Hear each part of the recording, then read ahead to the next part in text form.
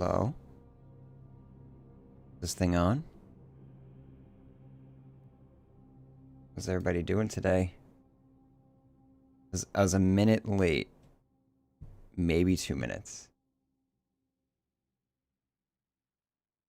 You guys are relentless. Where's my music? It's so freaking quiet. There we go.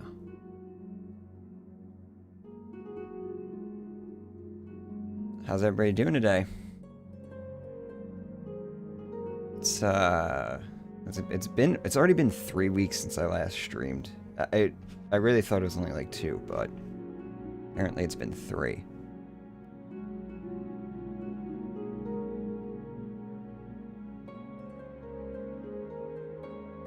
I started writing this script for the next video.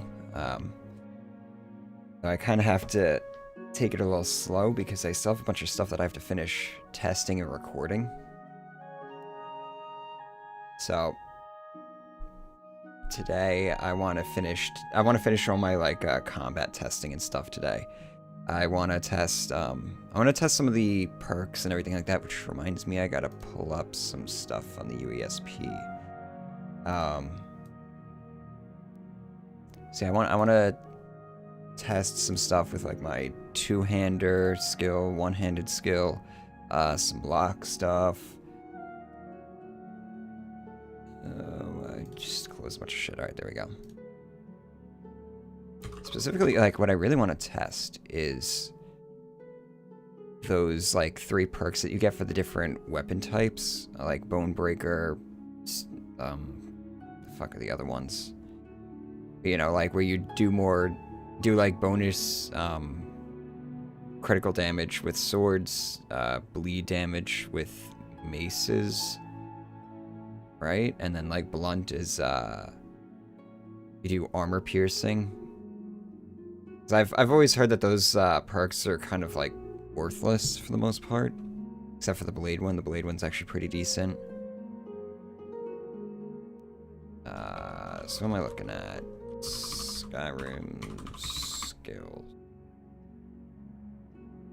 So we'll start with two-handed.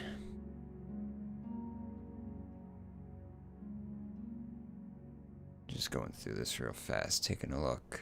Yeah, so Limb Splitter, Deep Wounds, and Skull Crusher. Does the UESP have, like, any information on this that will make it a little bit easier? Or am I really just gonna have to, like, blindly test this shit?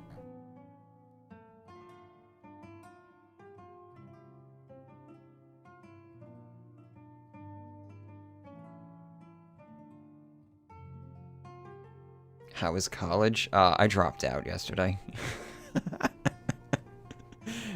Unironically. They said, yeah, we're paying off all your student debt. So I was like, okay, I'll see you guys, never. Thank you for the money. I got Skyrim videos to make. But there's a lot of different factors that were going in with it, but I sat down I had my first day of class. I sat down in one of my classes, and the professor asks us, she's like going around the room, she's like, you know, like, what does everybody want to do? And, you know, everybody's like giving their thing and stuff. And I'm sitting there, I'm like, I'm already doing what I want to do. So, like, I can't even really answer this question. Because, like, you know, I'm already doing what I want to do. I'm doing YouTube shit. Then I'm just like, wait, and what am I still doing here?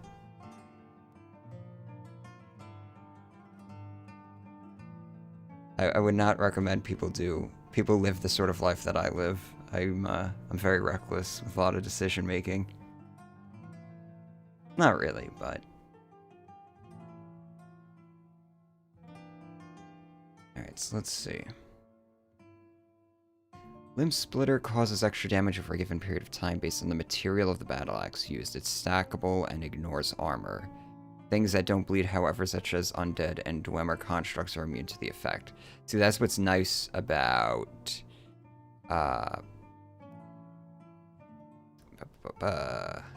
Deep Wounds. Attack with great swords have a chance of doing critical damage, because everything takes crit damage. I think the bleeding damage, like, yeah, it's stackable, That's what's nice about it. So I think it can proc multiple times, something like that, and it'll continue to do extra damage. So yeah, so attacks with battle causes even more bleeding damage. Oh, okay. So it's one of those where it doesn't even fucking tell you the effect. It's just like causes extra bleeding damage, more bleeding damage, even more bleeding damage. It's just like, thanks for the numbers. So if we go down, they actually have a chart on the UESP that shows it. So if we're looking at Daedric, level 1 does 2 DPS for a duration of 6 seconds. Oh, and so it's not only, so the material not only increases the DPS, it also increases the duration. Explain that one to me. So at level 1, Daedric will do 12 points of extra damage. At level 2, oh god damn, is it really 2.5 points times 6? Really gonna be splitting hairs like that? Alright, so at max level 3, it's 6, 12, 18. 18 extra points of damage? That's it? Really? Is that even really gonna make a difference? Is that really even gonna make a difference in combat? 3 points of damage over 6 seconds? I mean, if it stacks, but it... So what's the chance of it proccing, though?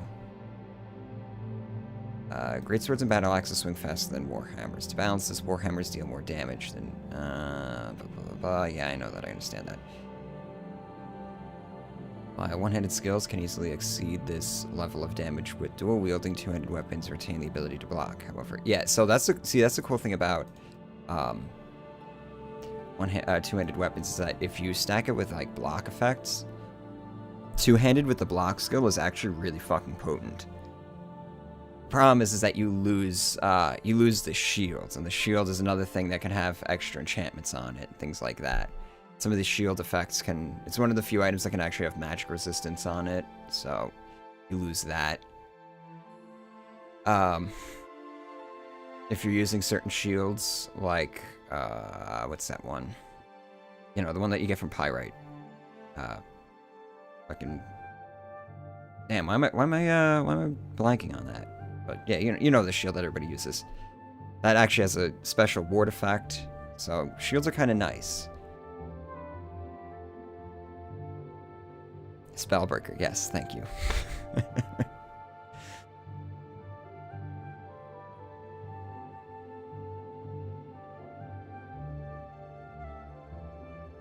You're stealing yourself to drop out, but it turned out I actually had enough credits to pass a degree. Oh, really?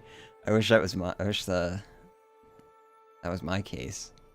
No, I still had like another 1.5 years to go, at best, because I already dropped down to 3 classes for this semester, which meant I would have probably had to do another semester, and so I was like, I'm still like 2 years away, and that 2 years is just not going down because I keep just going slower and slower.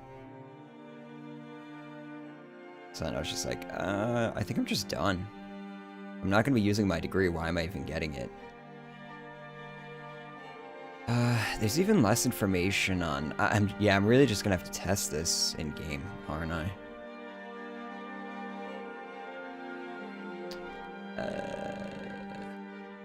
I'm probably just going to, like, console command in perks. It's kind of annoying, having to type all those out. So I'm actually going to do... I'm going to take a picture of it on my phone. Oh, wait, I don't know. Crap, hold on. How do I format this? So it's the bottom.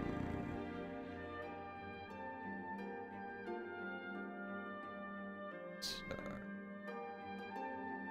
F83.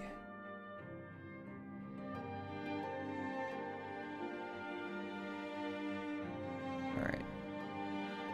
Now I have to look at the one-handed perks.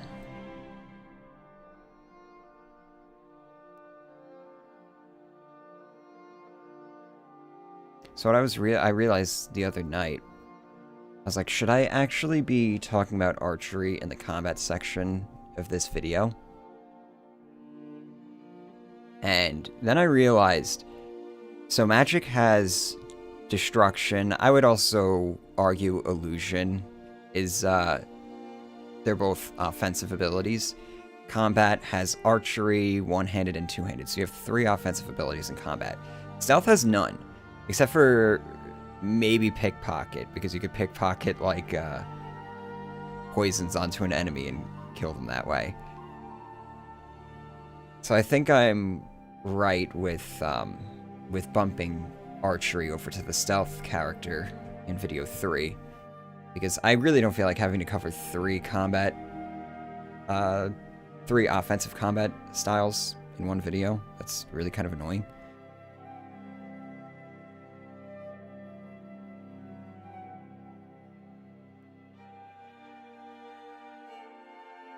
My experience and degree helps open doors that wouldn't otherwise be there for me. Yeah, that's the thing. That's why I was going for a while, is because I was like, alright, I'll get my degree in business and stuff like that, go and I can basically use that for anything. I can work in almost any company using that. But now that I'm self-employed and I have my own business, it's like, why am I going to get a degree? If this falls through and everything, the idea is like, well, if the channel falls through and stuff like that, then you want the degree to back it up. But here's the thing. If I'm working on that degree while I'm also working on this YouTube thing, I'm absolutely going to fail at the YouTube thing, because I can't split my attention. Like, at this point, I need these Skyrim videos out ASAP. I want at least 3 of them out by the end of this year. And that wasn't going to really happen if I had to do that and a full semester of college. It's just not happening. And there's other things that I want to be doing with the channel, and ideally a second channel, and there's other projects that I want to be working on.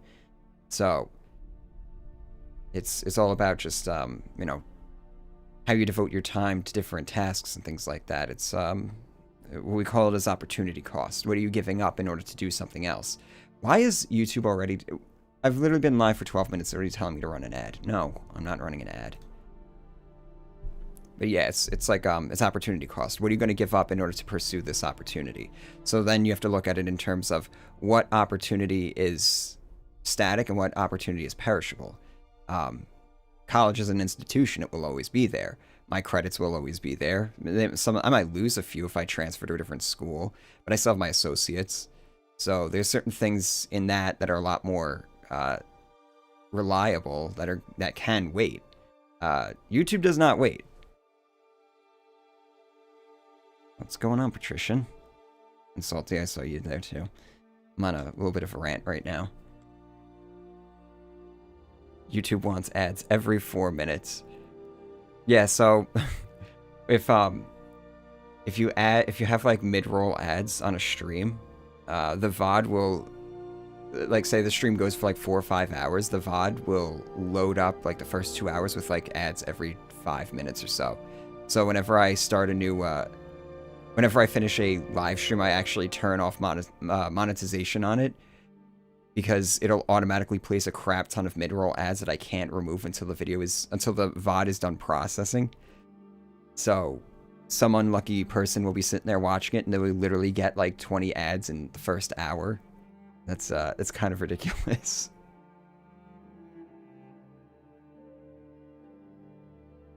You get mid-rolls at 8 minutes. That implies an average rate of 1 ad equals 4 minutes. Yeah. It makes sense, most videos are 15 minutes or less. Yeah, just get YouTube Premium. What sucks is that, so now that I'm a college dropout, I actually have to start paying full price for certain things, YouTube Premium being one of them. YouTube Premium actually has, if you don't know this, YouTube Premium actually has like a student discount. So it's like, I think normally it's like 15 bucks a month or something like that, but if you're a student, it's like 6 bucks a month. So I've been milking that for like 1.5 years now. There's just a few different softwares that I've been using. Spotify, I'll have to start paying full price for and shit. Damn. Hey, I mean, yeah, college was costing me like 10 grand a year, but I was saving like $5 a month on my YouTube Premium subscription. Like, come on now.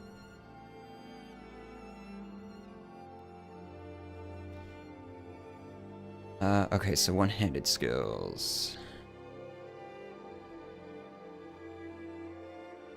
Like, 'cause I just want to be able to definitively say if one type of weapon class is better than the others, right? I really do feel like blades are better, not only just because critical damage applies to basically anything, and yeah, so attacks. So I'm looking at the one-handed ones right now with bladesmen at level 3. Attacks have a 20% chance of doing even more critical damage, plus 50% crit damage. So that 20% actually procs fair. It sounds low, but in actual gameplay, because you're constantly swinging your sword, you'll crit like twice on a lot of enemies. Not to spoil the thing, but blade is best. And so yeah, and then you also have the thing about the game still, like, Oblivion definitely favored one-handed blades when it came to special swords and things like that, and that's pretty much the same with Skyrim. It's a little bit better in Skyrim, but it's still in vanilla Skyrim, blades are very heavily favored when it comes to like quest rewards and stuff like that. That's why Creation Club, almost, I would say over half of them are just two-handed maces and two-handed hammers, because those barely exist in vanilla Skyrim. So you have like the hammer of Stendar and shit like that, which is just like stupid, obnoxiously large hammer. That's so easy to get too. You literally just walk into what is it, the Dwemer Museum in Markarth, and you just take it if you have access to it. So apparently you're supposed to steal it, but when I walked in, it was marked as just free. Maybe because I did the quest for the guy who owns the the Dwemer expert. I did this little quest in like the Lost Expedition quest, so maybe that made it free. Actually, I'll check that. I'll check that on this character today.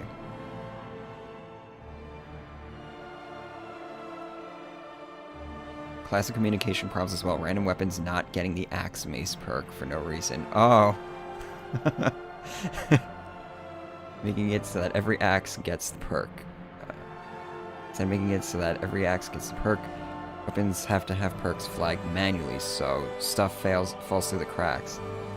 Is the dragon mate really? I wonder if that has to be fixed by like the unofficial patch though.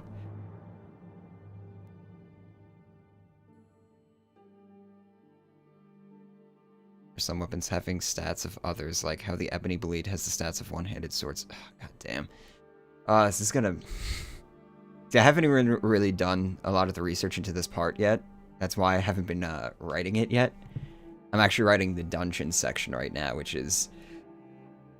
It's... I thought the section would be like very straightforward, and then I read something the other night that just immediately made me question my sanity. Because it's just like... Nothing about Skyrim is ever straightforward. Everything is so fucking complicated. I'm trying to remember what it was. What it was that I read that really got me confused with dungeons. I don't know. I'd have to look at my notes and stuff like that, but...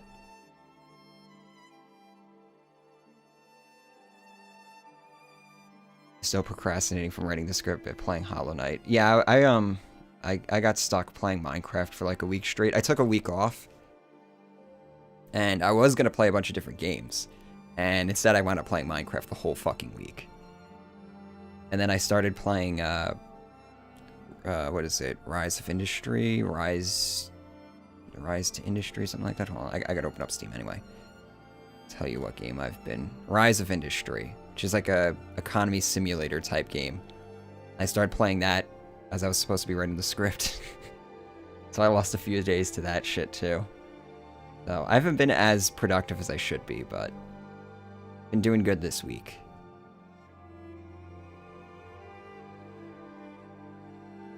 Going strong. Daedra section just sucks to work on. Well, you're editing now, right? Like you're pretty much done with all your writing and everything like that. Yeah, you're confident that you'll be done by November. So I got your patron notification on the other day, and I was in bed and I woke up and I was like reading it, and then it dawned on me. I was like, wait a second, November 11th. Why did I think that was the end of November? For the longest time, I was like, yeah, I have all of September, October, and November to get out the next 2 parts, because I wanted parts 1, 2, and 3 out before your video drops. And then I stopped and I realized, like, wait a second, no. I don't have all of November. I barely have any of November, because I don't want to release it even a week before the video drops. So then I was just like, oh shit, I don't have nearly as much time as I thought I was going to have.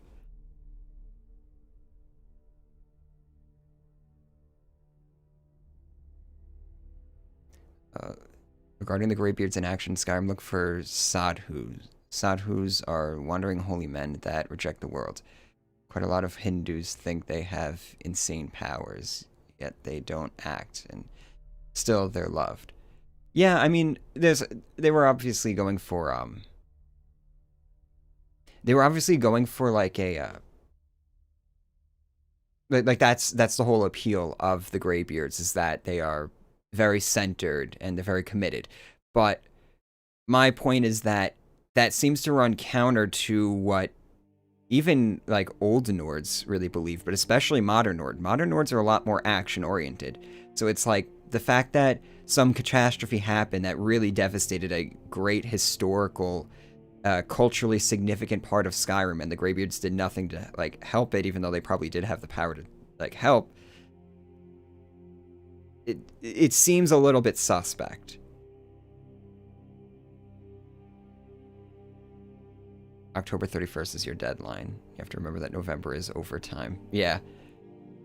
Dates get really funky, especially when you have to release it for the for patrons and stuff early and everything like that.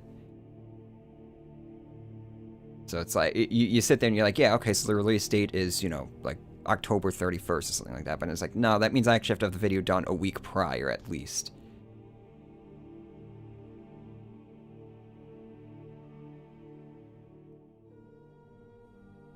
Old lore kind of implies there were still masters of the voice in normal society, like a court wizard, but with Thum. Yeah, so it's a whole argument. I'm still like, when I get to the Civil War section, I'll actually be able to cement the whole, like, all the different arguments that I have, because I have like 4 or 5 different arguments I feel like running in tandem with each other right now, where it's like you have modern Nord degeneracy, the fact that the game seems to forget that the voice is supposed to be a lot more ubiquitous than it actually is presented.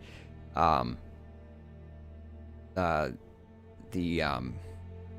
Nordic pantheon, like the differences between the Nordic pantheon and the Tamrielic pantheon, or the Cyrodiilic pantheon, I guess. There's a few different things. Did I delete the VODs? No, I just, I periodically delist them. So there's still, like, if you go down to the description, there's the stream archives. They're all in there. Speaking of VODs, I'm really fucking pissed. So one of the VODs is stuck at 360p, and I have no idea why. And I was really hoping to download that video and use it for some footage and stuff, but it's completely unusable. Like, you go into the video, it only allows 360p, but if I go into studio mode, into, you know, my creator dashboard, it says the video is available in HD, but I try downloading it on my end, I try watching it on YouTube, and it's stuck at 360p, and I have no idea why. So for this, so now I'm recording all my live streams, like locally recording it, so if that happens again, I'll just re-upload an actual VOD.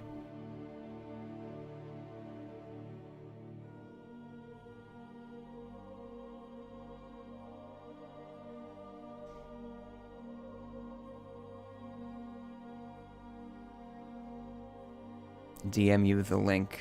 The link to what? The messed up VOD?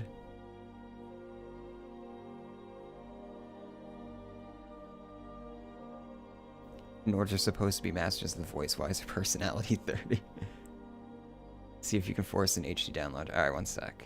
Cause I was using a, I was using like an external downloader that I use, and even that wasn't able to pull it. I think it's number 2. Which is a good stream too. I'm really kind of annoyed. Yeah, this is the cursed one. Alright, let me just verify. Yep, that's still 360p. I'll just drop it in here.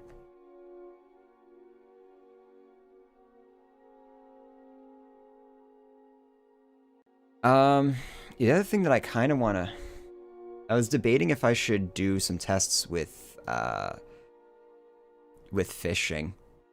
I watched a couple of Camelworks videos on fishing. He went pretty in-depth with everything that was in there. And I didn't really see a whole lot worth talking about. I'll definitely mention it, but I don't think it's really worth me doing... Because the whole idea was I was going to do a whole dedicated stream to just fishing.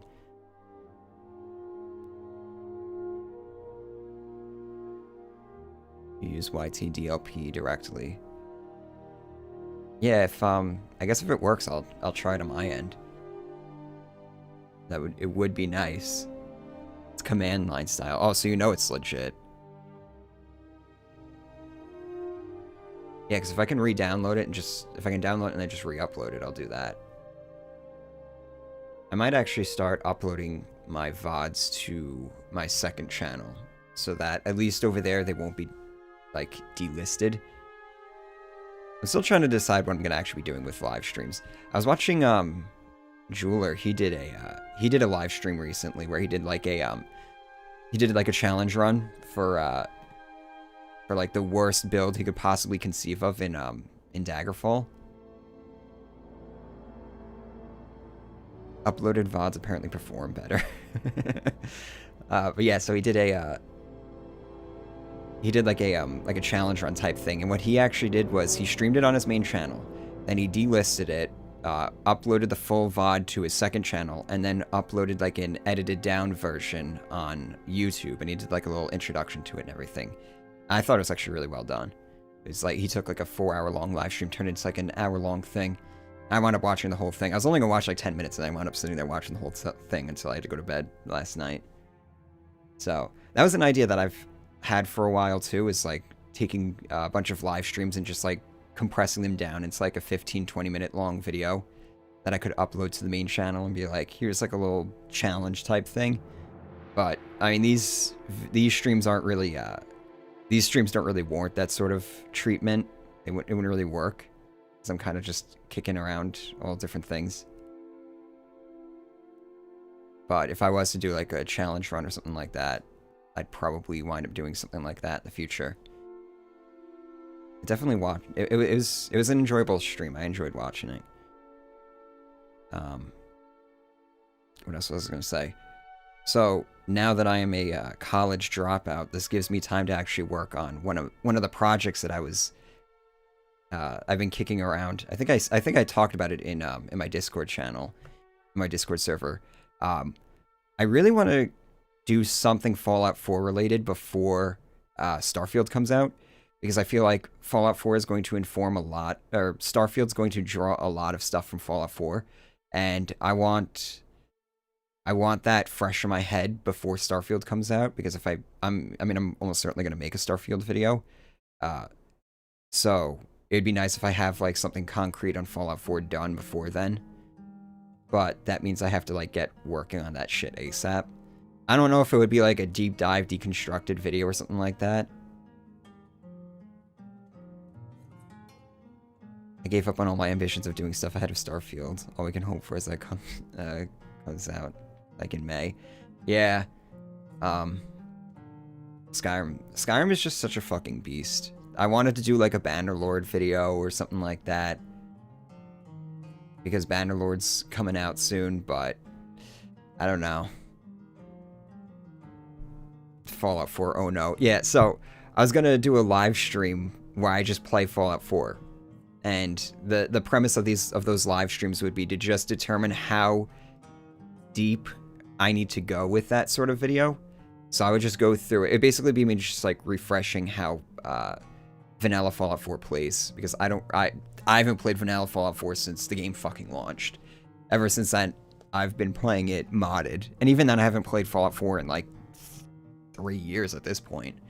So I would just do a live stream where I play Fallout 4 for a bit and try and get an idea of what that sort of video would be like, how I would approach it, and how, like, I know I could do a deep dive analysis of it, but I don't really want to do one. And I also have to watch a bunch of Fallout 4 videos and see like what the discourse of that game is now and how deep people have gone with it and everything like that. So it would definitely be a lot of like research streams of Fallout 4. And I think I have the time to do it now. We'll see. I kind of want to play the game again. I'm in the mood to shoot some things, so between that and Halo, but I'm not going to be working on Halo video anytime soon, so kind of sick of RPGs. I am too. Skyrim's really depleting my appetite for RPGs, which isn't very strong to begin with. Play Halo MCC. If you're on my Discord, join my Discord, because we're definitely going to be doing some community game nights soon, maybe in the next week or two. Like I said, I got free time now, so more time to spend on my Discord trying to do some stuff with that, producing videos and shit. But I definitely want to do at least do some Halo MCC like game nights and shit. Definitely. I also kind of want to try Red Dead Online, Red Dead 2 Online. That's something that I feel like I miss, and I want to play. So my brother discovered Red Dead 2. He found out that the PC that I gave him can actually run Red Dead 2 perfectly fine. So I could have told him that too, but I didn't realize that he had a 1080p monitor. I thought he had a 1440p monitor. So I was like, yeah, you're gonna need a new graphics card if you're gonna play that game. But he's only playing at 1080p, so he's like, yeah, the game runs like fine. I'm playing like high settings, 60 FPS. So he's playing that, and I'm like, shit. I kind of want to play Red Dead again, or Red Dead 2 rather. It's a serious time sink. I just want to wander around the world. Like, I just want to play Red Dead 2, but I don't want to play it with Arthur and having to deal with the whole tuberculosis thing.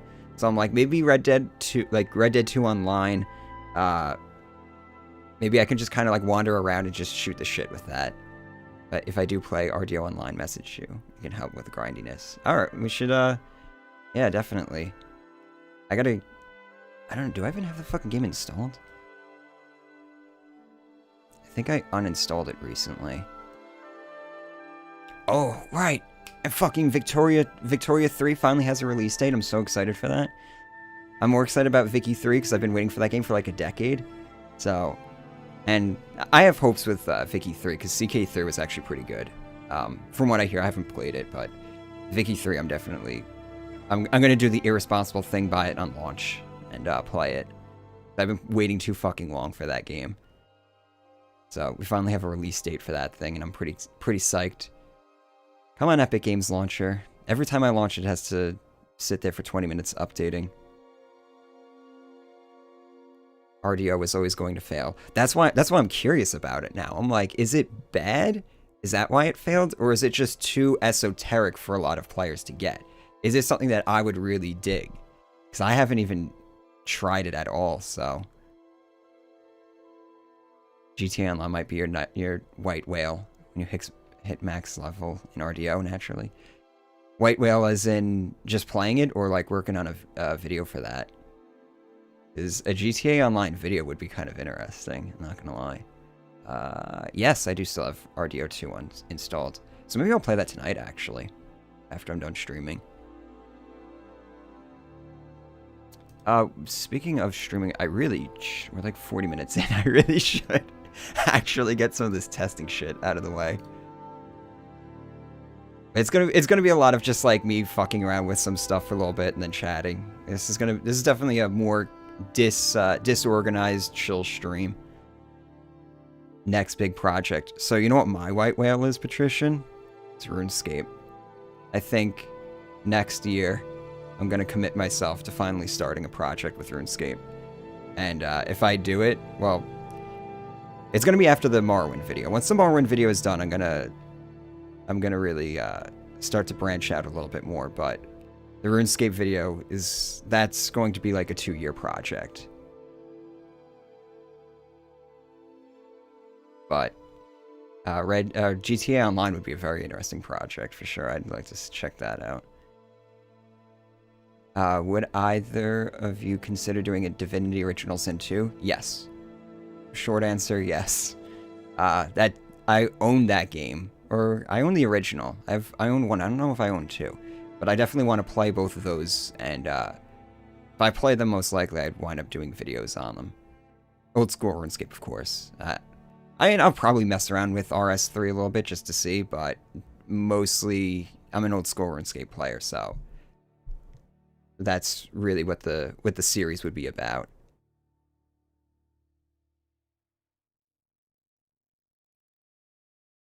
Wanting to do videos about the recession and Gamergate. I think Pat was talking about Gamergate. I definitely want to. I want to start my second channel, which would be a business history of business channel. Is basically how I'd pitch it as, and probably one of the first things I would wind up tackling is the Great Recession, just because I've done so much research and I have so many books on it already. It would give me an opportunity to flesh that out a little bit more and reread some of those books. Thinking about what comes next is usual cope when dealing with the current project. Is fantasizing about Skyrim all through Oblivion. Fortunately, Skyrim turned out to be a lot more of a fun project for me to work on. Definitely the most fun project I've ever gotten to work on, so I'm still very much enjoying the process with it. I think by the time I hit the 4th video, I'm gonna be done. I'm gonna be done with it and really want it to be over, but so far it's been very interesting. I'm really excited to work on the 2nd video for sure. Yeah, Skyrim and fun? It's the fact that I had fun playing on this character is enough. Like, I hope that winds up coming through in the video, that I actually had fun playing as just like a pure mage player, a pure melee character in vanilla Skyrim. So if I can do that, a fucking bitter, jaded, old boomer fucking millennial, I feel like anybody playing Skyrim for the first time can have something fun. Finish lunch, want to call you in. I mean, yeah, I guess might as well, right? That means this stream's gonna run a little bit longer, but yeah, fuck it. Let's set it up, I guess. Let me just restart Discord. You can man the chat as usual while I do my testing and stuff. Maybe help me reduce the amount of time that I'm gonna have to spend actually testing things. Only Zoomers can enjoy Skyrim now. I'm a millennial. I'm a cusp millennial. Okay, hold on. How do I have this set up?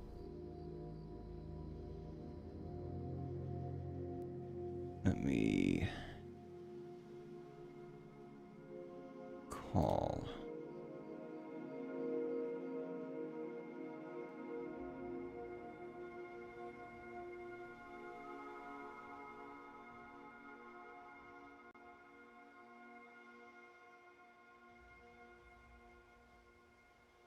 Gotta set up Discord capture.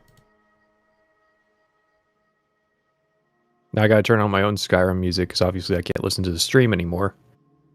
Alright, I see you talking, but I can't hear you. Did I restart Discord? Because that's a common issue that I have with Discord. Or is your... Oh, well, if your mic was turned off. Oh, I should be coming through. Hold on a sec. Yeah, because it's picking up your mic, so it's definitely on my end. Let me restart Discord. I think I forgot to restart Discord. That's the problem. One sec.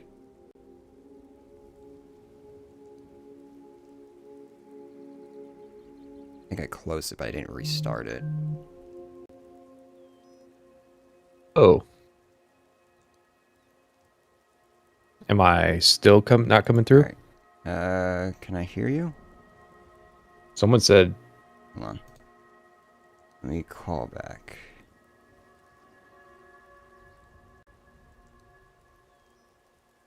I don't know. The stream can hear me. Shit, still not picking up. Hold on, one more time. Let me check my audio devices.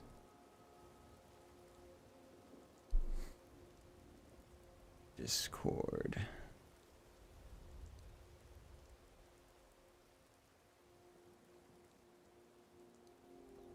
Output device.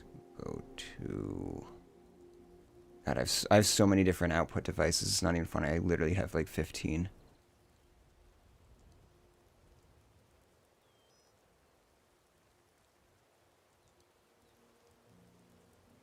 Okay, there we go. Speakers. There we go. All right, hold on. Let me restart this one last time.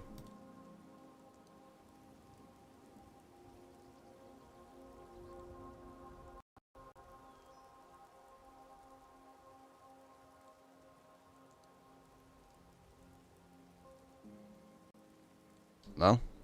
Hello. All right, there we go. Yeah, I had to, because I haven't messed with my output devices since I got my Focusrite. So, all my shit's been fucked up every time I go into a new program. Focusrites are like that in general. Yeah, because They're good, cheap hardware, but they have a lot of driver issues. Yeah, I mean, Like, I've had worse. I still use the 2i2 for doing the recordings, even though I have the Audient ID14. Yeah. I just stream on this and like do Discord calls and recordings and stuff. Yeah. It's just easier to keep using that old fucking piece of shit. Okay, so I guess we're ready to start playing. Oh, I had the freaking Skyrim atmosphere music playing too. That 45-minute long song. All right. You don't run the 10-hour mixes? Nah, I just have the soundtrack in a VLC playlist. I Oh, just cycle that's it. one way to do it. I always just start one of those Everness 10-hour videos and then start streaming. Is a Skyrim character a cat lady? Right? So that's the old. Yeah. No, You know, I this character's current character running fucking Sarian. And I just realized that. A racist high elf? Well, he's a high elf, so racist is implied. But like even the hairstyle, which is funny because I made the character before the video came out. Like I've had this character for a couple months now. All right. Somebody's got to fucking get this reference at this point because it's been driving me a little nuts that nobody's pointed it out. Character's name is fucking Julian. He has black hair and a black goatee. Like, come on, guys. Oh.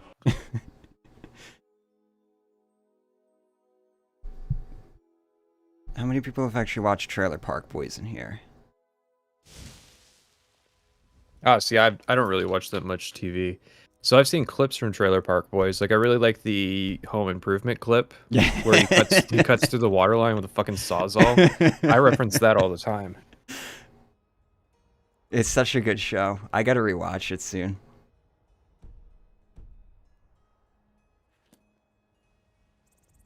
Yeah, this is the closest approximation I can make of Julian.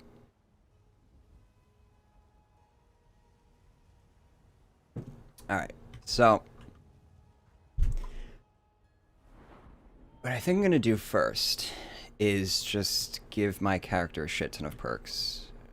This is a two-handed character, right? So is that Redguard armor? Yeah, I think so. I just did the Lord's Mail Creation Club thing. Where it's the 3 Redguard guys with their different colors for no reason. Leather scout armor. I think that's what they're wearing, right? No, they wear Redguard armor and they have like different colors for it. Okay, I haven't seen that, but I haven't messed with the Creation Club crafting for light armor. So, this is probably part of the. I think it's literally just a light armor armor part pack. Jesus Christ, I can't talk. Yeah, because the Redguard one gives you. I did that. I recorded it. That was like 3 weeks ago, so I don't remember exactly. Okay. It looks like it's fucking Creation Club. Alternative armor's leather. There it is. Yes, there you go. See, what stands out to me is it's got the bandolier, which looks like it's from the mod bandolier. Which, I mean, is just like the Thieves Guild bandolier. Yeah. But, okay, so how do you work? Player.add perk, right? 3AF83. No.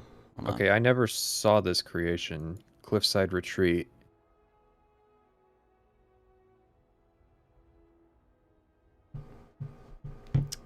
I should have.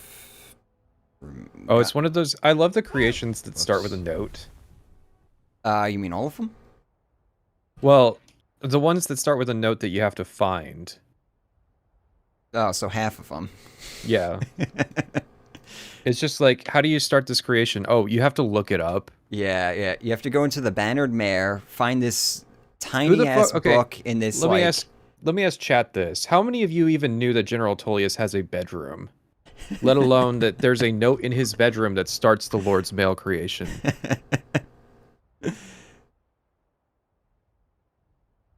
What is Creation Club? Is it Bethesda approved mod content? It's sort of hybrid official / mod content. They pitched Anniversary Edition as a celebration of the modding community and then like completely went against it, all of its strength. Just add perk, okay. And they like paid flat sums to the mod authors, and some of the stuff is, I think, official content. Like, I think Necromancer's Grimoire is actually made by the ESO team. I have no source on that, but some of the stuff seems like it's not being made by modders. It's being made by, like, ESO people. Because I realized the cause lined up with the Deadlands expansion. Bedroom? That's the thing. I don't think he ever sleeps. No, he definitely doesn't. I don't think he has the packages for it. Here, I'll open Creation Kit. Oh, it would help if I'm using the right freaking code. Okay, there we go. I'll open Creation Kit and go look at General Tullius. Yes. Okay. Now we just do this for all the perks. 1E94. So what are you testing? 200 builds? CO5. Yeah. So I'm putting in like all the perks and shit like that, and I'm just gonna run around using different weapons and see how they feel. My favorite bit of Creation Kit fuckery is that with Skyrim, they came up with a new file format for the dialogue, which combines the lip files and the audio files. So you need a third fucking program to unpack it just so you can get like dialogue, because sometimes I just do the inserts by downloading the dialogue straight from the game, because I can't be fucked to go find the save that I was talking to Parthenax for the second time. So I could see some alternate dialogue that's slightly different from the one that I selected.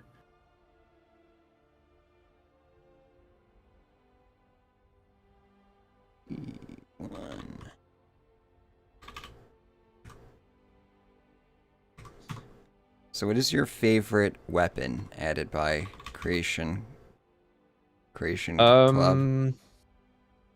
Staff of Sheogorath, probably. Just because it's as overpowered as it was in Oblivion, but it makes no sense why you would get it. I'm like, you guys know what the story of the Shivering Isles was, right? Like, I think my favorite's the sort of Jiggalag added by okay, added by Sainted Seducers, because it's literally just it's just a sword. There's no special enchantments on it or anything like that. Can you enchant it, or is it like the Headsman's Cleaver where they made it unenchantable? That's a good question. I'll test that next. Once I figure out what told us. I think I have it. The fucker first. I'm trying to remember, because yeah, at the end of that quest, you can either give that up, or you can give up that like Sheogorath shaped ember. You get the Stata summon is tied to that quest too, if you want to be able to summon a slightly different Golden Saint. Yeah. All right, AI packages. Okay, so he eats. He has like, okay, he has default eating and sleeping packages. God, I'm not as good at reading the Skyrim creation kit, because Skyrim's creation kit has a lot of like stupid complexity for how little it actually adds. My favorite is just how often it crashes on me. Yeah, that's a good one too. Looking information up. So normally, if this was Oblivion, there would be a place where you would see Oh, you the know what? bed that it points at. Let's go. Let's go to Markarth. Hold on. Let's take the card there. Just check what he's doing during sleeping hours priority. Yeah, but there's stuff that can override it. So it's like certain quest stages could make it so that he doesn't sleep or what have you. So it's like the way to test it would be to go visit him. He hangs out after the Civil War. Maybe he sleeps then. Where do you want to go? That's a real grind set. I'll sleep when I win the war. Just copious amounts of Adderall. Some say it was built by the dwarves. Adderall and caffeine supplements. Fixes on Nexus, stops crashes, and more for CK. But that's the thing is, I've played that game before of trying to update the creation kit, and it just it messes stuff up, like how you can have the wrong Oblivion creation kit. You have to have 2 versions of it if you want to install lip files, which I ran into head first because when I was making the Oblivion video, I just wanted to insert, like, I'm going to record these lines and then I'm going to insert it into the game and have an NPC say it. And it's like, well, you need the CK 1.6 to actually generate the lip files that you need. Too slow. Yeah. I tried, guys. I tried. Does Ulfric sleep? I actually think Ulfric does sleep because I've gone to the throne room at night and he wasn't there. I don't know if he's sleeping, but he's not in the throne room all day. I know when I was doing it, he would usually just pace between the throne room and the war room. Yeah, that is a thing that he does. See, I'm in the middle of the Civil War, so this current playthrough has broken catastrophically. I am in the Civil War, and I am on the second liberation quest, and I can no longer receive orders. Oh, and I have the ideal outcome, so I'm supporting the Stormcloaks, but Jarl Balgriff is still in Whiterun. He just never left. What? Yeah, so the Civil War has just catastrophically broken in my playthrough. Oh, wait. So did it fail the same way that it failed for me twice? So Probably. So you finished the Battle of Whiterun, right? Mm-hmm. And then sat through the whole cutscene and everything. He gets kicked out. Then you go back to Ulfric and you try to talk to him and just nothing happens, right? You can't report that success over there. Oh no, okay, so for a long time it was doing that to me. Eventually Ulfric gave me the next thing after like a bit of console command fuckery, so I got Liberation of Falkreath. So I switched Falkreath, and I'm on the Reach now because that's what's after Falkreath, and Galmar won't give me my orders. Oh, I've had that happen too. Not on this playthrough though. Alright, so you can enchant the Sword of Jiggalag. That's hilarious. I'm gonna put the Notched Pickaxe enchantment on it. You have committed crimes against Skyrim and your people. Let's see, let's see. 36... Wait, 36 damage on a 2-handed claymore. That seems like shit. I just want to see. Oh yeah, so the Hammer of Stendarr is just free to take. Even if you just sneak in and steal it. So you have all these like really worthless, crappy relics in this museum, and then it's just like insanely powerful, really expensive hammer. And the hammer is naturally, because somewhere in it, I think the USP says that you have to go in and steal it. Like it's not even something that you can take, like you just got to steal it. So when I was doing my testing, I was recording it on another character. Oh crap. I didn't mean to come in here. So yeah, when I came in here, I already did like a bunch of quests, so I was just able to walk into the museum. And I just took it, so I was like, oh, okay, I guess maybe he gave it to me for free or something, but no, I just confirmed, like, you can just walk in at any time and take it. Oh, maybe we can save her again? No.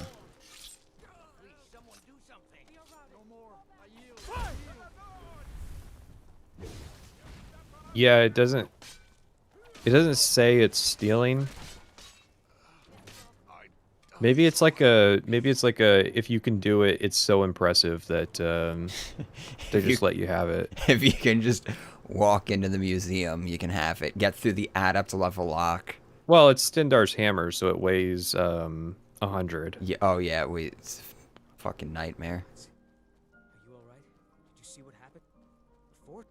Like, that was the thing was, like, okay, why are we getting Stendar's hammer? This was kind of just a joke item back in Tribunal. What if there was a hammer of the gods that was so heavy that you couldn't actually carry it? Because it weighed 1,000 in Morrowind. Like, you actually had to have a feather effect to carry it, because strength was not sufficient to carry Stendar's hammer. Like, mortal strength. So I'm trying to think. I might actually take it now I'm thinking about it. I don't really feel like actually doing the quest to actually get access to the... Oh wait, can I just pay him to get access to the frickin' museum? I I know think you have to like have you the have hard to, answers quest. you have to like cockstroke him, right, in order to get access. You gotta hook him up with a dark-skinned tomboy waifu. Okay.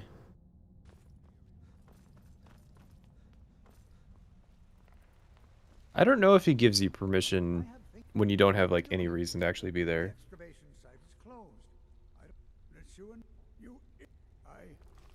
I'm sorry. I got to. This is off topic, but Redacted 3 has made me really appreciate Skyrim's crime system. NPCs will call you out for committing crimes independent of any witnesses. It's just hard-coded in. Here's the key to the dig I mean, yeah, like they have conditional like responses to stuff. That was the big thing about Radiance, was improve. Like, they were really inspired by the story of the AI that would like steal food when they didn't have money to buy it. And like they tried to make the system have more features like that. But it just kind of ends up being that like once you do somebody's quest, you can just take their stuff. You just sleep in their bed, eat their food. Fucking... Oh yeah. Within reason, of course. Which is just like take almost all the valuable items in the place. Yeah, Except for, my like, whole the free thing is steel that ingots. Skyrim only makes sense if the Dragonborn is just fucking evil. I gotta double check, make sure that I'm like on an actual difficulty setting. No, I'm not gonna do master on this character. I've been playing on legendary on my like main melee character at this point because she just steamrolls everything. Okay, so we are using the... Here's what's frustrating about making the Skyrim video. There's so many jokes that I want to spoil that I'm doing. And I'm just like, no, you got just a little bit more. Okay, so what is it even doing with this character? I remember I was doing like a bunch of flame cloak shenanigans with this. Yeah, frost cloak. Oh, nice. I was using healing on this character. Good. You kind of have to. I mean, for the respite. Oh, I don't even... So, you asked me earlier, right, about good like creation club weapons to use. Yep. Like, give me a second. So Umbra. Oh yeah, Umbra is a two-handed now, isn't it? Yes. Yeah. They based it on like it's so stupid. They based it on the Morrowind one, but it's an Oblivion reference, like through and through, because they use Oblivion music. Yeah. What I was noticing when I was using Umbra is that the absorb stamina effect is very powerful because it lets you just constantly power attack. But it absorbs health as well, and it soul traps. Wait, it absorbs stamina? Mm-hmm. Oh. So 20 seconds of soul trap, 25 points of health, 25 points of stamina. 20 seconds of soul trap. Jesus Christ, how fast does this thing burn through souls? It says it has 13 uses, but I had a lot more, but I think something's bugged with my character where, like, enchant charges aren't going down at the right speed, and I have no clue why. Do you have points in the related magic schools? So what related magic school would be on this Umbra sword? That's the question. That's the question. Because I mean, like, absorb health and absorb stamina aren't fucking spells in the game. How am I supposed to know? Yeah.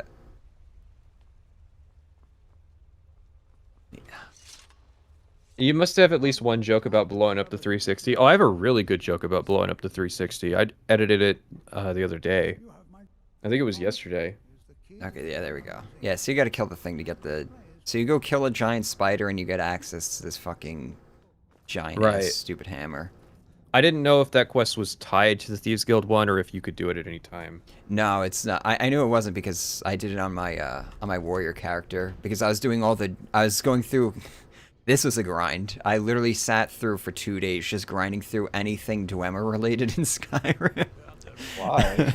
So, like, I did the Forgotten Seasons creation content. I did all the fucking... I did the Ethereal Crown. I just... Anything that had remotely anything to do with Dwemer. I went through it.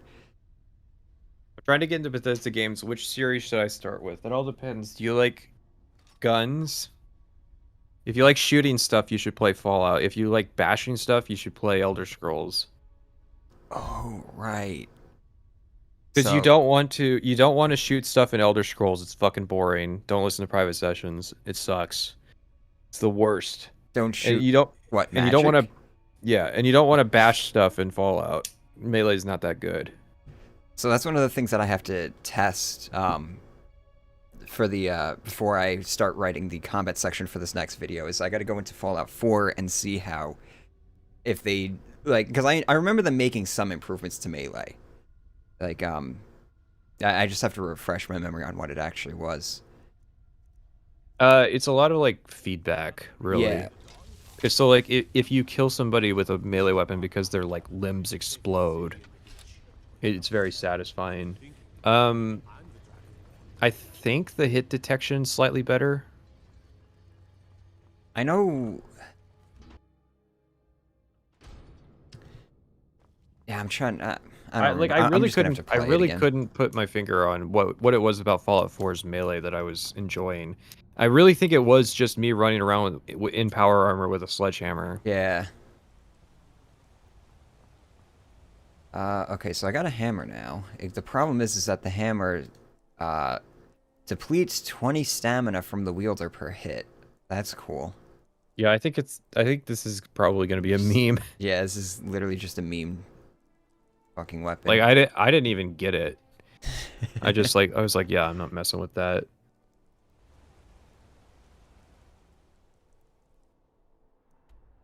we No, could of the go get Creation Club, Umbra's Chrysamere, right? Chrysamere. Chrysamere. It was all right. I'm trying to remember what it actually does, because I used that one too while I was doing the Lord's Mail. There's also that one you have to fight your shadow self in Shadowrend. Eastmarch. Yeah, Shadowrend. That encounter is hilarious. All right, so Chrysamere, when equipped, grants 15% fire resistance, 10% magic absorption, and over there, right? 1 point of health regeneration. So it doesn't really do like it's not big on damage. It's more big on like the survivability of the wielder. Yeah, it's by the Atronex stone. Yeah. I got so fucking lost looking for this. Oh, it took me I think it took me about a half hour. It's like somewhere around here, right? Yeah, just like a little left. Yeah. So it's on the edge of this Yeah. pool. It's like a little. Yeah. It's so fucking l- difficult to even see it. Shadowrend. Oh, cool. I'm gonna be doing this I wouldn't even dragon bother army. trying to use this one. So target is 15% weaker to magic for 30 seconds, but that's all it does.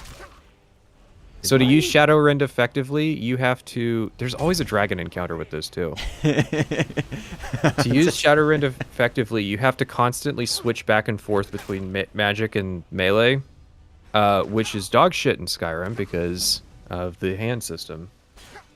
Yep. Like, the Oblivion version actually did magic damage, so you would hit them first, the weakness to magic effect would apply, and then the damage health 30 points that the sword had would do more damage on the second hit.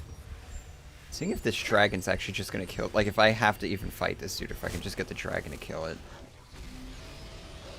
Yeah, I was playing around with this these are the shouts. other day. So the first thing I noticed was that the shadow just couldn't kill me. he's not doing anything. He's just kind of like standing there. Yeah, like the only cool thing the shadow did was use Stormcall. Oh, really?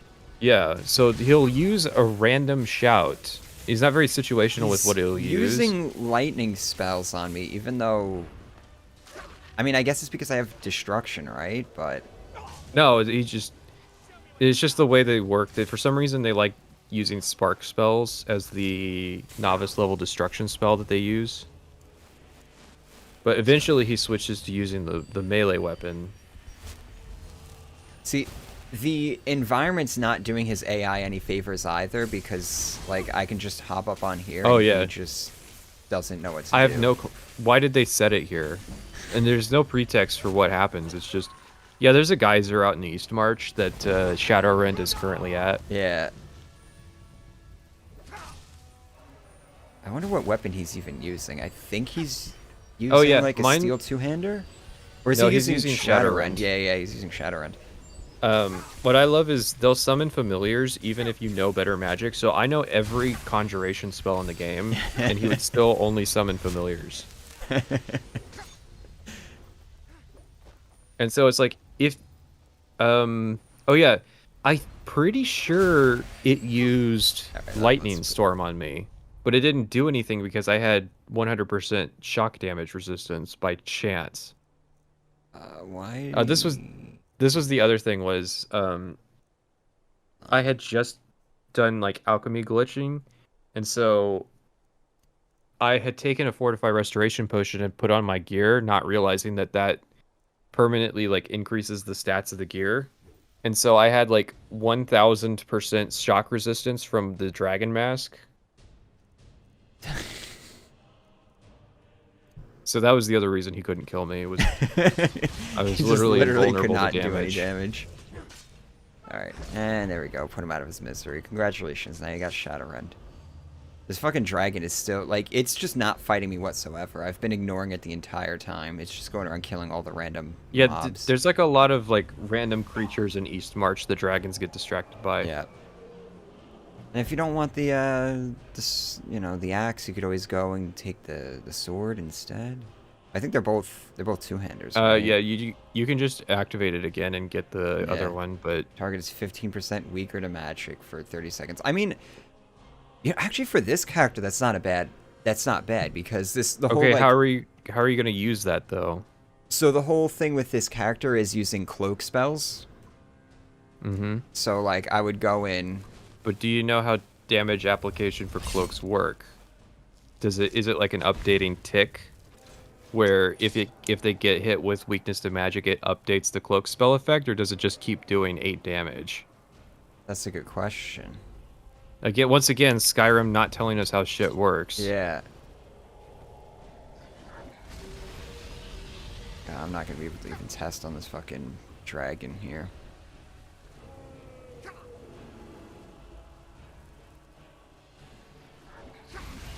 I don't have Shadowrend. Please come down here. I think Dragonrend. How cloaks work is that it basically acts as if you're just casting multiple spells, right? You would think that's the logical way to do it. This thing is not landing. I don't even know where Lydia went. This is gonna take me out, isn't it?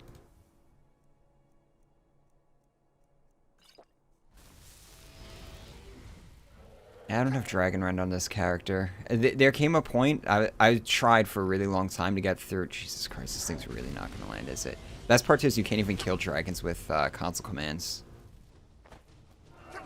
That was fun to find out.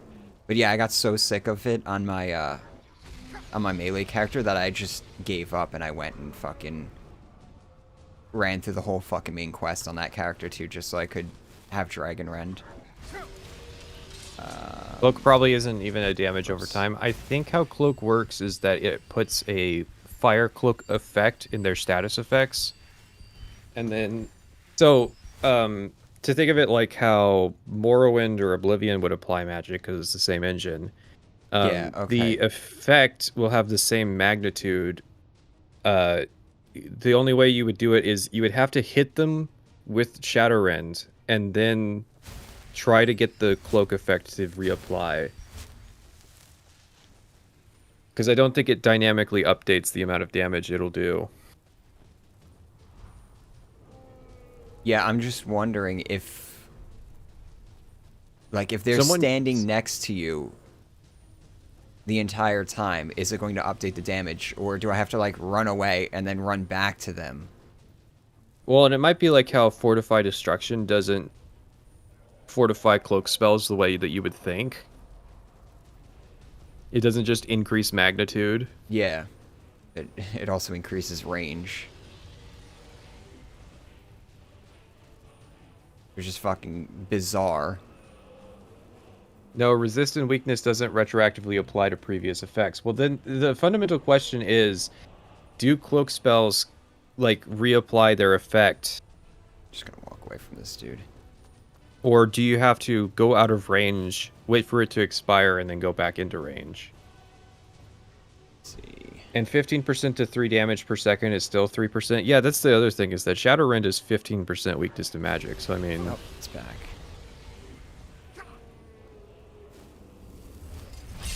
This is one of the worst dragon fights I've ever had to deal with. Yeah, just pick a direction and go. That's basically what I'm doing.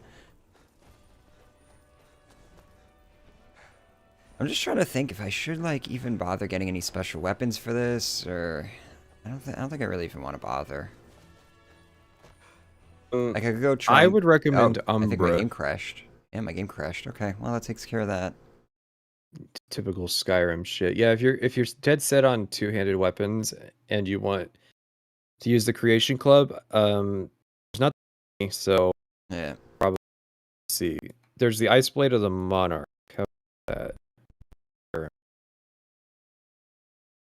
Ice Blade of the Monarch damage isn't looking good, but the target takes 30 points of frost damage to health and stamina. That's just this is just a steel sword with fucking frost damage, 30 points frost damage on it. Yes, With a unique model.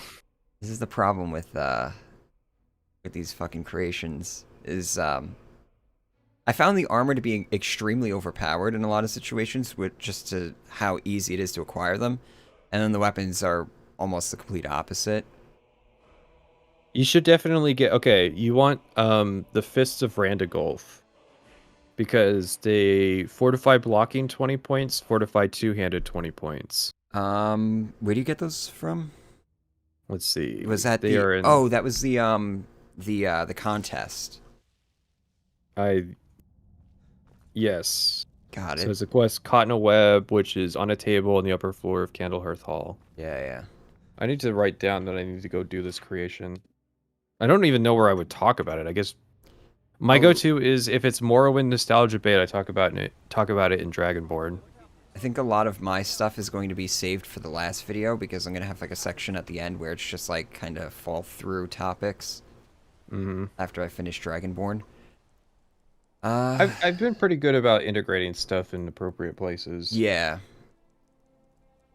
I think a lot of these, though, I can work into the combat section. Is this light armor build? Yeah. Yeah, as you see, the fists are to heavy armor. Yeah, so that they won't do me anything. I guess. Gotta look like shit too. Yeah, I went with light armor. It might still be worth it until you actually start getting perks that give you light armor for comboing. So what I need, all I really need is just, like, I need a hammer, and I need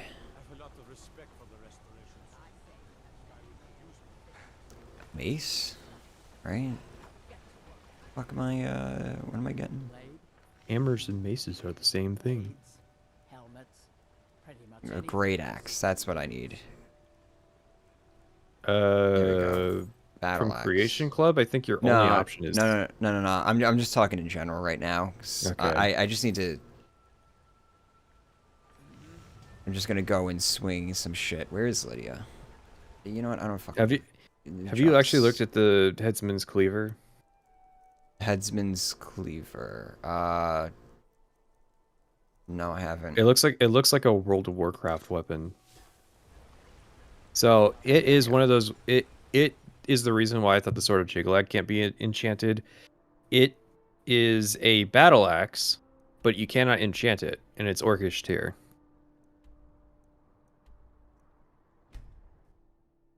Where do you get it from? Lost Knife Hideout, which is like a default cave. It's just added to it. Okay. God, the fucking dragon.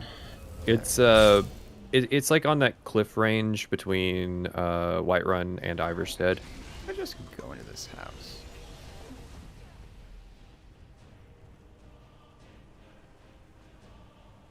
Alright, so I don't really want to be doing any extra DPS, so I'm not going to bother Have you with watched my cloak Kritosis spells. videos on Fallout 4 and Skyrim? I saw a Skyrim one and it was good. I've always heard that his Fallout video wasn't as good. But you know how these things go with there's gotta be somebody out there who's just like trying to seed rumors that such and such video is not good just because they don't like them.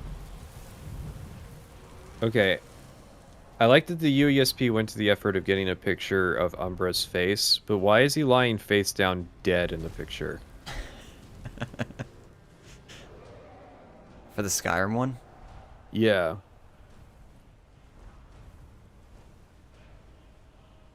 Alright, so what I'm trying to do is just like...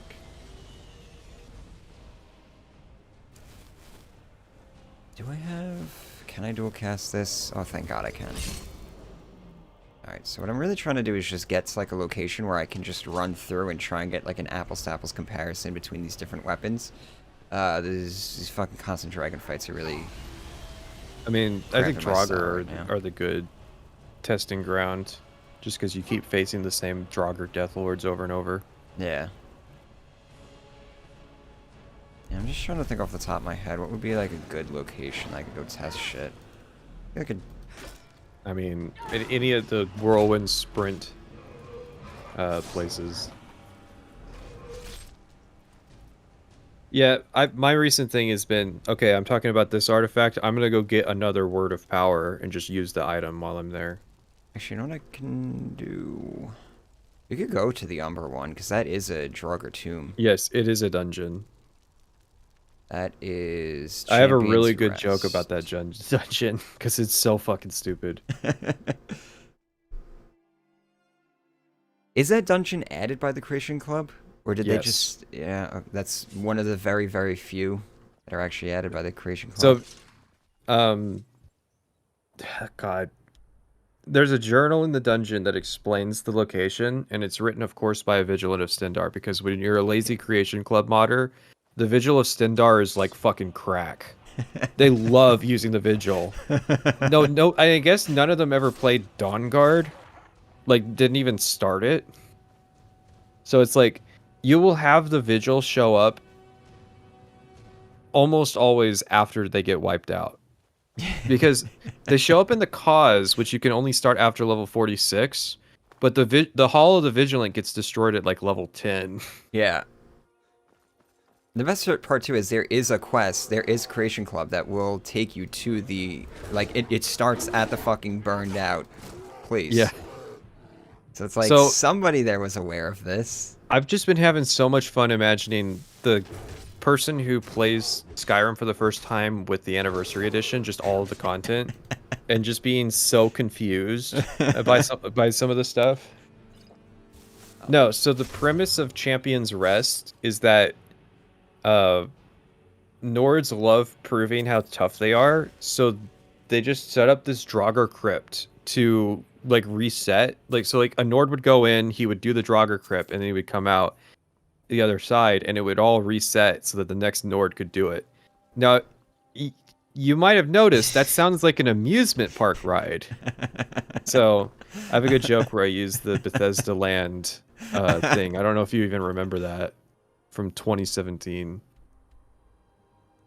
Oh, was that the thing that they did at, was it like at E3 or something like that? Mm-hmm. Yeah.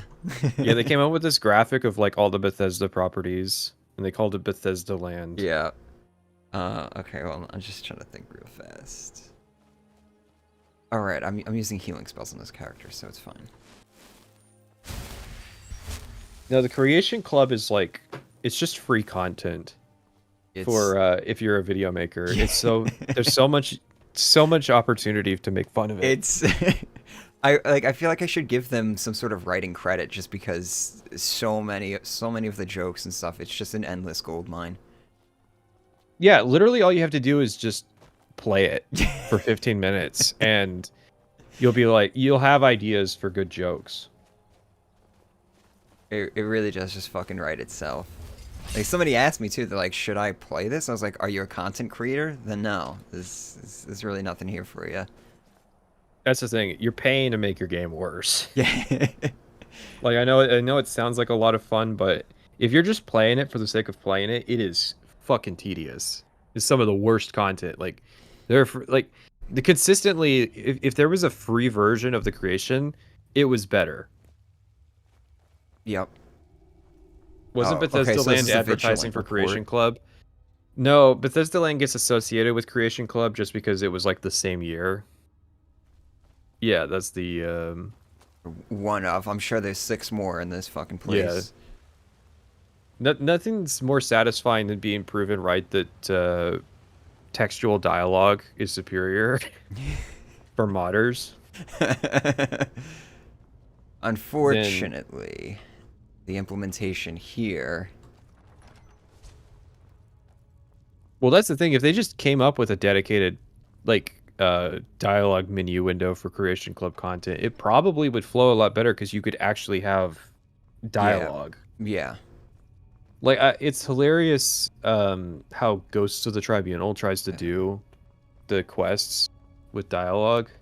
Actually, I'm gonna quick save in here. So this is gonna be the testing ground. Did you do the unicorn? Did I? I think so. The unicorn is hilarious, the context for it, because it like misses the point of the College of Winterhold. Maybe I didn't do the unicorn. What do you get out of it?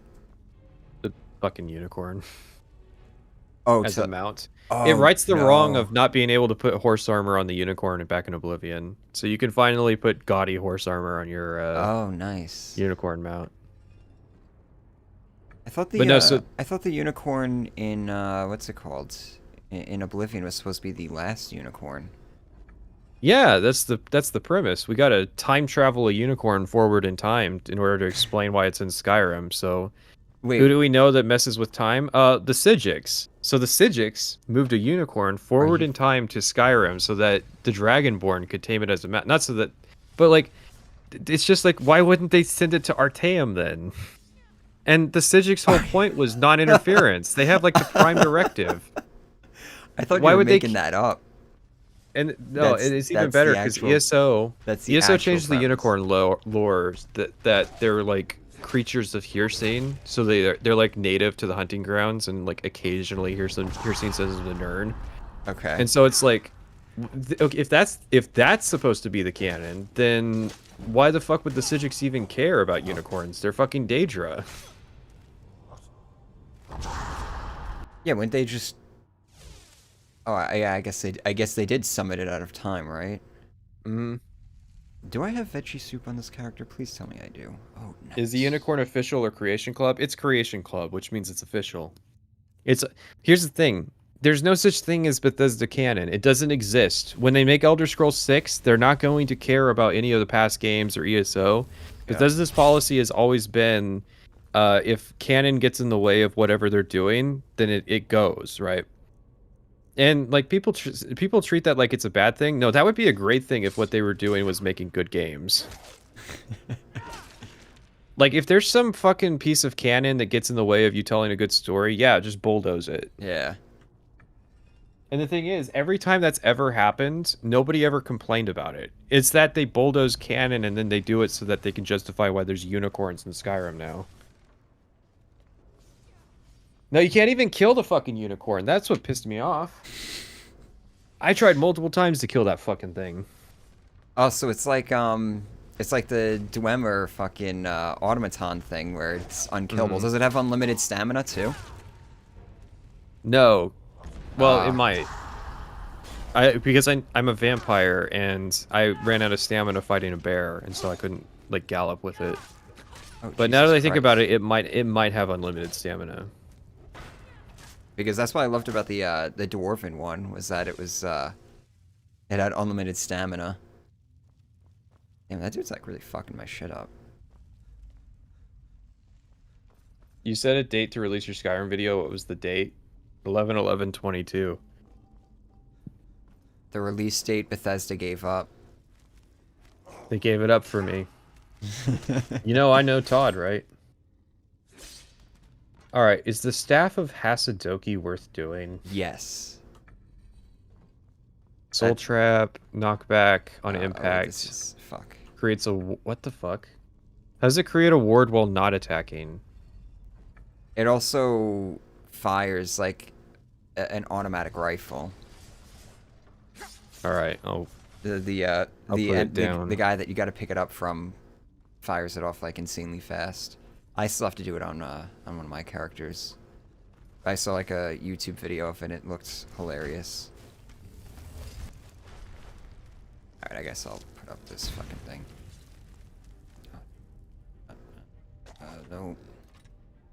Give me my glass sword.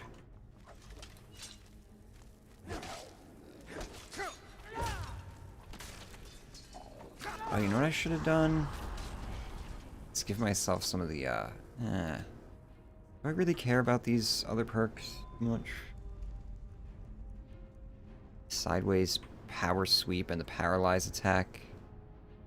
Oh, the devs never said that modded games are canon. That was Michael Kirkbride. And that was Michael Kirkbride, I think, like 6 or 7 years after he got fired from Bethesda.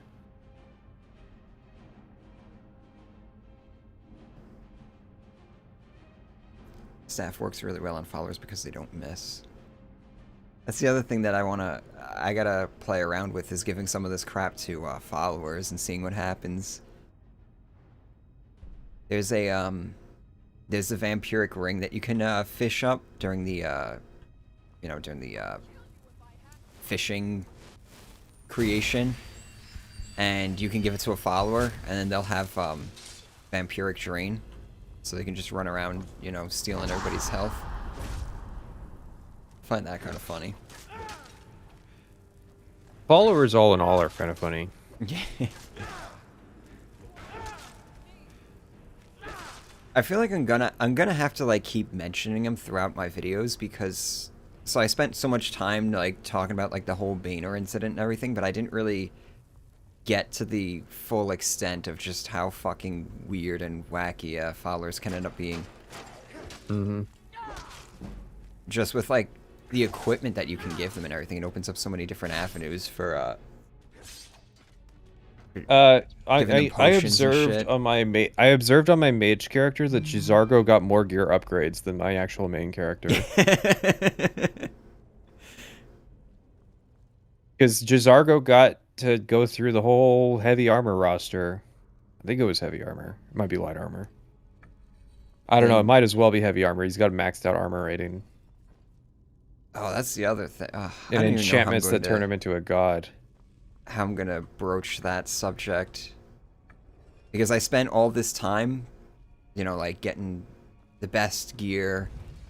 Then I maxed out my smithing, stacked a bunch of enchantments and stuff like that. And then I got your hammer for you, Nerve Shatter. Nerve Shatter. From Saints and Seducers. Oh, what does it do? It's an amber weapon, so it's Daedric tier, and it's 30 points shock damage. Pretty good uses.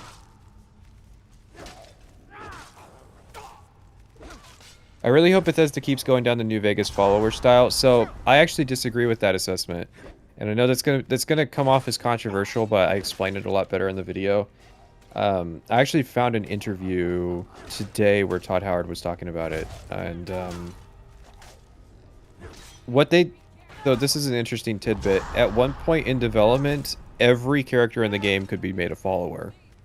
Whoa. So they kind of had this idea that like anybody can be a follower. You can be friends with anybody, and like just a really dynamic system for doing it.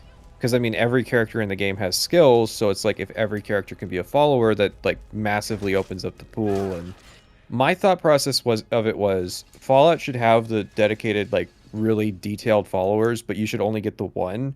Yeah. Elder Scrolls would be a lot better if you could have 3 followers. Yeah. Build yourself a little army or something like that.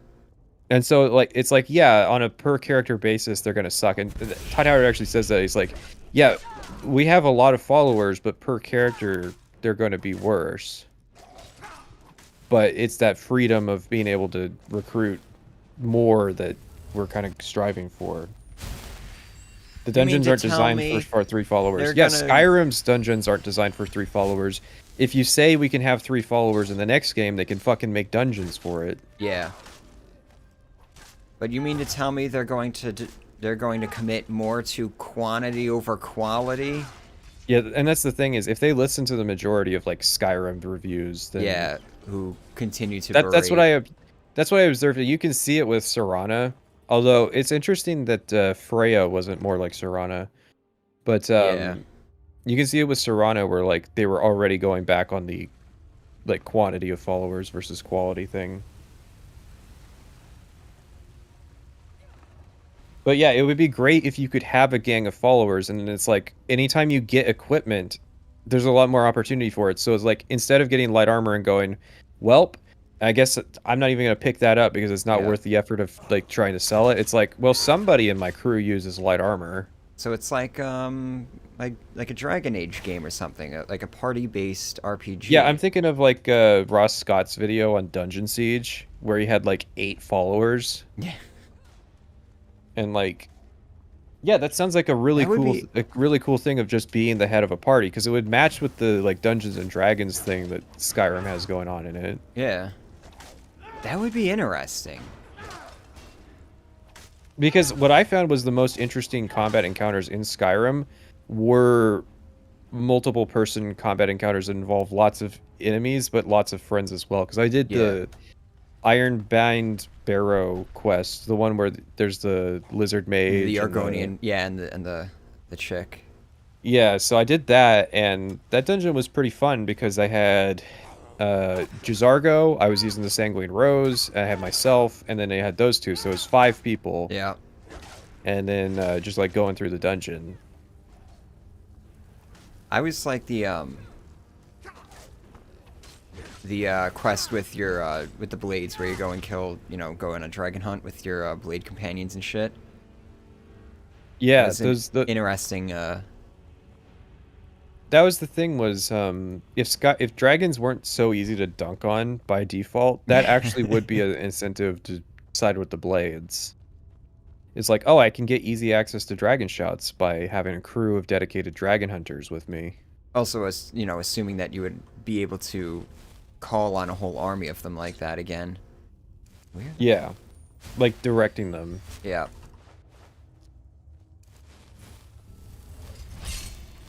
Here's the Umbra. Too bad fight. Obsidian forked the Dungeon Siege IP. People obsess too much over intellectual properties.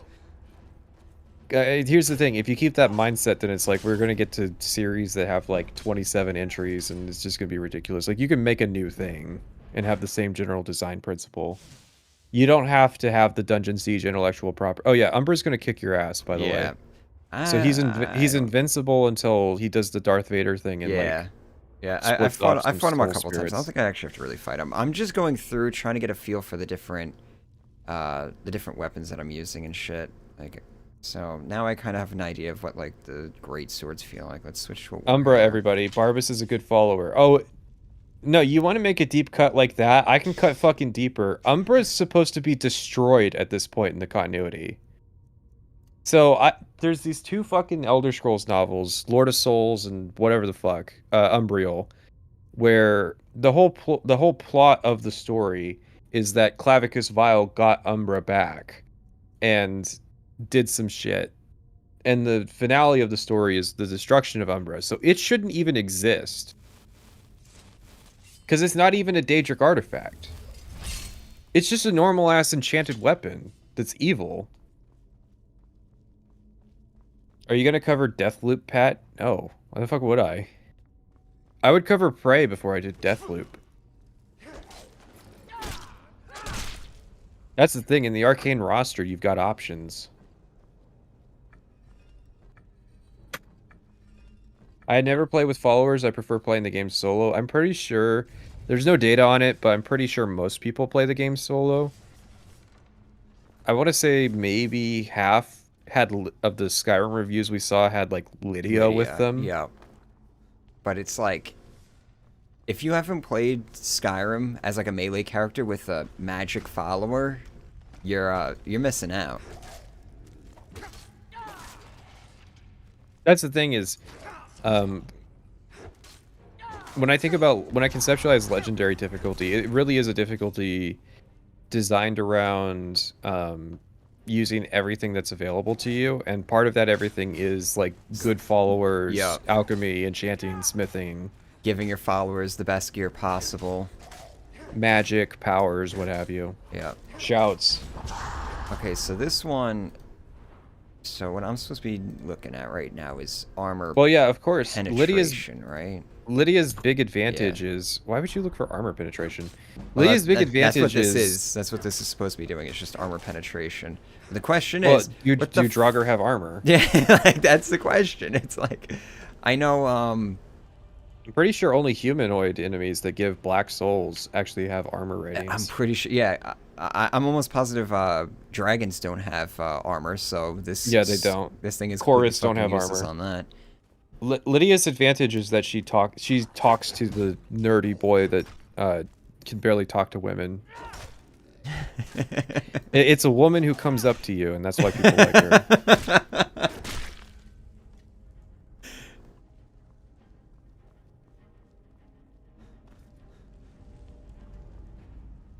Draugr don't have armor. Yeah, there you go. So this weapon is completely useless in this scenario. That's why our swords are best. But bleed, that doesn't always apply. And does minuscule damage. Yeah. That 12 extra DPS it's gonna do. Or, oh, I'm sorry, not 12 extra DPS, 12 damage total. Yeah, I was gonna say 12 damage over, so 4 DPS. Yeah. 2.5 DPS over the course of 6 seconds. That you will not know if you actually try reading this, because it just says even more bleeding damage.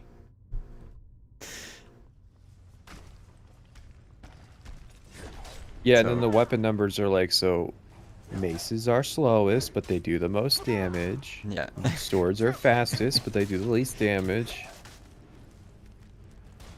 Except they also do crit damage, and crits apply to everything, and it crits like 25%. And if you get the max level 3, then it's plus 50% crit damage on top of that all. So really, I'm just here farming. How long do you think it'll be before the Creation Club content brings back the exotic dance club from Morrowind? I don't know if they're doing more creations. That would be my worst nightmare if they were, but I don't think they will. Not for this game. The question is when they're going to do an anniversary release for Fallout 4. When they do that, that's probably when I'll do an actual deep dive analysis of that game.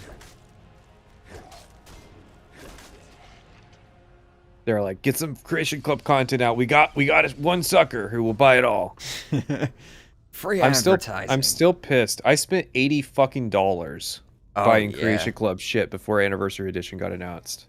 Because I was gonna do it regardless. That was gonna be one of my bits.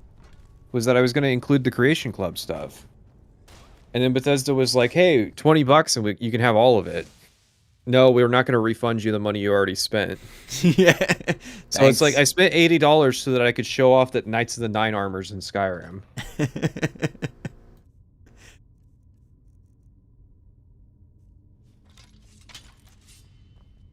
So if anybody's wondering what I'm actually doing here, I'm literally just farming footage right now. Because I need X amount of footage of me just swinging hammers and great axes and shit, so...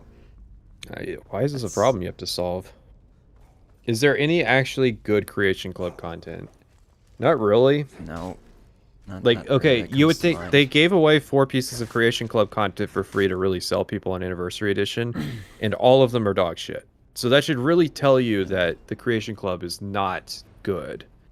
Like the best ones are probably the alternative armor sets because they just like it just adds more armor to the world. Yeah. And so it's like, oh yeah, that's cool. It lets you play Fashion Souls a little bit more. Yeah, it's like you can get Daedric Mail now. Yeah. And even then, that Daedric Mail still feels the need to add a quest. Like, it still feels the need to add quests when it's just armor. So let's see, the alternative armor sets is pretty good. The Champion's armor at least looks pretty cool.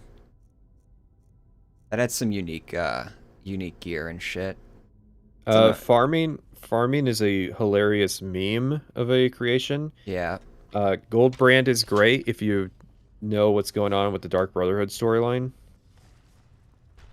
Let's see, what else? The Cause is amusing, just because it adds an alien ruin and Oblivion Gate.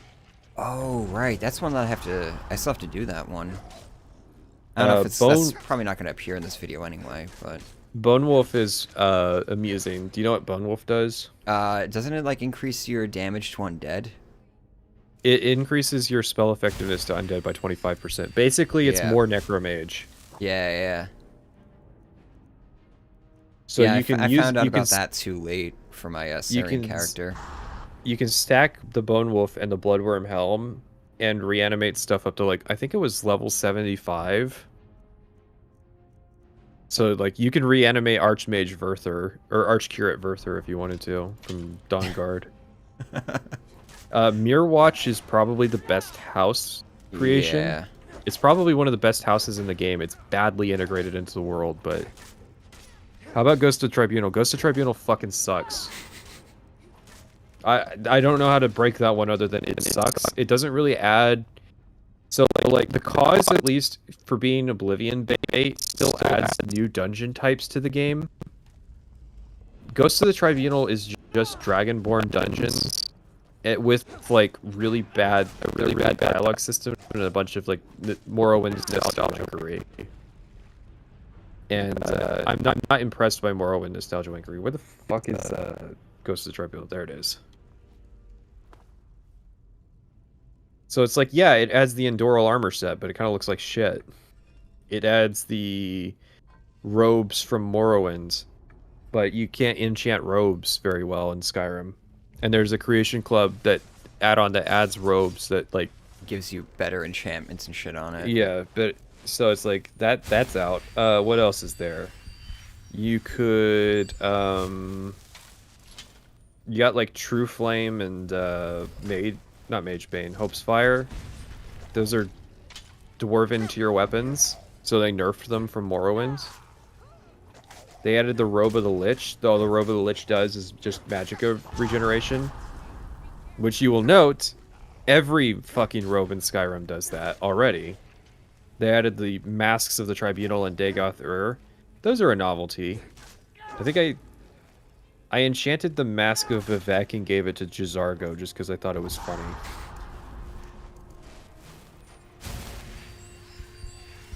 How would you have implemented CC if you had the power? I would have taken all of that creative effort and poured it into a new game. Or at least a new expansion. Yeah, like a new expansion. You could do... If you're willing to sit down and direct all that effort into a new expansion, there's so much more you could do. Yeah. You could do Northwest Morrowind if you wanted to, and make it so that you can walk from Windhelm to Solstheim. Or we could have gotten actual shit for, you know, the Reachman and stuff. That would have been a pretty cool thing to have too. Yeah, a Forsworn focused expansion that's like, I don't know, post Skyrim or something. Where it's just a standalone expansion, so it's not the Dragonborn. You play a separate character, but it's in Skyrim's engine. Yeah. And, like, you start it from the main menu or something.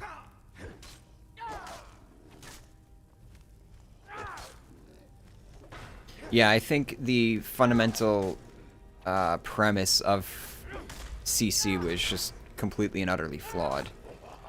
That's the thing, is there's a lot of things where it's just, how would you fix this? I would fix it by not fucking doing it. Yeah. It's one of those things where it's just like, should we do paid mods? No. Yeah, exactly. Nobody wants this. Nobody wanted it.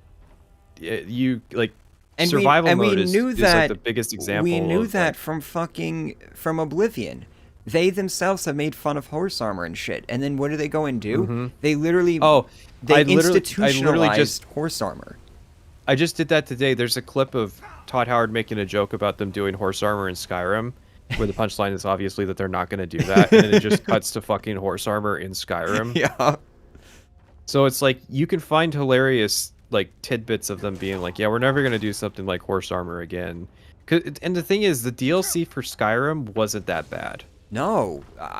Hearthfire's great, Dawnguard's great, Dragonborn's great. I mean, you know, Dragonborn is not as good as Shivering Isles, but Dawnguard is so much better than Knights of the Nine. Yeah.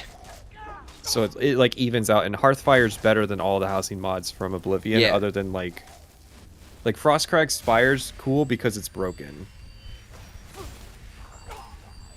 So like for me, what I like about Hearthfire is that it actually adds to the progression of Skyrim. It becomes a new consideration that I have to take into account. It's like, oh, I actually want to, like, you know, grow materials and stuff like that, grow alchemy ingredients. Okay, I need to either, you know, farm these materials, or I need to save up my money and stuff. Like, it gives purpose to the economy and stuff. Extra punchline is that horse armor in Skyrim doesn't improve horse's armor rating, it just adds 100 health to its pool. I didn't know it even did that. I thought it was straight up just bling. Yeah, I thought it was cosmetic. I mean, who even notices horses taking damage in Skyrim? Evidently not many people, because they made the Dwarven one and the Unicorn unkillable. Okay, yeah. Yeah, well, that's the thing, too, is there's no point to horse armor, because you can get mounts that are invincible, and you can get... There's a new summonable mount in Creation Club that's easier to get than Arvak. I don't actually want to fight that. I got enough. Arvak is a really cool reward, because, one, you have to get far enough into the Dawnguard questline to get to the Soul Cairn, and then you have to do a quest to get him. But, like, Arvak's really cool. The Daedric horse you get from the cause is just like, it's just a spell book that's in there. Dwarven automaton horse doesn't even die to the kill all command. That's pretty powerful. Fucking Heart of Lorkhan's powering that thing. Holy shit.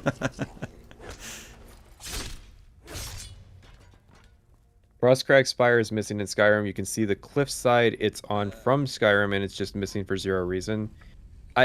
There's a lot of stuff like that.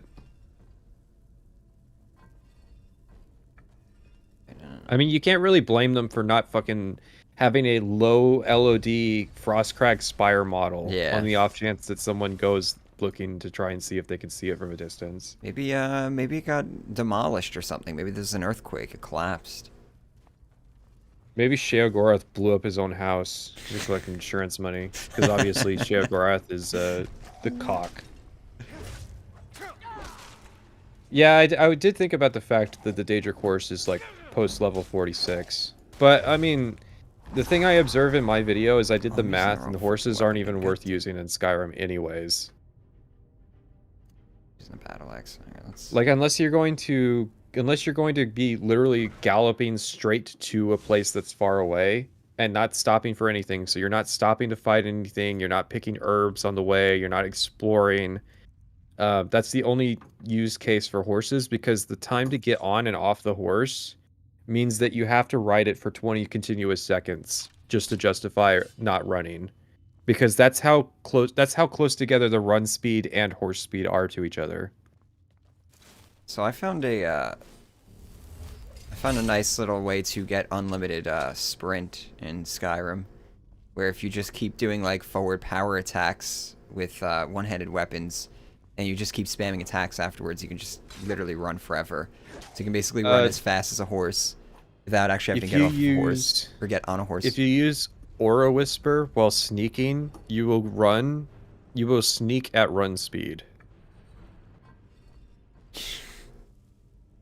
I figured that out on my stealth character, like right at the end, because Aura Whisper is really good for stealth characters, like insanely good. It's way better than trying to get detect spells.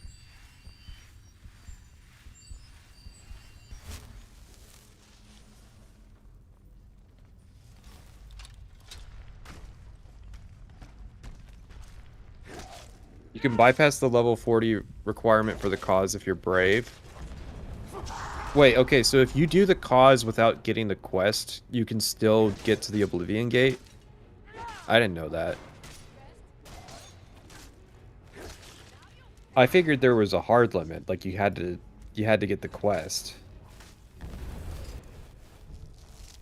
Because the courier will only give you the quest after level 46, and oh my god, the UESP page for the cause is terrible. Holy shit. What I love about the Creation Club stuff is we're almost a year after the release, and there's still like red links on Creation Club stuff because there's just not pages for stuff. Like, and I'm talking like main stuff, like their characters and quest items and enemies that don't have pages on the UESP yet, or the for descriptions, one of the main creations. The descriptions for like how to even start the quest are just like one sentence, really fucking vague. Like even the UESP people do not care about this content. And believe me when I say the level of fucking autism that they display on a per quest basis in ESO is insane. Oh, on ESO. Yeah, they'll play ESO on like 10 different characters just to make sure that they get every detail of quests right. Jesus. And then it's like they can't even be bothered to actually write articles for half of the shit in the Creation Club. Well, my favorite was when I was reading like the article for Skuldafn, where it was literally detailing like step-by-step locations for all the mountain flowers in the area. And it's just like, all right, guys, come on now. Yeah. I think I even included that in the video. You put it yourself, Pat. If you aren't a content creator, you aren't going to want to touch it. Well, that's the thing, is that the UESP guys usually eat up Elder Scrolls content. Yeah, I mean, it's a chance for them to make something on that. You don't get. It's not often we get to actually have like a bunch of content to update on the wiki and shit. So let me scroll to a random part of the Blades page. Oh god, the Blades. So I clicked a random quest on the Blades page. There's not a single missing like entry on this page. Yeah, no red names. It has a detailed walkthrough for a quest that is literally just to defeat a Dormora Warlock. So these guys will play Blades to give you detailed breakdowns on how to do stuff in those games. Can't be bothered with Creation Club. And remember too, some of these creation items, they've been out for longer than a year. That's the hilarious part, is stuff that's like came out in 2018. Still like I'm so mad about Anniversary Edition because it killed a lot of jokes about like, hey, Sunder and Wraithguard's been out since 2018. That's just in Skyrim now. Yeah. And I was like, why was Keening in Skyrim? What the fuck? Why would you add Sunder and Wraithguard?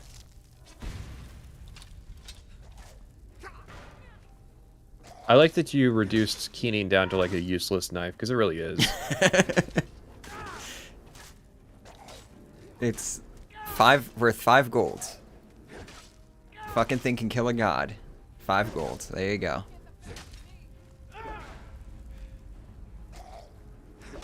Alright, so I don't know what's worse, war axes or warhammers. They both felt really fucking shitty. I don't know if war axes can even apply. See, the question is what can bleed. I'm guessing Draugr can bleed, right? I'll look it up for you. Have you done a bandit like area? Yeah, I guess I should go through a bandit area now, right? Because you'll want to test like armor penetration and how, like, is it worth having armor penetration for the few enemies that have armor?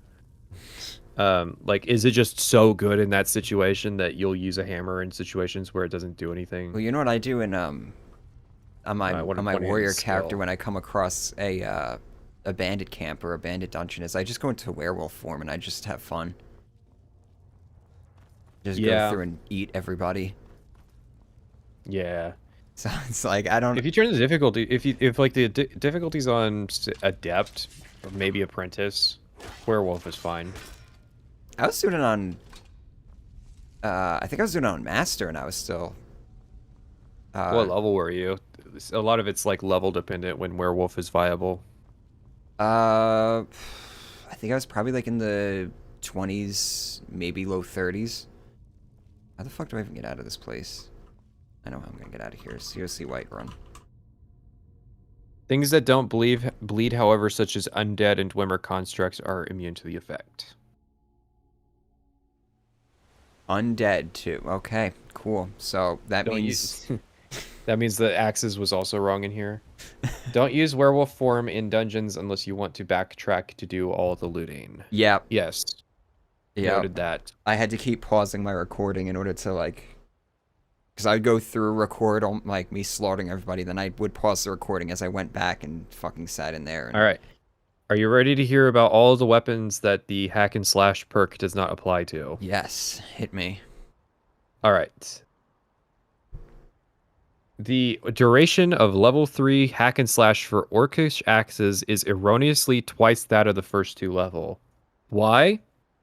Yeah, doesn't explain why. It's just twice as long for orcish axes, just cuz.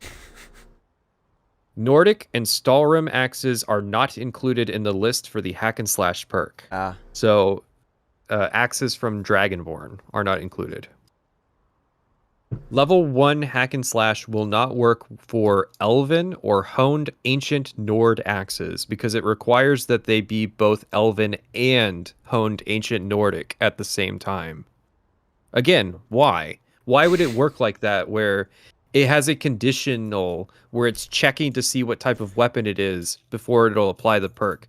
Why wouldn't the perk just apply if it is classified as an axe? What fucking sense does it make to check what kind of axe it is? Well, doesn't it also, it's also dependent on, oh yeah, like you said, that Orcish just does twice the amount of damage. Yeah, don't tell me that like it's broken because they wanted orc axes to do more damage. Because orc axes do more damage. Duh. They're better, you know? All right. Dragonbone axes benefit from this perk with only Dawnguard installed. The Dragonborn add-on makes alterations to the perks that removes the Dragonbone axe from the list. Why? Ow.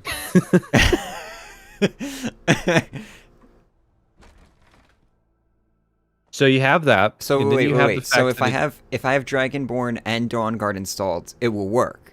But if I No, it won't work. If you only have Dawnguard installed, the axe will function. The Dragonbone axe. The Dragonbone axe from Dawnguard, because Dawnguard Okay. added those. Oh, okay, okay. I think I cleared everything out of here, so they're probably, yeah, they're all dead here. And then you add on like that you don't know how much damage the bleed effect does because it doesn't tell you. Yes. You're not given really any details about how it works because if you were, you would go, "Wow, that's shit. I'm not going to use it."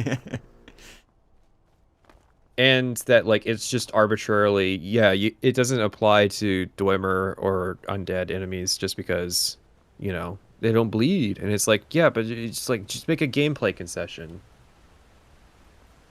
And then Bonebreaker doesn't apply to most enemies in the game because they don't have armor ratings. Yes. Like animals, dwarven constructs, and dragons have no armor rating. So Chorus, giant bug enemies with chitinous armor, they don't have armor ratings.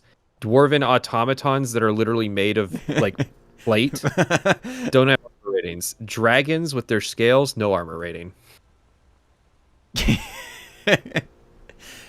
I never even thought of it like this, where it's you can use dragon scales to make armor, but if it's on a dragon, no, it's not armor. Mm-hmm. All right, I want to. And it's just damage reduction, or it's damage reduction. So you're just reducing their damage reduction. Yeah. So, like the Dremora Lord has the total armor rating of 193. Whoa, you figured out how to levitate? It gives a damage reduction of around 35%. With level 3 Bonebreaker, remember that's 3 perk points. It reduces it down to 18%. So it increases the damage you do from 65 to 82%. That's all it does for you with the highest armor rating enemy in the game, which means that bandits that almost are always wearing shitty like fur and iron armor, yeah, you go fuck yourself. And then you have bladesmen. And bladesmen's just it's so simple. It's so simple. 20% chance to do extra damage. Yep. There's no this sword has it, but this sword doesn't, and God damn it. it works on every enemy in the game. It works for every weapon in the game. And it And applied consistent. equally. Ah, damn it, I got bone break fever. I'm just gonna reload, actually. I think you got bigger problems than bone break fever. This is... I love bears in Skyrim too because there's just a like level 15 bears are the worst enemy in the game. Oh, yeah. Well, I'm level 23 right now, and this thing is, I'm getting bullied pretty hard right now. Please jump. Does Karstag have armor? What I love is the Rueful Axe. Is the slowest weapon in the game. He probably doesn't have armor because he's a creature. Yeah, I don't think he does. Okay, so they should be applying that bleed effect, right? It's a bear. Yeah, so, I don't know if you pay attention to his health bar, I think I've seen it diminishing slowly. Yeah. It's a shame, kind of ambushed Shame there's me. no target dummy enemies in Skyrim. I can go in here and I'm just so slaughter glad these you didn't dudes. use the line where Todd Howard talked about magic being too spreadsheety because I got so much fucking mileage out of that. I get so much mileage in general about it because it's such a dumb sentiment. You should get a health bar mod. That's what I was thinking is if you're going to do any kind of numbers testing, you should really get a mod that tells you like how much health they have left and how much damage you're doing. Yeah, Like floating numbers. probably. But at the same time, It really sells that Skyrim doesn't give you enough information to not do that. Yeah. And to show that you're like Oh, wait. trying to figure it out. and That's the so hilarious like thing the is whole that idea is with my testing right now, I'm just going off of how does it feel? Like if I'm just playing the game, am I actually going to notice the differences? And right now, I can feel the difference between using a greatsword and these other two. I definitely feel that, but I'm not feeling this fucking like difference in like bleed effect and shit. I'm not even noticing it. So if I should need link this. I should link this stream on the Discord, on my Discord. That so would like probably help. if I need a mod in order to even be able to perceive that it's working, there's a problem. Maybe I should. I'll probably do that off stream. I'll install a mod and just get that for like some extra B-roll footage. Right now, Yeah, Right now, it's I really just- liked. I really liked when you were testing spells in Labyrinthian. Oh yeah. I thought that was really good. I bleed's not enough, but it's permanent, right? No, it's like 3 seconds. Yeah.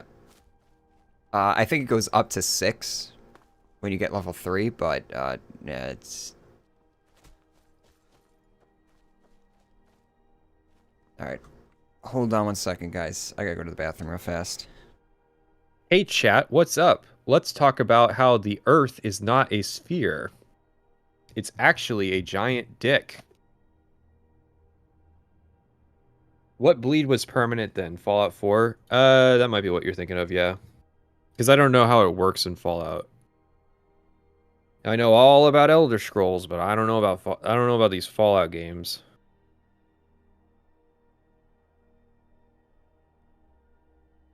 If I need a wiki to explain me something, that's a game failure. Oh yeah, I was going to mention that.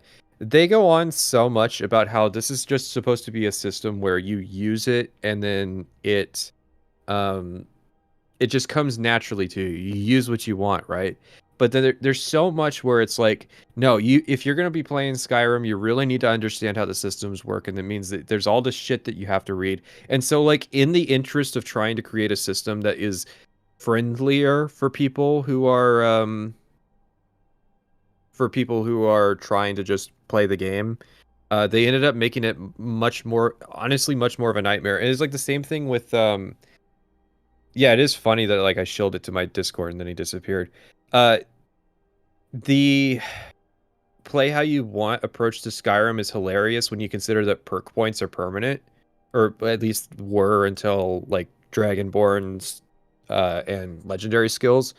So perk points were effectively just cement for your playstyle, and it's like, oh, I don't know if I'm really into destruction anymore, but I kind of already invested 4 perk points into it. I guess those are just wasted.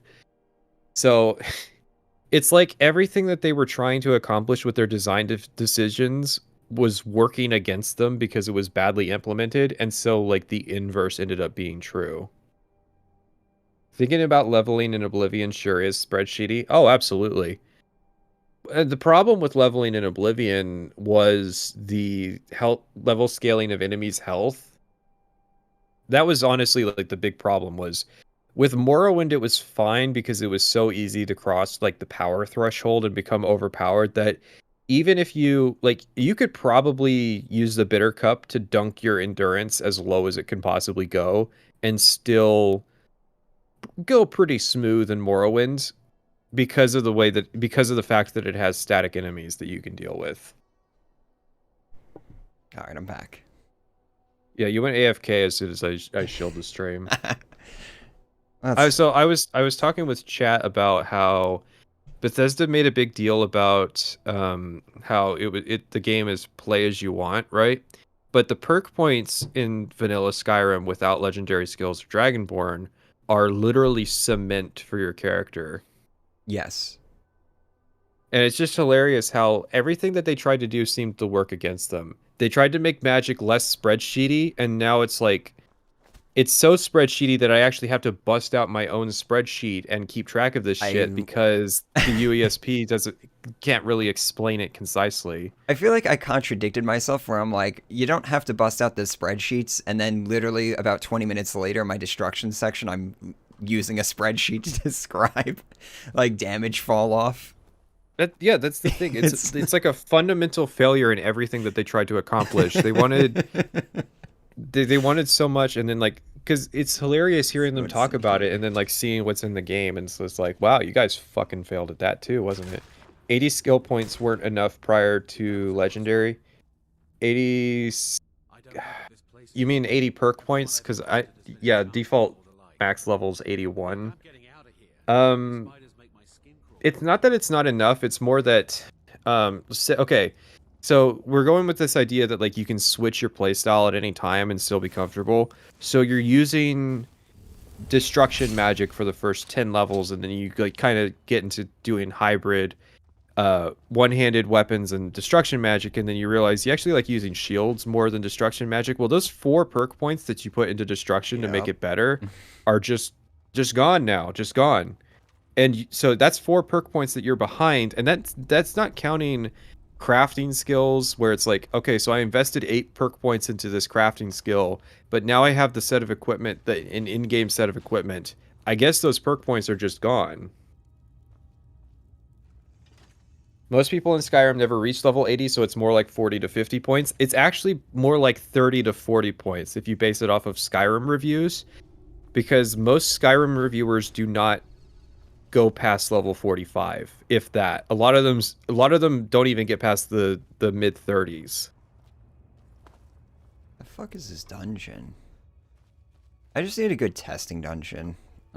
I had one where let's just it was these 3 pressure plates in a row, but for some reason there were these 3 pressure plates in a row, and each pressure plate raises a pole, but for some reason if you put stuff on the pressure plate, then it raises the pole, but by default there's nothing on them.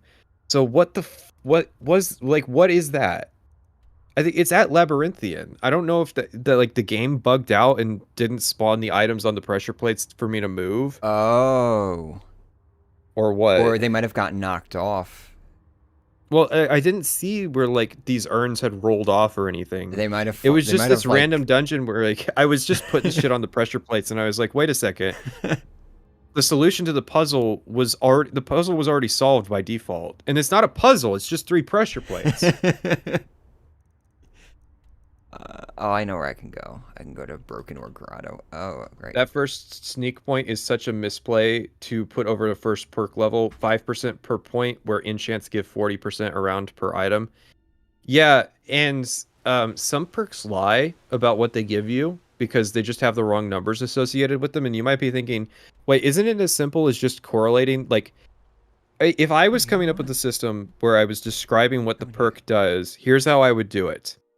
String, one-handed weapons do, and then you close the parentheses because this is in C.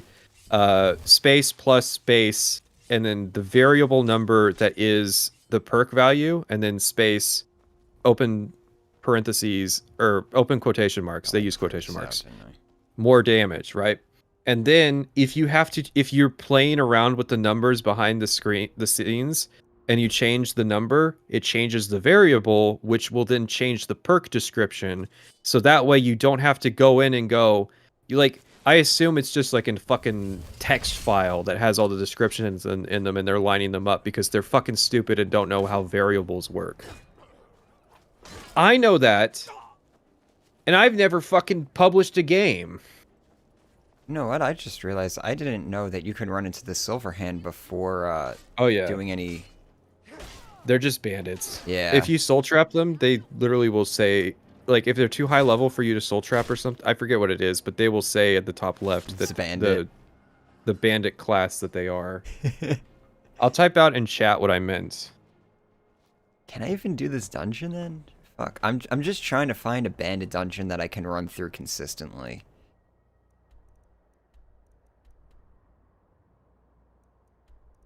Fort AWOL maybe.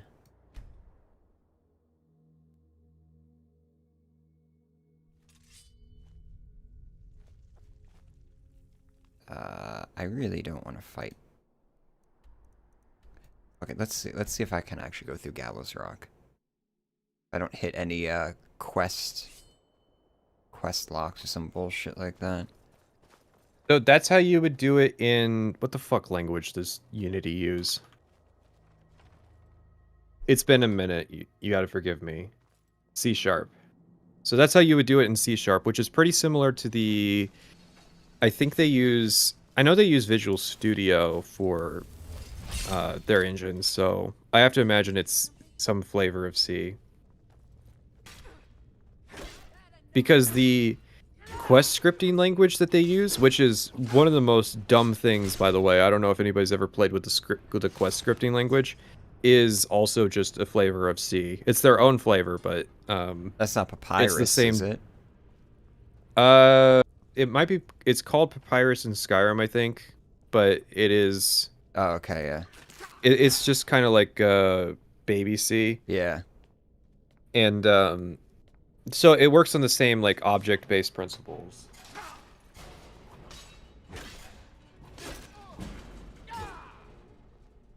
Oh god. Stop like running. I like when you do a power attack and your character just continues to walk in that position, in that direction.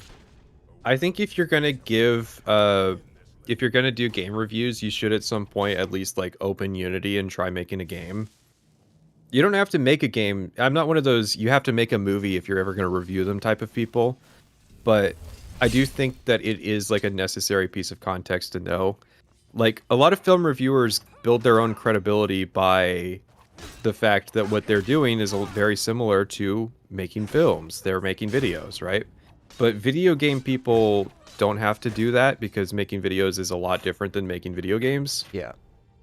But if you understand, like, if you've ever tried to code something, like, even just the nightmare of trying to do it, it gives you a lot of, like, fresh perspective on stuff like bug fixing and, like, scripting. And there's a lot you can learn, like, you can play with animations or textures and learn, like, oh, texture maps, that's how they work, or what have you. Like, I had a lot of fun making, like, a UI for an RPG once, and that kind of, like, taught me a lot about how user interface design works. Let's see. Is this actually applying the bleed effect? If you really want a % more damage, why not just write down the result value then, so the 20% or the 20% of the second perk don't make it 44% more efficient? Well, the way I'm doing that because I'm looking at the Unity viewport, and let's say that I'm testing the game and I'm like playing with the values to see what feels good. I can just go over to the object manager and change the perk value, and it will live in game change that value. So it's like, maybe I think that the first perk should be, oh god, he's got elemental arrows. Maybe the first perk should be 40% instead of 20%.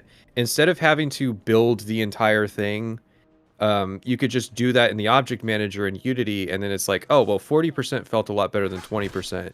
And it auto updates the user interface to tell the player the right information. So if you forget to update the perk description to say that it does 40% more damage instead of 20% more damage, it doesn't matter because you are already pulling that from the data that you gave it. So there's just one point where you change the number and it changes it for everything else. There's no reason why you wouldn't want to do that.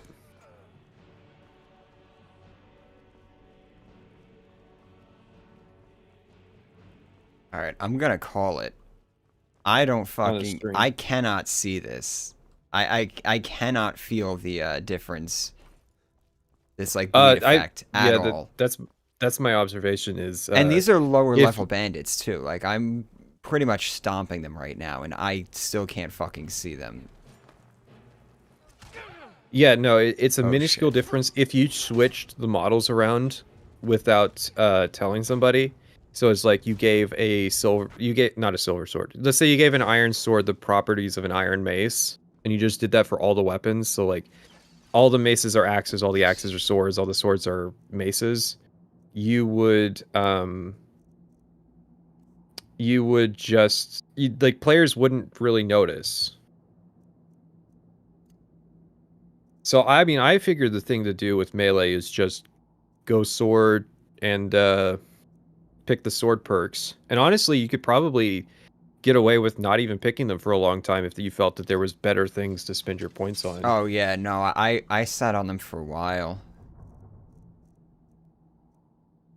The maces would stun a bit more if you power attack. Yeah, maces do rate higher for staggers. So if what you're trying to do is like stagger lock somebody, but I mean, I'm thinking it's like, so sword stagger value is 0.75. Just power bashing. Yeah, well, I mean, oh yeah, no, you can do that with 200 weapons, can't you? Yeah. Yeah, you get fucked. Yeah, well, here. I'll show you what you really do. You get your veggie soup. Two-hand your sword. This is really the ideal way to do it. And then you just go through and you just do this forever on every enemy. Mm-hmm. It's a little Did you get slow, Umbra? Not on this character. I gave up I'm telling even you trying that to fight it. That absorbed well, it broke my first time. That absorbed stamina effect is really making me rethink it.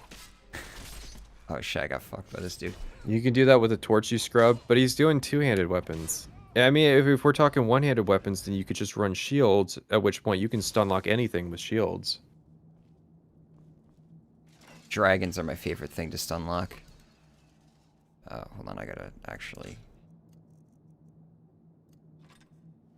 Getting some real incel energy from these jokes. Yeah, people will just say shit because it sounds like a good insult.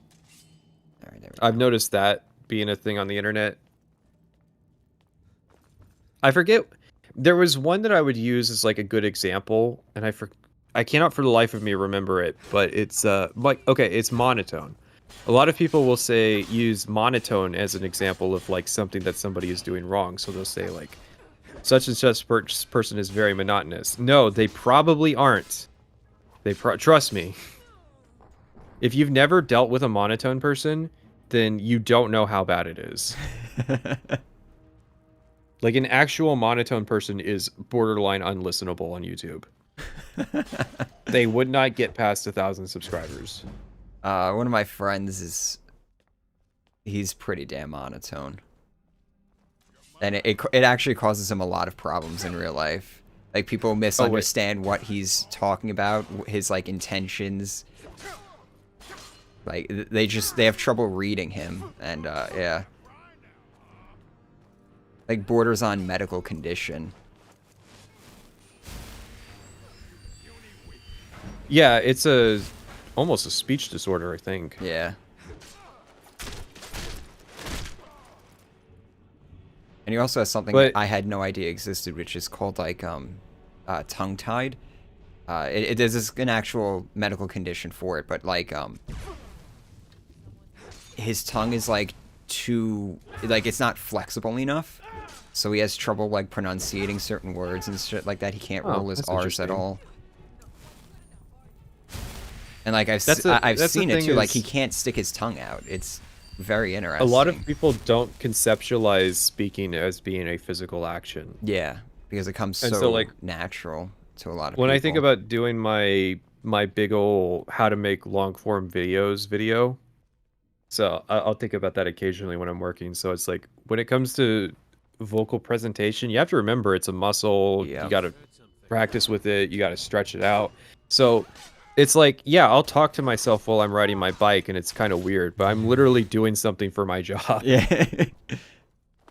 I was explaining to somebody, I was like, you know, when you see, like, actors sitting in the backstage going, like, blah, blah, blah, blah, blah, and, like, it seems absurd, but there's an actual purpose to that, and I discovered that when I started doing this. Like, sometimes I'll be sitting there, I'm like, I just can't pronunciate a word. And, I'll just sit there and I'll just blow raspberries off the microphone and shit, just to try and get my tongue to, like, move a little bit quicker. Elemental arrows turn a D bandit into a B+ bandit. Oh, absolutely. The elemental arrows are like Daedric tier in terms of damage. Yeah.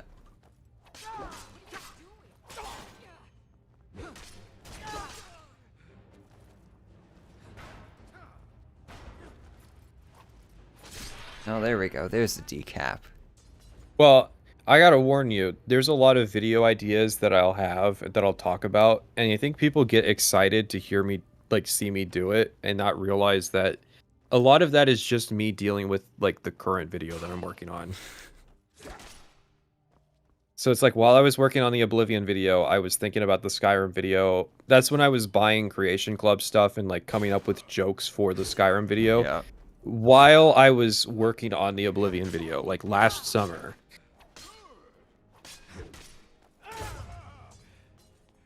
And then you come up with ideas for videos, but you know nobody's gonna watch them. So it's like, you just keep putting them off. One good thing about CC is that it added more tiers for crossbows, meaning that they are actually viable late game. There's actually a pretty good reason to hate that creation.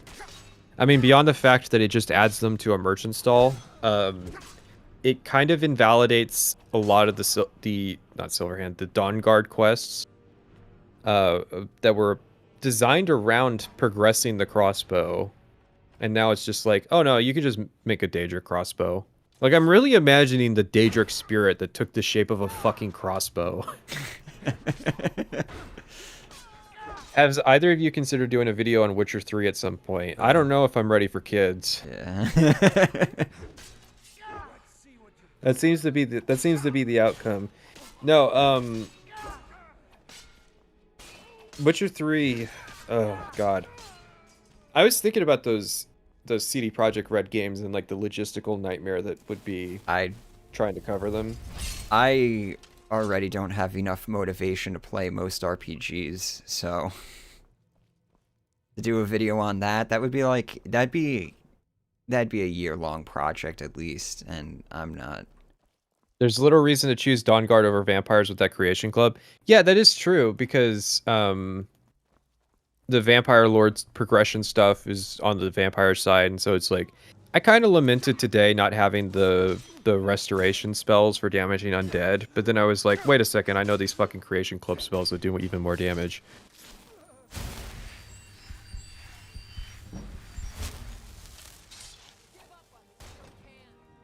The Witcher and Dragon Age are way oversaturated right now. Are they? I didn't know that many people were breaking into those two games. Yeah, I don't know. I'm sure I can watch those videos and find stuff that they haven't been doing. If Skyrim was okay. considered oversaturated. What I noticed was DinoGG lets you link up a YouTube channel to have like a channel that shows whenever somebody uploads, and so it's like, whoa, that sounds cool, right? Because then I could just put a bunch of like video creators into a channel. I can keep up with what everybody's doing, but then it's like, no, that's not how that works. Why wouldn't you just subscribe to all of them and just Because the subscriptions suck, and I don't want to have yet another account that like I occasionally check. Like it would be very novel to have it in the Discord server. Yeah. So I guess that's what like RSS feeds used to be for. I don't know. I'm sure there's some solution for it. I kind of just want to know like what everybody's doing. Yeah. I would love to have like something that just collates all that information and then just turns it into like generic or generalized information. So it's like, hey, there's a lot of Elden Ring videos this month, or like, hey, there's a bunch of Skyrim videos this month.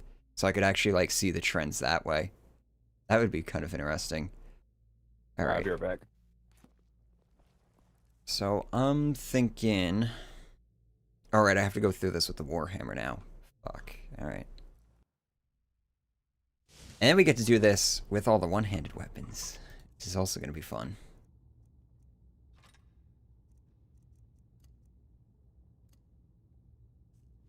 So I'm really not actually feeling much of a difference at all between all of these weapons.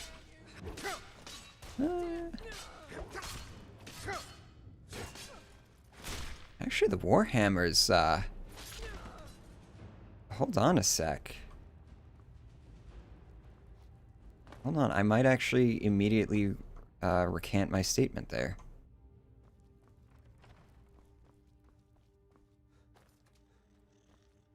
Because now we're actually up against... Oh, nice. Ataxia. Immediately. Do I have any cure disease potions? No, I don't. I think Ataxia just affects your, like, magic or regen or some shit. Shouldn't be a big deal. Alright, so I don't know if anybody knows this, but today's the 1-year anniversary of the Oblivion video. Oh, yeah. I saw that on somebody said that in Discord last night. I would rewatch it again if I didn't just rewatch it recently. Yeah, once I get done with the rough cut, I'll be watching those again. I don't know if I'm going to do something about that or just do it on my own time. Do it on Discord or something like that. Yeah, the Discord, when we watched your video on Discord, that was kind of an interesting experience. Yeah. It gets less people, and obviously there's no VOD to show for it, but we could work around that. We could just record it. Yeah. But, did you ever finish the video? 'Cause I know you're. I think I have half an hour left. Oh, okay. And I'm at 6 hours 55 minutes. No, it's really good. Nice. And then I say that beyond the usual, like, my sort of thing is, if I don't like somebody's video, I kind of just don't mention it, but Yeah. I'm not going to say that, like, somebody that I know made a bad video, like, publicly, unless, like, I don't know, you did something really bad as part of it. But if somebody does a good job, then I will actually say it, and that does actually mean that they did a good job. Yeah. It's not just me saying that because there's somebody I know. Okay, so the Warhammer, I'm actually feeling a difference against these bandits because it's ignoring 75. Is this 75 armor, right? Not 75% of their armor. Bonebreaker. I'll read you the perk description first. Attacks with maces ignore... So you have level 3, right? Yeah. Yeah. It says it ignores 75% of armor. 75%. Okay, that's... Alright. But it works off of reducing damage reduction. Oh, here we go. So it's kind of weird. So the example they gave was the Dremora Lord, right? So Dremora Lord has 193 armor rating, giving it an armor reduction of 35%. So that 75% reduces it to 18%. So So 0.35 times 0.75 is 26%. I don't even understand the underlying math of what this is supposed to be saying. You would think it reduces 75% of armor. You would think that would just... It would say, okay, he's got 193 armor, so we multiply that by 0.75. So 193 minus 144 is 49 armor. So you would think then that the damage reduction would be based on the 49 armor, right? Okay, so, oh yeah. 35% times 0.25. No, that's 8.5%.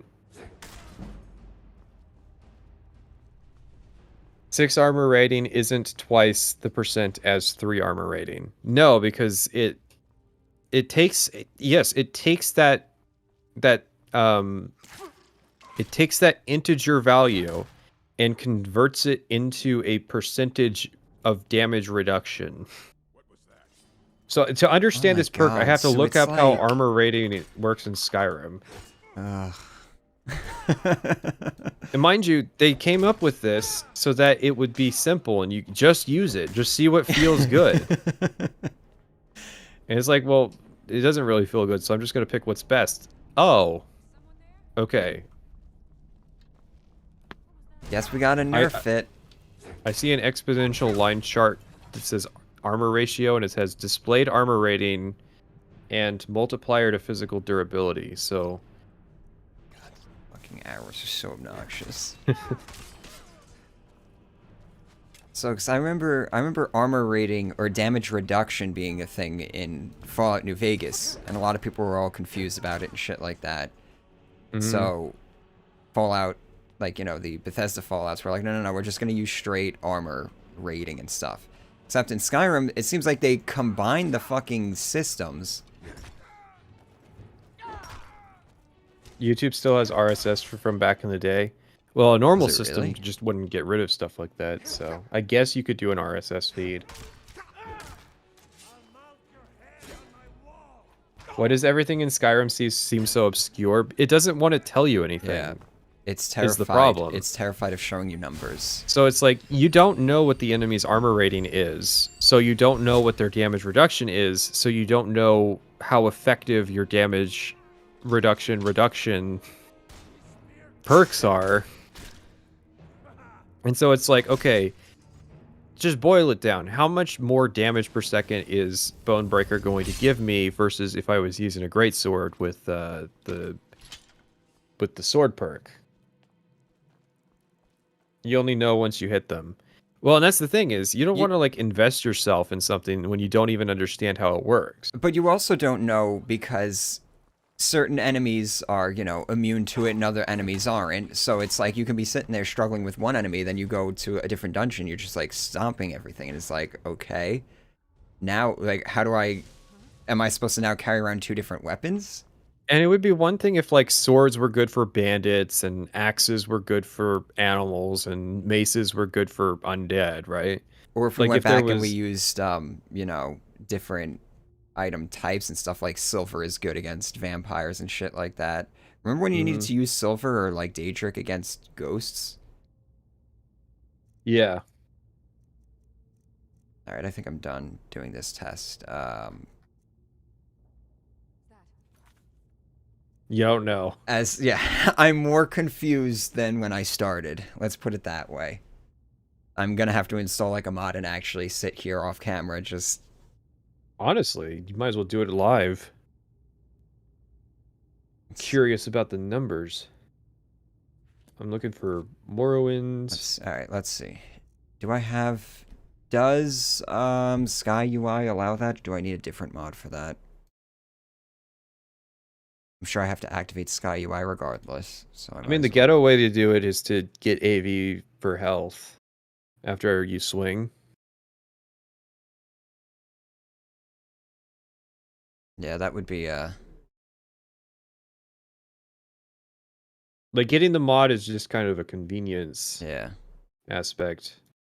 Requirements. Address library for SKSE plugins.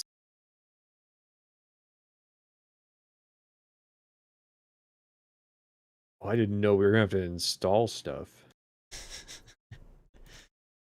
I just figured you put the mod on and it can draw fucking numbers. This needs a 0 damage axe and hammer comparison with disabled AI using creation kit modding. I'm about to say, fuck it at this point. Because it's like... Just use swords. Yeah. I mean... The sword perk isn't amazing. It doesn't do amazing damage, but... It's at least something. It's there. It's relevant enough. Yeah, it's consistent. If it's like... If you really have nothing else to invest in, it's a dump perk, basically. Yeah, I really don't feel like doing any more of this testing. Alright, so... Maybe the devs knew the systems already that they didn't notice how hard it was to experiment blind. Well, no, their design philosophy was that if the system works, there's going to be no reason why players would want to test it in the first place. Yes. Which is fundamentally the assumption that explain what the fuck they do. Tells you do damage. And even more bleeding damage. I think that's the most egregious one. It's extra, more, and even more. I feel like extra should be more than more. We can make this argument. We can go down this fucking rabbit hole. That's the thing, is you get into the linguistics of it. Yeah. Weapons, Skyrim. What else can we really test? So, no, go to two-handed weapons. Okay. So all 3 types have the same reach, so they will hit enemies at the same distance, unless it's like, I forget what, like Headsman's axe I think has like a stupid, insane reach, but that's it. Oh yeah, there's also reach. There's another hidden stat for you. Yeah, some of your artifacts are going to have different reach values. Okay, so what's this bug? There's a bug with greatswords. Despite a loading screen saying that greatswords swing faster than battle axes, greatswords actually have a speed of 0.7, the same as battle axes. The only exceptions are Ancient Nord greatswords, Honed Ancient Nord greatswords, Nord Hero greatswords, and the Bloodskull Blade, which have a speed of 0.75. So wait, is that slower or is that faster then? That's faster. That's okay. Everything else has 0.7, which is the same as battle axes, so greatswords and battle axes are the same speed, and they're faster than warhammers. Greatswords have the lowest stagger value. Warhammers have the highest stagger value. Okay. So that's the difference in kind of the stats. So basically, do you want to swing faster or do you want to stagger more often? I feel like swinging faster is going to be more important because, like you said, if you need to stagger an opponent, you always have power bashes, and you can power bash more often because you're swinging faster. Yeah. Are you playing? This person said you're playing patch Skyrim. Are you playing patch Skyrim? Yes, I am. With unofficial? With unofficial, yeah. Okay, so then it'll be 0.75. So greatswords will be faster than battle axes. Okay.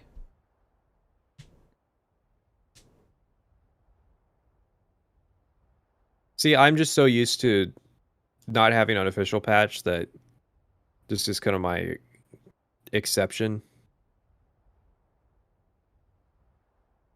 The Orcish Battle Axe has been left out of the standard Battle Axe leveled list, although it is included on less common Battle Axe level lists. As a result, the axe is less likely to be found in random loot. Why? How do you fuck that up?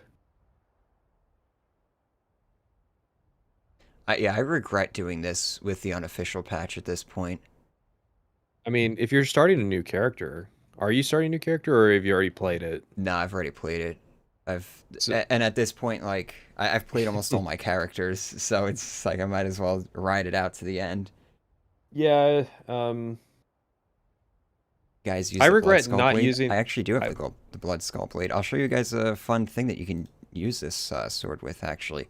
So the whole idea with this character was using Become Ethereal and doing damage without ever, like, coming out of it. So with Become Ethereal, what you can do is well, what's throw on weird a about cloak spell. Pull out the Blood Skull Blade, right? And watch what you can do. Doesn't take me out. Can't be hurt. And if they get close to me, they'll just take damage from my cloak spell. And also, this weapon doesn't use any any charges either. Oh right. And if you really want to get crazy, you take your veggie soup, and now you can just forever. And this is the whole gimmick with this character. is it you're just leaning on the Blood Skull Blade? Yeah. No, there's Skyrim has so much more noodle code than Oblivion. Unofficial patch removes veggie soup stacking. Person says. Veggie soup stacking, it still works. It's still like you can take one and it recharges fast enough that, like, look, I can just fucking sit here spamming power attacks the whole time. Skyrim video November, hopefully. Oh god, you're gonna need a spreadsheet to do a damage per second calculation on this stuff, honestly. Let me go to my Skyrim spreadsheet. Sorry, chat. Which sheet did I do the horse speed calc on? Okay, down here. Alright. So that's what this character's about. What I'll else do I use have to elven test? weapons as an example. I was going to So- do tests with do the exact same test but Sword, with one-handed axe, weapons, but mace. I'm You kinda really don't need just to. It's kind fucking- of just the same. So Elven Greatsword does 20 damage, the axe does 24, and the mace does 28. a 20 Norwegian Krogers. Oh man, I can't speak. Kroner. That's what it is, not Krogers. Thank you. So 20 damage. It has a speed of 0.75. I actually don't drink coffee. I assume speed is just... It takes 0.75 seconds to swing Let's it. see what else we could do some fishing. I need to get footage of fishing. Yeah, do some fishing for me. I can't stand it. It's horrible. I have a character that I was gonna do fishing on and everything. So I was gonna do this whole like fishing, a whole fishing stream. Naturally, she's an Argonian. I was gonna do like a whole fishing stream where we just like sit here chat while I fish, and then I found out just how long it takes to do fishing. Like I thought maybe I could knock out the whole, the whole Creation Club thing in like maybe like 5 hours of fishing, but no, it takes like dozens of hours of fishing. If you actually want to do the quests like legitimately. Just like Terraria. Terraria all over again. But the fishing in this is like you just. Do you have any That's it. weapons on this character? I have two fishing poles. Yeah. Those I are my don't know how weapons. the speed of a fishing pole. Can you add an iron sword to your inventory, swing it, and tell me how long it takes? All right. I can give you the code. Oh, you got the code? Yeah. It's 12EB7.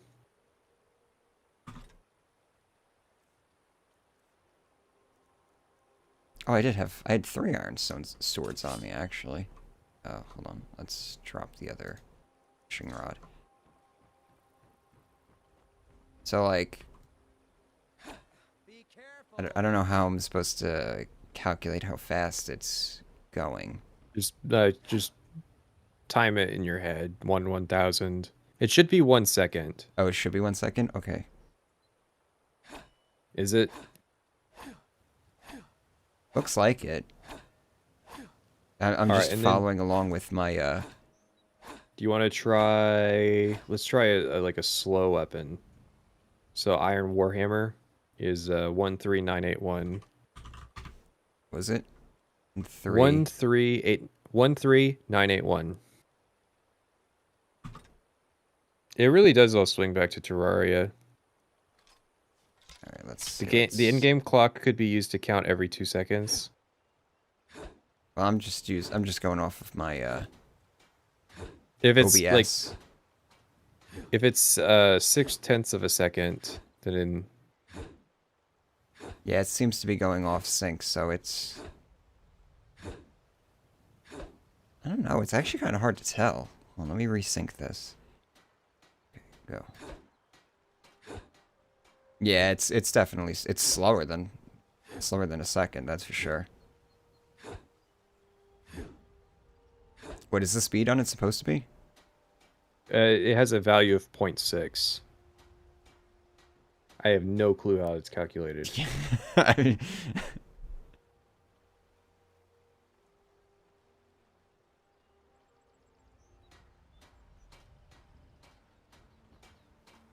where's the fishing spot here? The fishing spot. I actually just need... I'm literally just going around farming for footage now. So I need some footage of me just doing some fishing. Well, the iron sword was supposed to be 1. Yeah, that seemed to be it. It was staying in sync with my timer, so... So if you can do 0.6 swings per second, I assume is what they're saying.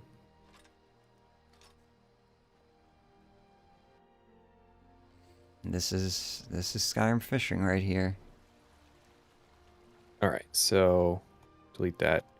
Equals B104 times point.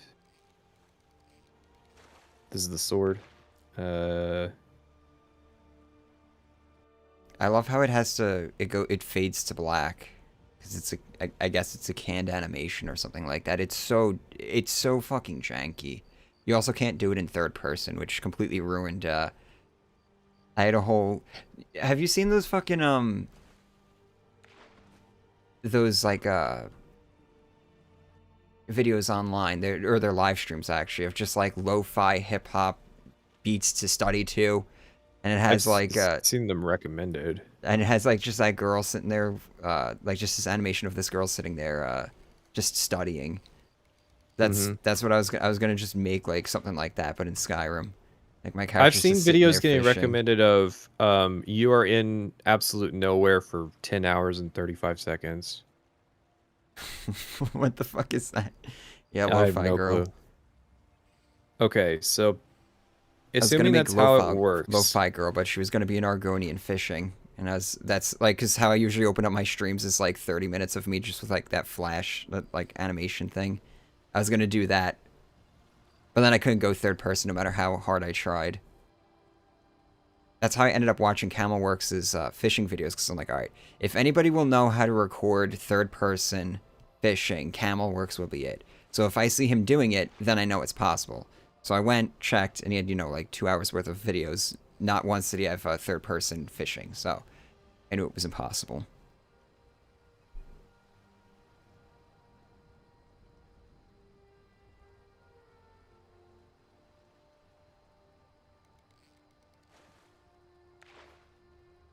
Oh, a tankard. Hell yeah. You're supposed to be like the lucky fishing cap and stuff like that. I probably should do those quests. I don't feel like actually following like a guide to find all those unique fish. They're all If like... I'm doing this right, axes and maces should do the same amount of damage, because even though even though axes are faster, the damage differential means that the calculation ends up giving you the same number. So it's like, okay, an elven warhammer does 24 damage, and the battle axe does, or the axe does 24, the hammer does 28, right? If the hammer is 0.6 and the axe is 0.7, then they both add up to the same number.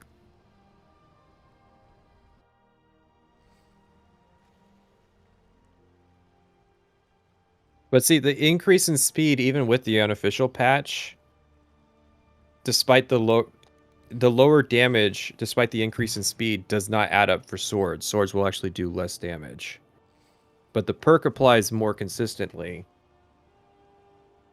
So it just comes down to, does the damage added by the perk outweigh it? Yeah.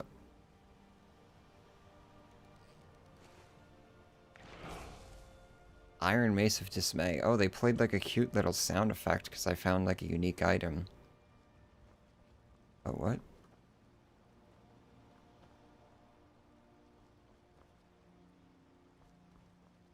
So that like broke me out of it. That broke me out of the rhythm. But you found a weapon?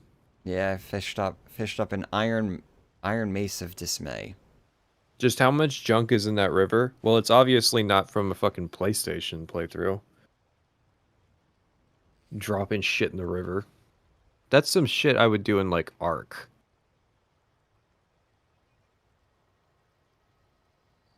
I like using swords because they look cool. I like using swords because they're much more ubiquitous in the game. They're just... Yeah, they're more catered to. Yeah. Alright, let's go find another location to go fishing at. I mean, like, if you came up to me and said, what weapon type should I use? I'd probably say a sword. Yeah. You could probably make a case for daggers because the increased speed at the cost of range doesn't matter. And daggers can't stagger, but also doesn't matter if you're using shields. Yeah. Dagger and shield. Holy shit. Well, if you enchant a dagger too, the really fast speed allows you to apply its effect really fast. Yeah, I think that's why people like daggers. Yeah. Just overwhelm your enemy with like 30 points of fire damage in like 6 seconds. I'm gonna go to the artifacts page and just kind of scroll down it. So the artifacts page starts with keening. Which has a value of 13 and a damage of 8. Oh, I should have kept the weapons page open so I could compare it to like regular ass crafted weapons. Because that's kind of my baseline is like, where does it fall on the regular weapons matrix? Really, there's no fishing spot here. Oh, now I got these slaughter fish. Just play stealth. Well, then that turns into its own thing. Here we go. All right, I like the damage. Sound effect of using 8 damage is less. Oh no, wait. 8 damage is an elven or Nordic dagger. So it's a mid-tier damage weapon. It does drain magicka 10 points, absorb health and stamina 10 points. Alright, that's definitely footage that I can use.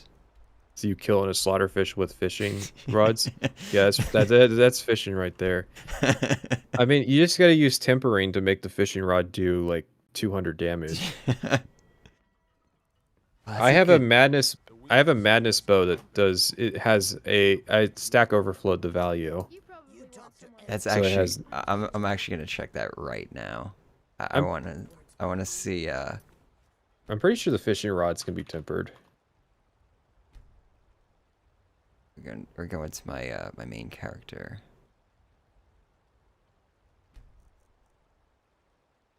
Let's see. I wanted to get into fishing because it has a bunch of artifacts like the Ring of Khajiit and the Ring of Finaster. But then I started doing it and I was like, oh god. You have to do the superior fishing, which is just go jump in the water and grab the fish with your bare hands. Oh, Jesus. Okay, so, like, what's the premise? I do, like, fishing quests, and that makes it more likely that I can... Well, no, so the, a lot of the artifacts are actually tied to the quests, so they're, like, actual quest rewards. Okay. Yeah, some of them you can fish up, but God. most of them are just like the quest rewards themselves. See, I thought the same thing. It's like, oh yeah, it's like Terraria or something where it's just you go and you just Mhm. fish. You fish up the items, but it's like, no, Well, they're actually just the quest rewards. Terraria was the biggest pain in the ass. So the fishing rod can't be tempered, but Oh, it can't be. Shit. no, it looks like none of them can.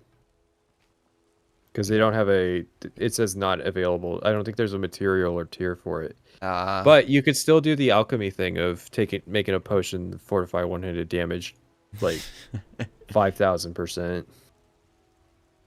Guys, like my fancy CC plate armor.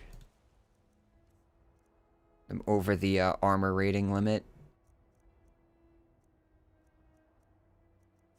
So I went through like all of this effort for like an hour and a half, meticulously crafting all this armor, comparing armor values and stuff, and then like maxing out my heavy armor skill and all this shit. Then I came to remember that the armor cap exists.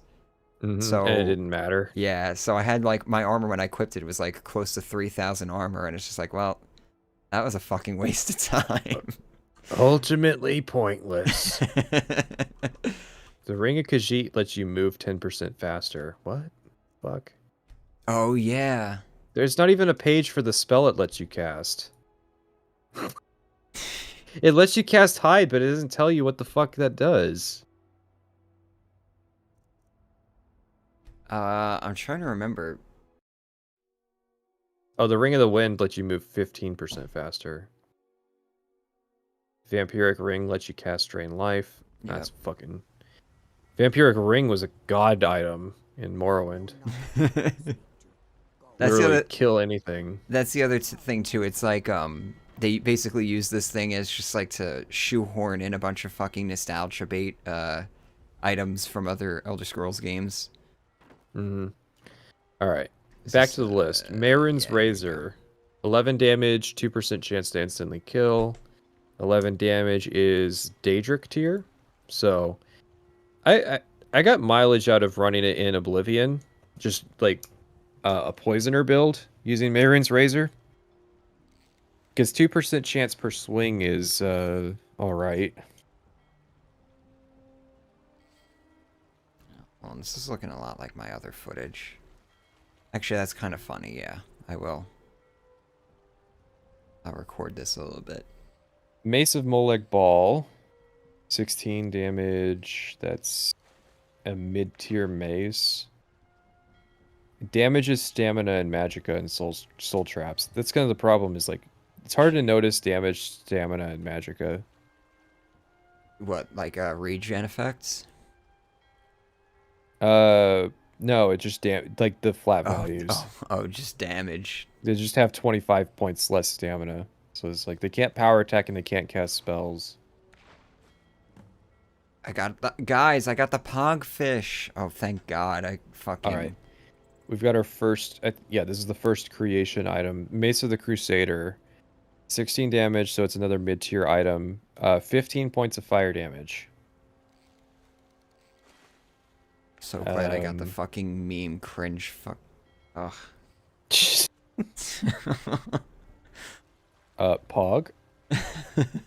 Alright, Sunder. 15 damage, 5 points frost, fire, shock, 15 points stamina and magicka damage. I think that would be the first unique fish that I catch. Do you care about staves? Or can I just scroll over them? You can probably just scroll over it. What, in terms of like melee damage? No, they don't do melee damage. You mean to tell me we don't have battle staves? I thought we did. Oh wait, no, I'm thinking of that fucking one that GOG has. That you can't actually get. He has a spear. Thank you very much. Alright, swords. Blackwater Blade. What the fuck? Is this from that Pirates one? Yeah, it's from Dead Man's Dread. Alright. Fuck! Gotta open that tab again. God damn it. I keep accidentally, so I'm sitting here like spamming E to get out of the menu, and then I accidentally cast my line again. All right, Blackwater Blade, 12 damage. I can already tell. That's a dwarven sword. It absorbs 30 points of stamina. Now that's actually good. Stamina absorption is, I think, very powerful. Yeah. Especially 30 points. So you're just spamming power attacks with that. What sword is that? The Blackwater Blade is from the Pirates thing. Oh. It looks alright. It doesn't look like a paddle like other swords do. Bloodthirst, 14 damage. That's glass tier. Absorb 15 points of health. Increase speed by 7%. Targets take additional bleed damage. No. Not this bleed shit. Here's the thing. They needed to add an underlying system for bleed. Like just a bleed status effect from, you know, like a Dark Souls would do. Yeah.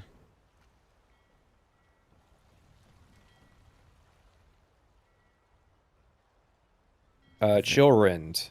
Even 1 point of stamina absorb is equivalent to 30 in practice. Yeah. Because you only need that 1 point. That's why I like the veggie soup thing. Oh, what is this? So, why does it work like that? Oh, because you only need 1 point to Yeah, it's a power power attack. attack. So the value doesn't matter, just that it does it matters. Well, Blackwater Blade's got 91 charges, so... And its tempering level is steel. It's one-handed sword, Can you obviously. get absorb stamina as a As a effect for enchanting? Yeah, weapons of subsuming, garnering, gleaning, harvesting, reaping. Ah. Yeah, because I didn't have that on my main melee character. 'Cause that's I had that first thought. I was just like, oh, I'm just gonna put that on my sword and never have to worry. That's fucking hilarious. My one character that I've been running recently got 2 Dawnbreakers, and I actually used it in a dungeon, and holy god. I should mention, by the way, this character I'm doing is a VR playthrough. How did you get two Dawnbreakers? If there's an explosion effect at the pedestal where Dawnbreaker is, it comes out of the pedestal and you can pick it up, and then you get it again when you activate the altar. So if you use like a fireball spell. Yeah. It usually gets located because the guy casts AoE spells. Yeah.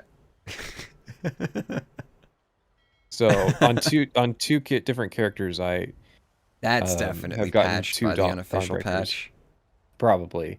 So this is also in VR, which means you can swing about as fast as you can actually swing. Oh, I think the way it works is there's like a limit on so it's like it will only register swings up to a point. You can't just like jerk your arms up and down as fast as possible like a lightsaber. Yeah. But the threshold seems to be higher than normal. So running dual Dawnbreakers in like Draugr crypts is insane for how much damage you can do. That has a turn undead effect too, right? So it makes them like run away. Yeah. It has a chance to do an explosion of turn undead. Okay. Yeah, I think the explosion also does fire damage. Voice quality is getting bad. Well, you can blame fucking Discord. Yeah. Sounds fine to me. Fucking probably auto region switching me. I'm gonna switch to Oh, so this is region. This is here. What? The little like place where you meet the fucking seducer. I noticed that was that before I even saw her, I was like, what the fuck is this for? Word on the Atronach Fort experiment. Yeah, I think that like it's supposed to give you some like yeah, so it gives you the recipes for this shit. There's Dragonbane, which does 40 points of damage to dragons and 10 points of shock to others. I've been carrying that around just because if dragons attack, I can dunk on them. You should do a 6-hour plus Witcher 3 analysis. I don't have enough room for that shit in my life, okay? I have fucking an entire Outer Worlds playthrough sitting on my hard drive, waiting for me to make a video about it. Oh, so you did play it though. No, I played it like in fucking March. Oh, okay.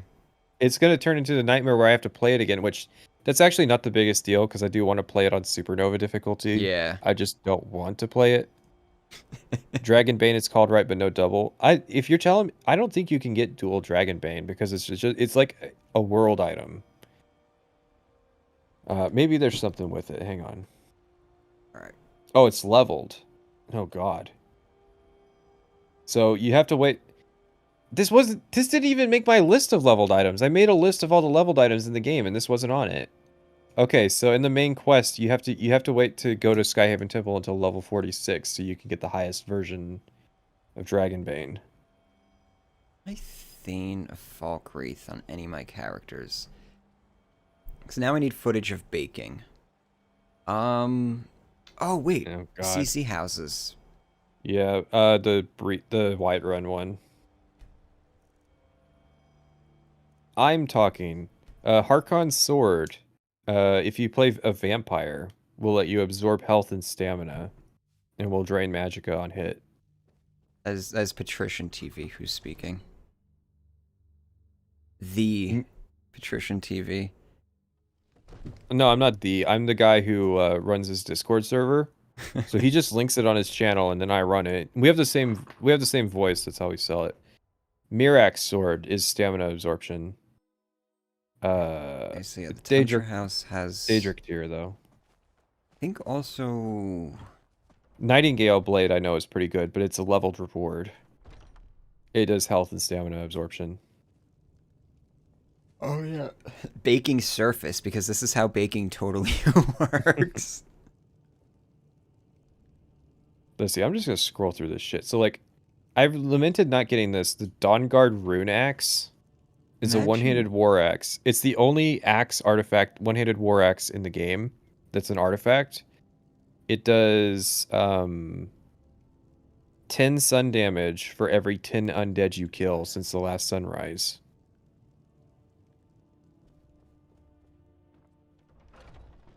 So if you're running lots of like Draugr crypts, you want to get your hands on this thing. And it does it in a radius too. It does it in a 15-foot radius. Rueful Axe. I was laughing at this thing. It is the slowest weapon in the game. It does 20 points of stamina damage as its enchant. And you have to kill Barbas. So let's see. 22 damage. It puts it at Skyforged Steel. Here we go. Infinite sprint. Usually you can't hear Pat because of his mic volume settings. Okay, so what? How are you canceling? How are you animation canceling with the one-handed sword? I literally just I just gotta get some stamina. Hold on. Then I just sprint forward, hold a forward power attack, and then just keep spamming attacks. Just light attacks while I'm holding forward. If you ever fight elves, so if you're doing Dragonborn content or you're doing a lot of Falmer dungeons, Wuthrad does 1.2 times damage to elf. It has unlimited charges, The best part too is like it doesn't even get interrupted. So if you can do it right, you can actually like fight enemies and stuff without it getting interrupted. That's trippy. Do you want to hear bows? I mean, I'm not gonna remember any of that information come time for that video in like 4 months. Maybe not 4 months, but like another 2 months or so. You're already doing the Bloodskull Blade, so I don't need to red pill you on it. Yeah. Chrysamere. Resist fire, absorb magic, slow health regen. What's the use case for that? This is another thing I like to do, which is just bully enemies with shield bash. Chrysamere falls between like Daedric Greatsword and Dragonbone Greatsword weapon damage, but like that enchant of it being defensive focus just seems kind of shit. Like the only thing that's appealing to me out of it is the absorb magic.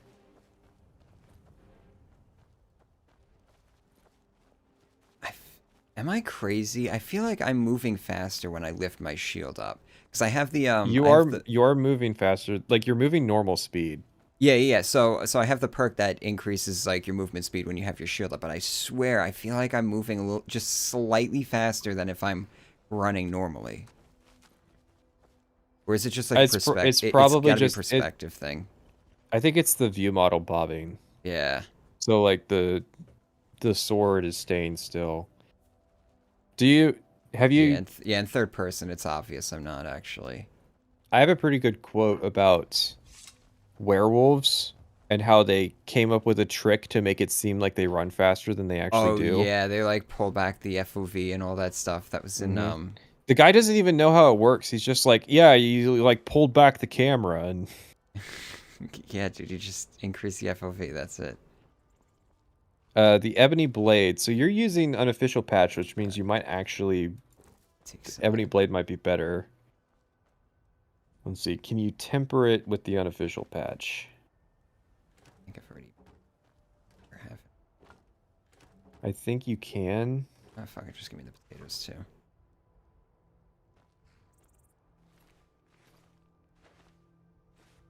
Looking for is... flour. Oh, it might not be... You might not be able to temper the Ebony Blade by design.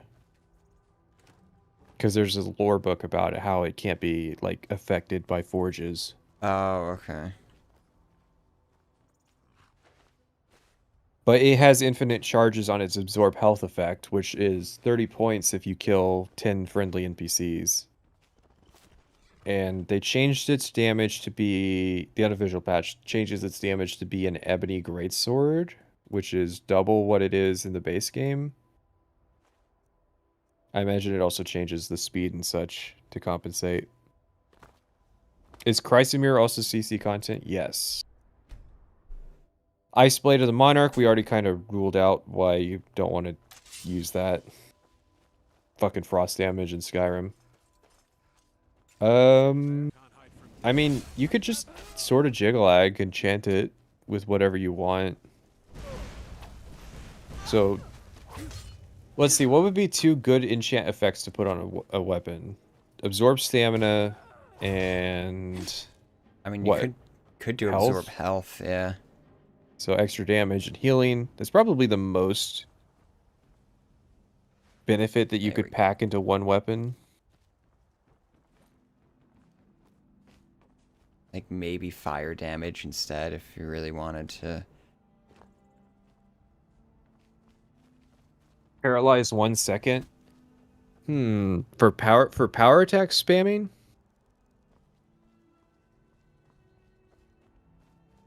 Not enough good options. I shield Umbra to you. I think Umbra's probably going to be best in slot, honestly.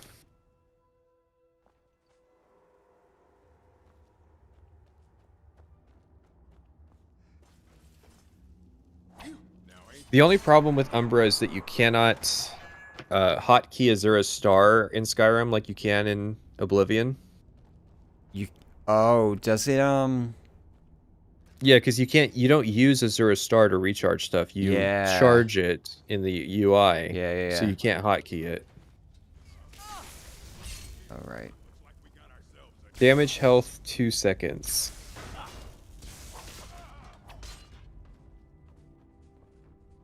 Dawnguard Runehammer. You know about this one, right? No, I don't. Bashing places a rune on a nearby surface. Rune explodes for 50 points of fire damage. It's a two-handed warhammer from the Dawnguard side of the questline. So you use the bashing to place runes that explode. I don't know how often you can do it. There's no enchant charge limit. Oh, so it doesn't even use enchantment charges or anything. No, it's got infinite charges. Use of the fire rune will level your skill in destruction magic. So using this weapon levels destruction. Okay. It doesn't use magicka. It they recommend it for grinding destruction. Obviously, they haven't played the Creation Club. It is affected by the Rune Master perk. Okay. So I'm wondering what's the range on this thing? Could I be standing like across the room and just put that fucking thing down? If you have the perk, I would imagine so. The 5 times perk? Yeah. Because that would be great for like enemy archers and shit. You just sit there. I need to write down to do the rune weapons. That sounds really powerful for that other character that I was showing off that was using It might be an excuse to load up Legendary Edition again, because that's where my Dawn Guard character was. Well, actually, I was gonna run Dawn Guard on the VR character, so. That's another character I'll have to run through Dawn Guard with. I wonder if I can just spawn it in with like console commands. Well, yeah. That's what I would wind up doing. Nerve Shatter, just a shock damage. 29 what is damage. what is it called? What is the sword? This is the Dawn Guard Rune Hammer. Okay, let's see. So it's a 2-handed warhammer. Rune hammer. It's probably 02011 BAD. 020. What did you say? 02? 011 BAD, Bravo Alpha Delta. Yeah, there we go. Dawn Guard Rune Hammer. All right, let's see what we got. Okay, so bashing places a rune on a nearby surface. The rune explodes for 50 points of fire damage when enemies come near.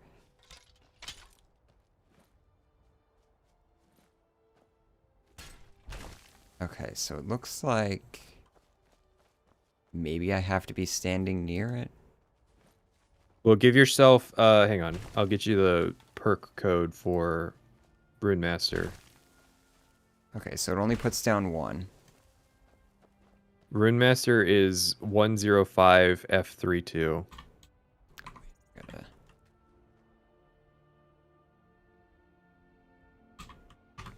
015 F32.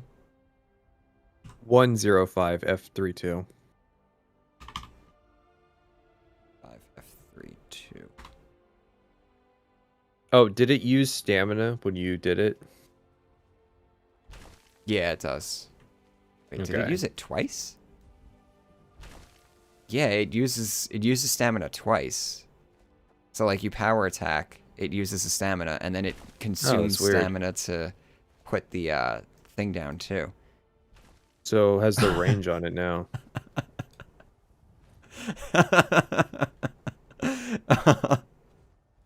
Holy shit. Oh god. Yeah. Okay. I need to get to higher ground. Because I'm just thinking of like you're fighting somebody and then you turn and like place a rune beneath somebody across the rune. Yeah, the like room. So that's pretty good. And that's fucking Dawn Guard. That's not even Creation Club. no. Have you ever used Ariel's Shield? I have it. I haven't used it though. It stores stuff, like it stores charges when you block, and when you power bash, it will release that energy. Oh wait, no, I'm sorry. I'm thinking of the ethereal shield. No, I don't Oh, have yeah. that yet. Yeah, I've always missed the Ariel's Shield is so fucking obscure. I think they might be on this page. Oh, this is Nerve fucking shatter. stupid. All right, I'm gonna. You got to include this. Yeah. Oh, okay. Hold on. Wait. How quickly can you do them? Like, do you think you can do them against enemies? Oh, it's fucking fast. So you just spam fire runes? Okay, hold on. We gotta Because like. I'm thinking like, here's what you got to do. You get Augmented Flames 1 and 2, and you get that Dragon Priest Yes. mask that does more fire damage.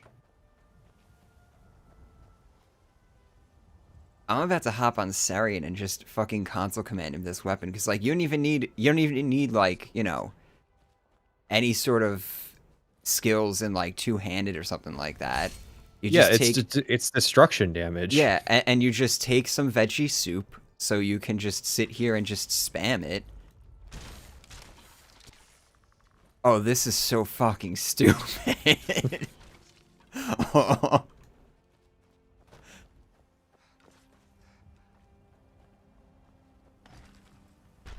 Oh, wait, I could have done this through his fucking sarcophagus, too. Shit. In Okay, Dark Souls, it- weapons with special attacks were losing durability. Yeah, that's kind of the way you have to balance this thing, because I'm thinking of like Blood Skull Blade 2 or Ariel's Shield. Oh, yeah. Yeah, you can damage those guys while they're still in the crypt. Yeah. Okay, so sometimes it doesn't... Oh, wait. Oh, no. The veggie soup thing isn't actually going to work because it requires...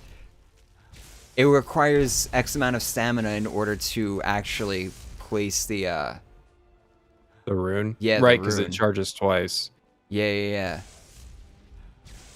So, I mean- how much...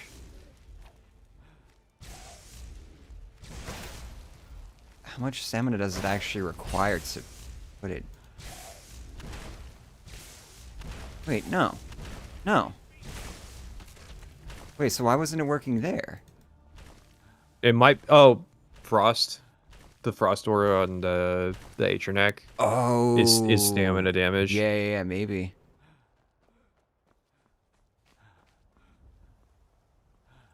Bashing right on the enemy might not cast the rune, so try to aim at their feet or the ground. Yeah. Well, I wasn't even using it. I wasn't even like bashing them or anything. I was just standing away from the back, like standing away from them doing that. Okay, I always shit on Volendrung, but it does absorb 50 points of stamina. Which, now that I think about it, That's- is kind of wow, yeah. impressive. Can I break that down? No, it's a Daedric artifact. Oh. I mean, it's just a stamina absorption thing. You can do that already. Yeah, but I Just mean, Stack your enchant fortification. if I want the enchantment on it though, because Oh. finding that, like say you want to build like a stupid meme build or something like that, and it Yeah. depends on getting that. You could go get Volendrung. There are ways to roll enchanted items, so you could just keep reloading and getting a different one each time. Oh, really? Yeah. All right, back to the artifacts page. Okay, so this feels a little bit. Sometimes it casts, sometimes it doesn't, and I'm not really sure why. So, ethereal shield. Enemies struck by the shield become ethereal for 15 seconds, making them unable to attack or be attacked. I mean, that's kind of like the... Did you ever use the ash spells? Yeah. It sounds kind of like that, like more annoying than anything. Yeah, I made the mistake of dual casting fucking ash shell on Yeah. somebody, and I was like, oh Ugh. god, I have to wait.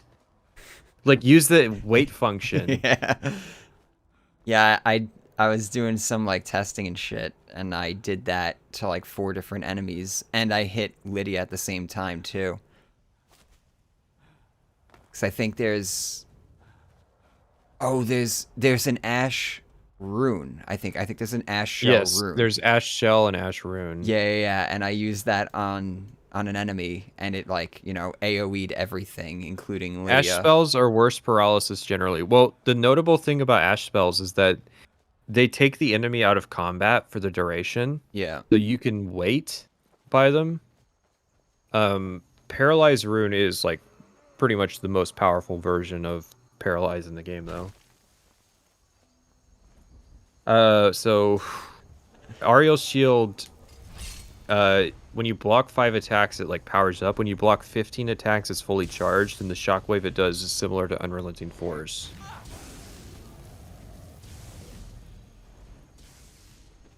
Shield of the Crusader, ward shield.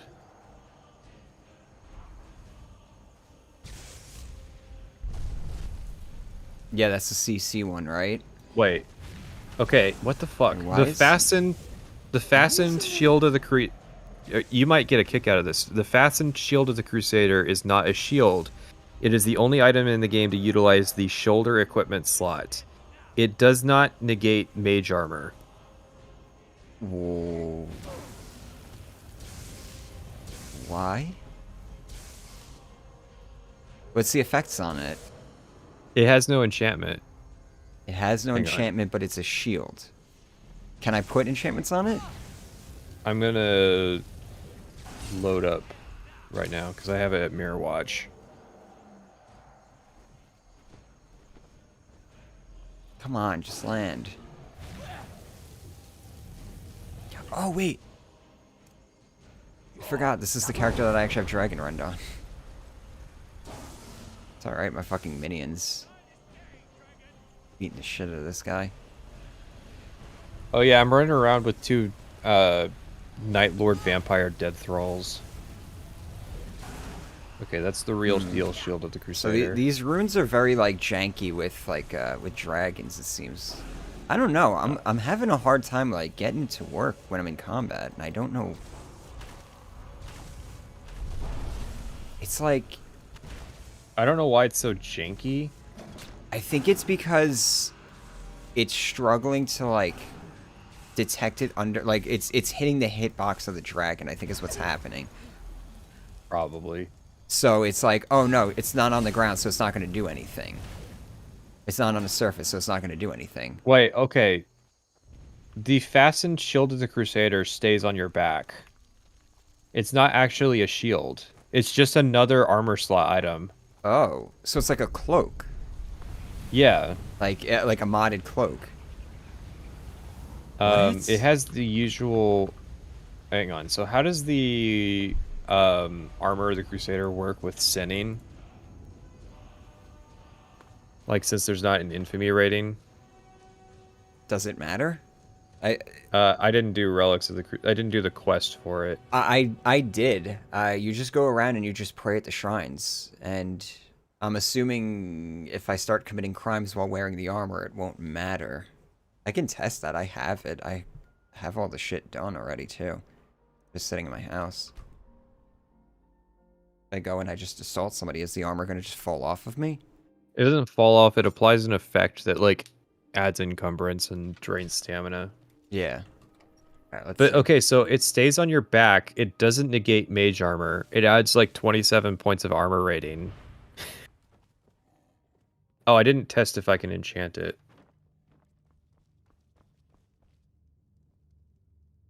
Because that's just, like, what do you... Enchants would even go on it?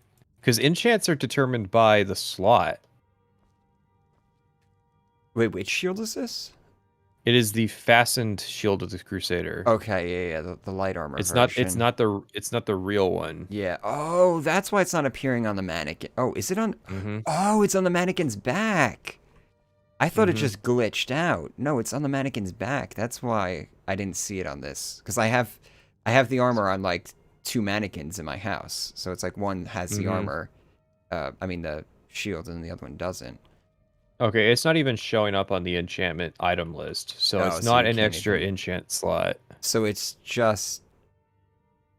Does it even apply that armor rating then? I am What's my current armor rating? I assume my armor rating is currently maxed. Take all my armor off. Yeah, it does apply it. The crimes you have made you unfit to wield the Crusader relics. What? I thought I already... Oh. What? Even if you do the quest, if you murder somebody, there's not a comprehensive list of what counts as a crime. Someone said that, like, they did a giant quest and it counted. It counted as murder? Yeah. Oh. So, this So is just like a gimmick item. Wait, is it actually equipped on me right now? Yeah, I see it. Yeah, like I see it, but it told me that it's not supposed to be... It's equipped, but it's saying that it... Oh, right, because it just applies the encumbrance effect, right?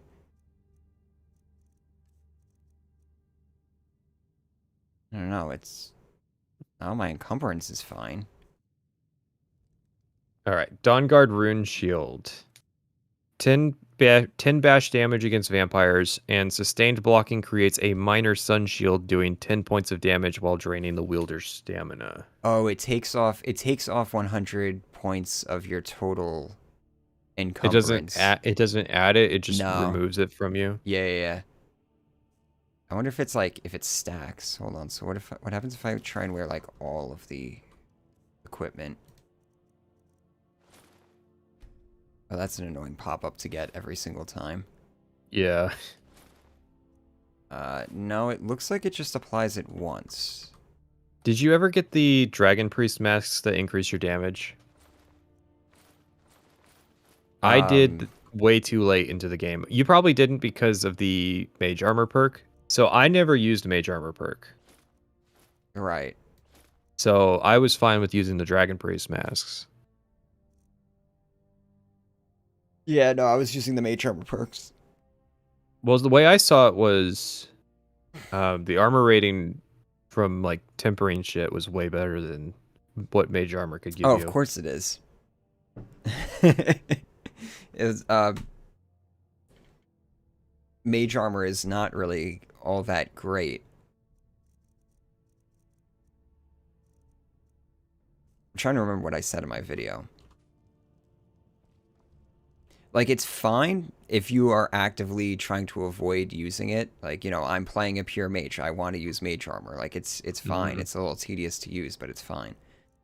But I just don't really like reapplying it. Yeah, I know. It's such a pain in the ass to fucking reapply it. But if, like, you don't want to actually use armor and shit like that. Carry capacity is the reason to do Mage Armor, I guess. I mean, I didn't carry weapons around. Yeah, like, I never really had that. And plus, I have followers. Like, yeah, Jizargo and I have teleporting pets. Yeah. Oh, that's the other thing that I want to do. Right. Okay. So now I'm remembering a lot of the shit that I want to do. Oh yeah, I got the ethereal shield here. I might as well grab it and get some. I mean, the thing is, with Dragonborn, you can just respec if you hate Mage Armor, anyways. Yeah. But the way I see it is, those Dragon Priest masks give you plus 25% elemental spell damage, which is pretty fucking valuable if you hate chugging potions. So, what difficulty did you play on? For which character? The mage? Yeah. Mostly played on expert. I bumped up to your video master makes so much more fucking sense now. My rule was if it was do 5% more damage for 60 seconds. If it got easy, I would turn up the difficulty, and like mage would just lag behind the other two play styles. It was so tedious. And I really wish I'd been using those elemental spells and like really abusing them, because they just changed everything once I started using them, but that was after I finished writing. Will people believe me when I say that I was my rough draft was finished before his video came out, like months prior? Oh yeah. So I'm just going through the bakery shit right now, and it's just like, why would you even bother with any of this? Yeah, it was kind of just flavor for Hearthfire. Hearthfire, yeah. I guess if you were playing with survival mode on. Yeah, I think. Oh god, that's another thing that I have to do. Yeah, I've been playing more of my character Maik the Woke, which is my survival on hand-to-hand character.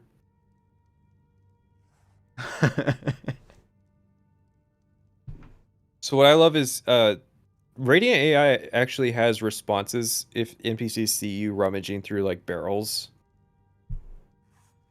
Oh, really? Yeah, they'll like talk about how you're poor and desperate. Unique armor. I guess I could go through the armor artifacts. Cuirass of the Crusader. Armor bonus, 10% armor bonus, 10% reduced damage from undead while wearing a matched set. Oh. Oh, yeah. Increase your health by 10 points. Restoration spells cost 8% less to cast. So I want to do a little. What did it do in Oblivion? Ethereal shield. No, I want to see. probably has respawn. Fortify health, fortify restoration, resist normal weapons. Resist normal weapons would be so much better. Ebony mail, huh? Lord's mail, huh?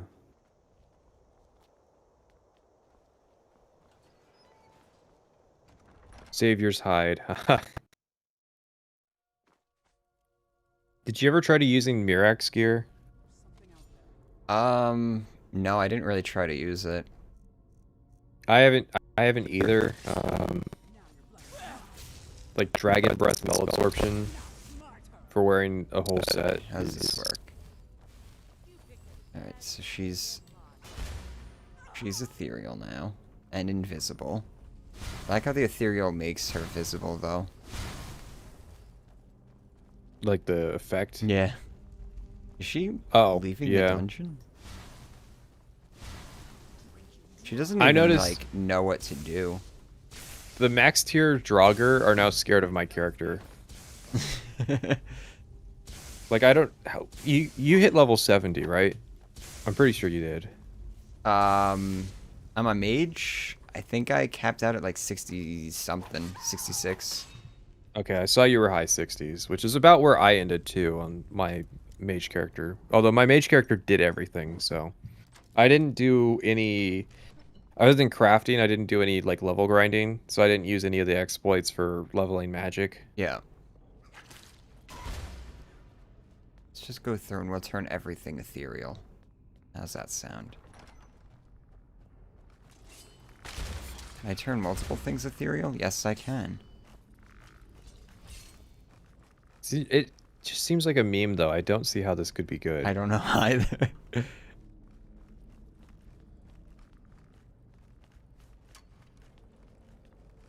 All right.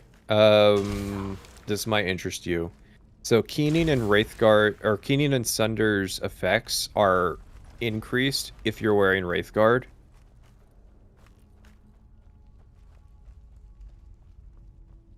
Keening has an effect? Yeah, it has an enchantment. What's the enchantment on it? I don't remember. Drain Magicka, 10 points. Absorb health and stamina, 10 points. So with Wraithguard, if you have Keening equipped, it will increase your health and stamina by 20 and your Magicka by 50. And increase...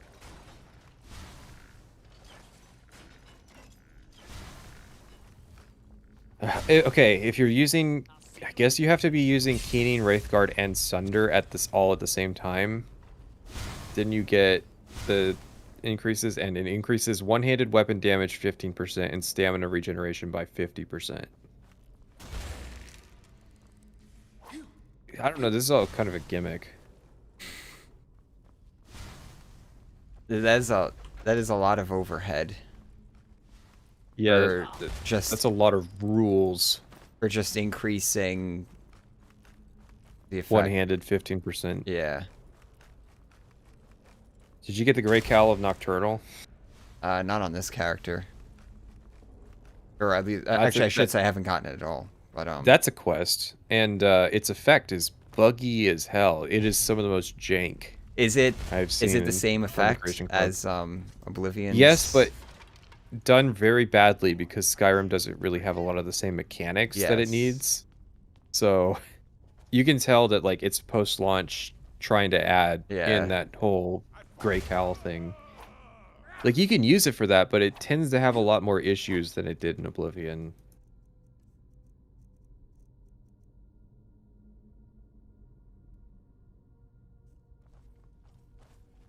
I don't know what I'd even... See, I'm doing like a bunch of testing with these things, and I don't even know when I'm going to use them in the script. You can talk about like the ethereal items and Dawnguard. Yeah, you can talk about the quest there. Yeah, that's probably... A lot of the like weird... Honestly, a lot of the weird items are in Dawnguard. Yeah, they are. But it's definitely a worthwhile quest to talk about just for the novelty of a... The DLC actually adds like new shit to the overworld. Yeah, it's much more intrusive than Knights of the Nine and Tribunal for the regular world. All right. not as many impressive armor artifacts. That's interesting. So What's- if he goes invisible, the ethereal effect, like, disappears. But then if you hit him again... Yeah, but if I hit him again, it would, Alright, clothing artifacts. Amulet of Articulation, Necromancer Amulet. Necromancer's Amulet is... I don't know. It has that classic problem of... It's fortifying your conjuration by making it cheaper instead of more effective. Like, if it did what the Bloodworm Helm from the Creation Club does and, like, increased your effectiveness against undead by 25%, it would be so good. get into the fire there, buddy. Ethereal Crown retains the last standing stone. You kind of dissed that in your video. No, I didn't diss it. I just said I wasn't going to use it. Even for, like, stacking Apprentice and Atronek, it's pretty good. Yeah, I don't think that works with the unofficial patch, though. No, that's its intended effect. Oh. Is to let you have 2 standing stones. Yeah. But, like, you can use it to stack your summons, right? So that you just keep, Well, yeah, you can use it to... Anything that gives you a power... like the tower or the ritual, yeah. you can re-equip it and it will reset the cooldown, so you don't have to wait the 24 hours. But you have to, that has to be the second effect, right? The second standing stone that's applied. So, like, And it might not... You have your primary one, and then the second one would be the, necromancer. The ritual. Yeah. Yeah. The ritual. But I mean, you can still use it for innocuous stuff. Like I said, if you want the Atronek and the Apprentice, or you want to use the Mage for faster leveling, or the Lady for health stamina regen. Yeah, see, it's like... There's a lot it can provide besides just, like, the exploits. 'Cause, Yeah. I mean, you could do that with the Shadow Stone and get infinite invisibility casts. You know what? Fuck. I probably should have done that with this character, because enchantments on helmets kind of suck for melee characters. So, like, this one, I have bows do 50% more damage and lockpicking is 50% easier. So this was the rest of them were, like, Magicka related. So it's like losing the helmet for the crown would be a fair trade-off, especially since I could just, you know, I'm already past the fucking armor rating anyway, so I don't need the helmet for the armor. It's a shame that it's patched. This is going to be in my video.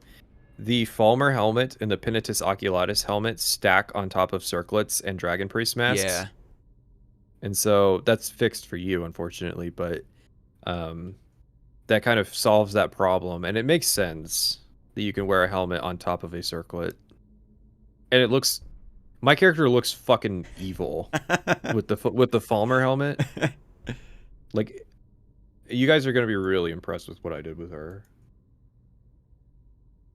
Lockpicking enchantment does anything? I think it's you can feel it. It's noticeable. Like, I have 4 perk points. When you have fucking master locks that you have to deal with until you get, like, the skeleton key, it's really noticeable. Okay, Mentor's Ring. All spells cost 10% less magicka to cast. That's the most useful non-enchanted ring, maybe. Oh, I forgot backwards power attacks. I have that unlocked now. Ordinator has a perk that increases armor rating by 20% if wearing the 4 slots other than helmet. What was I gonna use these fucking points for? I don't even remember. Ring of Hearsay. Ugh. Oh, I need training for block. Oh, right. Ring. I can't get any more training. I'm at level 90. So now I have to just... I have to get the Ring of Namira on the survival character. Because it gives you... I think on survival mode it'll give you health regen. Because you don't get it normally on survival. Oh yeah, I was going to talk about fucking Supernova difficulty for Outer Worlds. God. It's like Fallout 4's survival mode. Oh. If it was designed to be part of the game from the beginning. So it's better. I wouldn't say it's good though. Well, didn't So like for instance, Fallout 4 survival mode, didn't that launch with the game though? no, it was added as DLC. Oh, was it? Yeah. So like Joseph Anderson talks about it in his second video, and he's like, "Yeah, this doesn't solve anything. It actually makes the game worse." So something that's interesting about Supernova difficulty, there's perks in the Outer Worlds that increase your stats if you don't recruit any companions. Yeah. And Supernova difficulty makes it so that your companions can get perma-killed. Which I think is just like, That's awful. with how fast that they were going down with upgraded equipment on normal difficulty, I figured it wasn't even worth bothering with them. Yeah. On Supernova. But they added perks to let you make that decision, which is why it works so much better than Fallout 4's version, which just adds a bunch of fucking rules and nothing to offset it.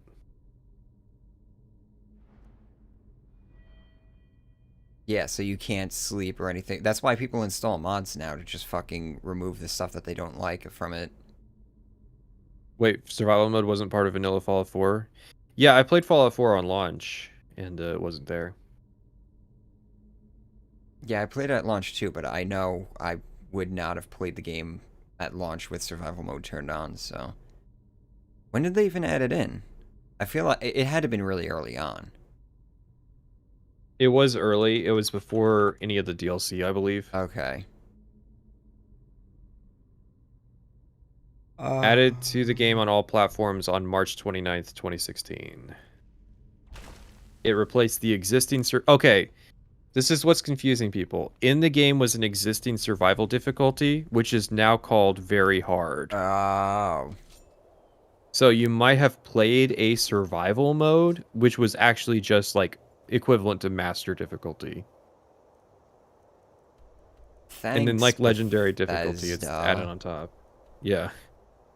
Why would they break their naming conventions to name the last level, the difficulty level, survival instead of just master? Or very hard. That's how it works in their Fallout games. Okay, so I got the footage for baking.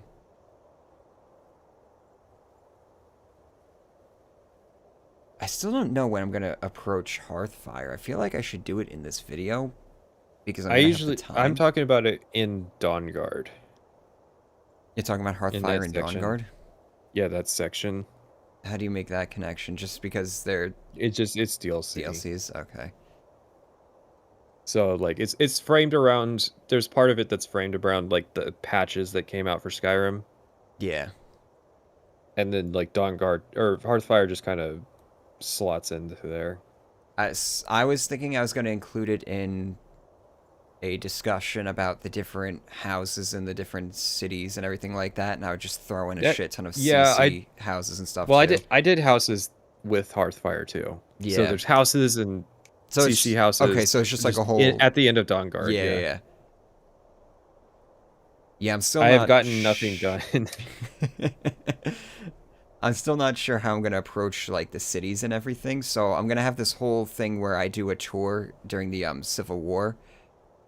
This is basically how I open up the Civil War. I think is I'm gonna go around just explaining like all the different jarls and the politics and all the factions and shit that are going on with them. And I don't know if I should do a tour of the cities while I'm doing that. You still have the hammer, right? Yes, I do. Equip the Warlock's ring. Okay. You'll have to help it. I don't know what the code is. Because it's a creation club. Let's see. Oh, right. Because it's going to have a different thing. Because I'm curious, the way Warlock's ring works is, it says while blocking, create a ward that protects against spells 25 points, health regenerates 30% faster, you move 5% faster. Does that count when you're doing the block bashing with the rune hammer?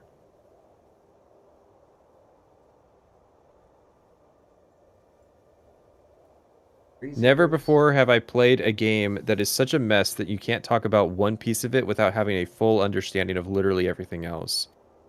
That's that Elder Scrolls grind set of these games are such tangled messes and webs of interconnectivity that Just there. It is an art form to create an outline that makes a cohesive, like, framing structure for all of the content.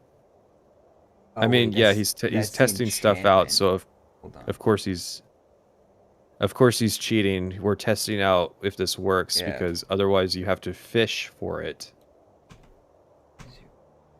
E2A. There's an enchantment for it as well. Warlock's Ring. Okay, right? Okay, there we go. What the fuck's the enchantment then? Does it just give me... Can I just see... Can I, console command Just that? add item enchantments to you. Okay, so while blocking, creates a ward that protects against spells for up to 25 points. Health regenerates 30% faster, and you move 5% faster. Okay, let's get off this mountain. I don't really want to run off this mountain or something like that. It's a shame you can't, like, equip multiple rings. I definitely feel that 5% extra movement speed. It should So, be. Is it 5% constant? Yeah. I thought it was just with the block. Okay, so Oh, it makes you faster. It's worth it right there. Wait. Oh god. Does it not break? Does it have like an infinite value or something? Because he can't hit me right now. It protects against spells of 25 points. What's a normal ward spell? Okay. I'm pretty sure that's low for a ward spell. Yeah, that's a low ward spell. Why isn't it getting overloaded then? Is my question. Maybe it is handling it differently based on like. Because like a ward spell is kind of tied to magicka, I believe. Yeah. Okay, this ward should be weaker than a lesser ward. 25 a second then. Okay, this is a pretty funny combination. I want to see a video of you just playing a character who is going around doing this, rune blasting people with this hammer. No, you don't even like. You make a big point about how you've never swung it. Yeah. Because then all you have to do is just level up stamina. Oh, this is fucking stupid, dude. Well, you don't even need to level up stamina because you just use like veggie soup, so you can just keep fucking shield bashing. I still feel like it flows smoother the more stamina you have. Master Necromancer's cold spell is 25-point version, by the way. So he had like the perfect spell to just get fucking bodied by that. Okay, so this is like the maximum speed I can do this at. That's pretty fast. Yeah, assuming that each one of those is a 50-point explosion. See, the problem, the difficulty is getting the targeting right, because if there's like an actual living entity, it's gonna hit the entity's like hitbox sometimes, and then it's not gonna fire off. So like you really got to get your You got to get it near him. Yeah, you gotta get your aim skills down. I wanna give this to Sarian. That's what I want to do, because he has all those fucking like he's a fire mage, right? So this should be. I mean, I could give you the perks. Yeah, but he also has like equipment and shit like that too. Oh, I can get you the helmet too. Hold on, wait. Where's my character? Oh wait, it's T. Bring up my characters. Oh, my last save is actually where I was doing all the testing for the destruction section. Dragons have a hitbox bigger than the activation radius. Don't bother trying to place runes under dragons. Yeah, that's okay, so that was the problem that I was running into.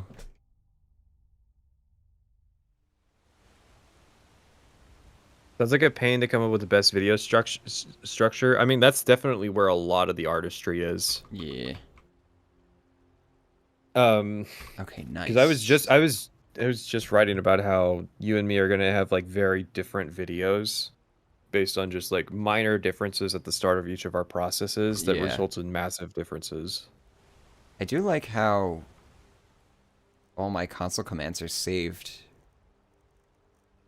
Yeah, so you can just... Where is my follower?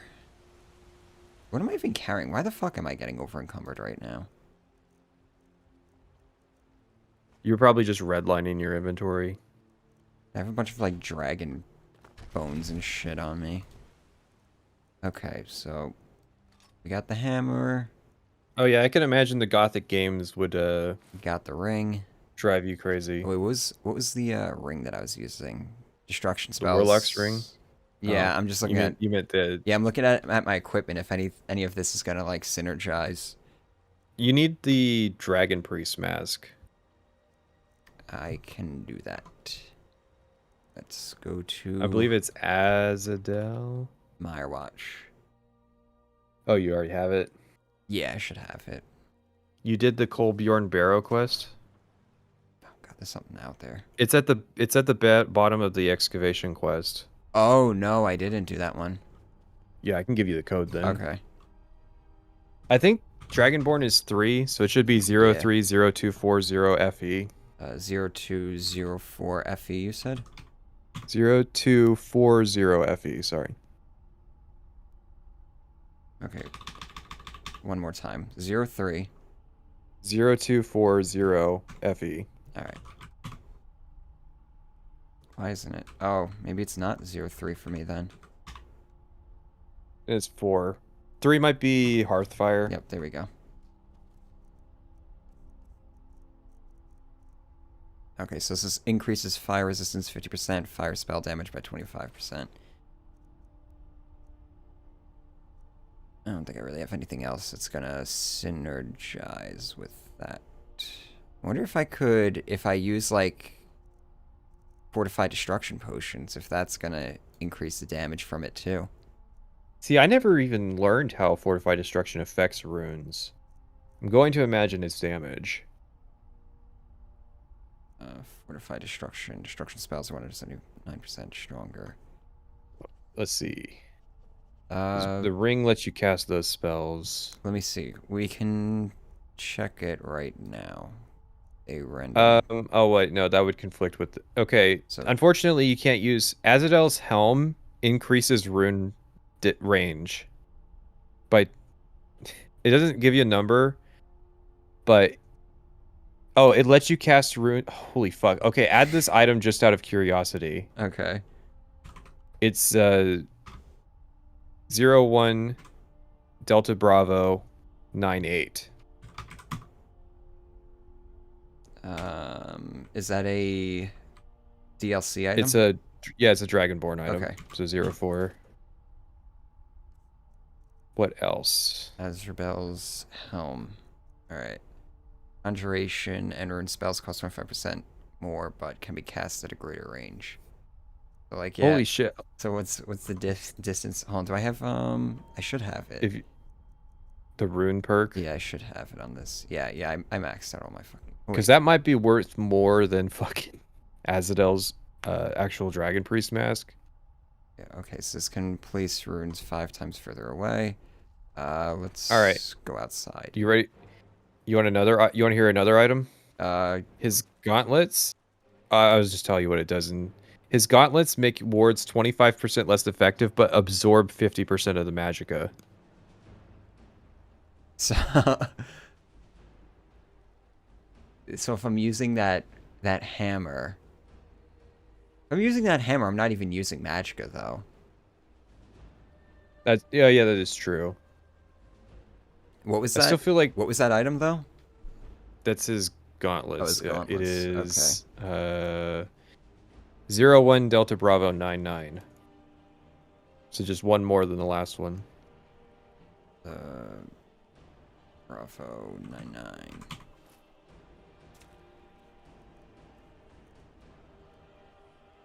These are the ones that you get from the excavation thing, right?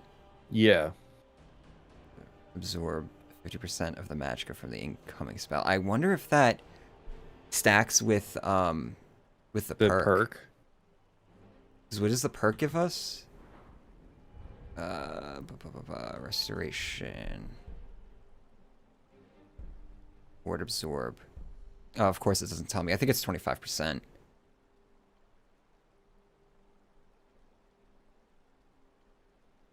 Actually, it might not even be Fucking 25%.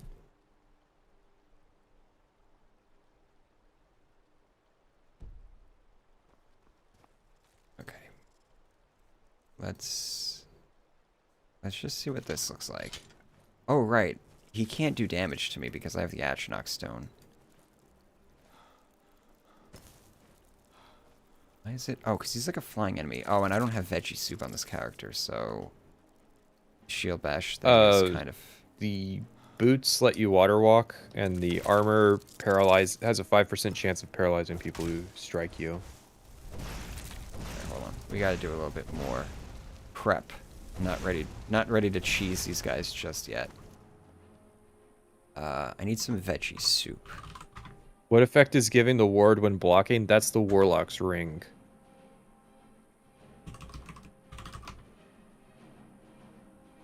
How did you handle the discussion about the relationship between combat and leveling in Oblivion? I basically started off by... I broke down leveling first thing, because it's, like, the most important thing. And then... I mean, all you really have to explain is endurance. So the Warlock's Ring adds a ward on top of the Spellbreaker's ward. It might... Stacking Spellbreaker and Warlock's Ring for even more. But the thing... It seemed pretty good.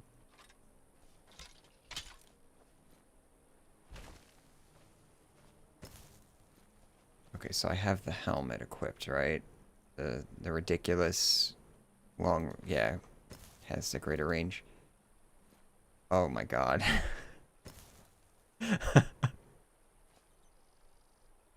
Okay, let's see. How far away can I actually cast that shit? I can't even tell. Fuck that. The Warlock... I'm finding an issue with the Warlock Ring is that the effect is making the icon? Yeah, I can't see, like, what I'm gonna do, actually, is drop my FOV by, like, a crap ton. And see if, like, I can... He said zoom mode. Zoom. I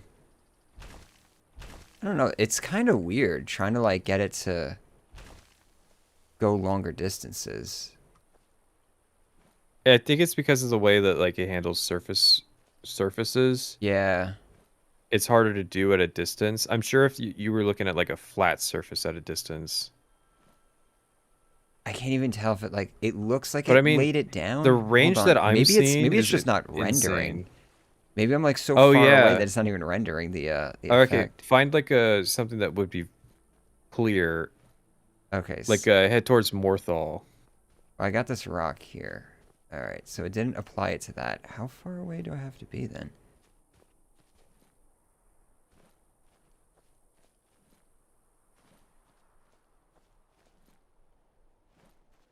Okay, is that the... That might be the limit. There's a fucking view distance limit. That's how far we've gotten it. So what's weird is... So... Oh, wait. Oh, right, because this isn't a fucking rune spell, so it's not going to show the... It's not actually going to render the distance. Like, because I'm looking at... So, here's what's throwing me off, right? When I put it down... Now, like... No. What? Okay, put it down. What? Okay, I'm taking my crazy pills now.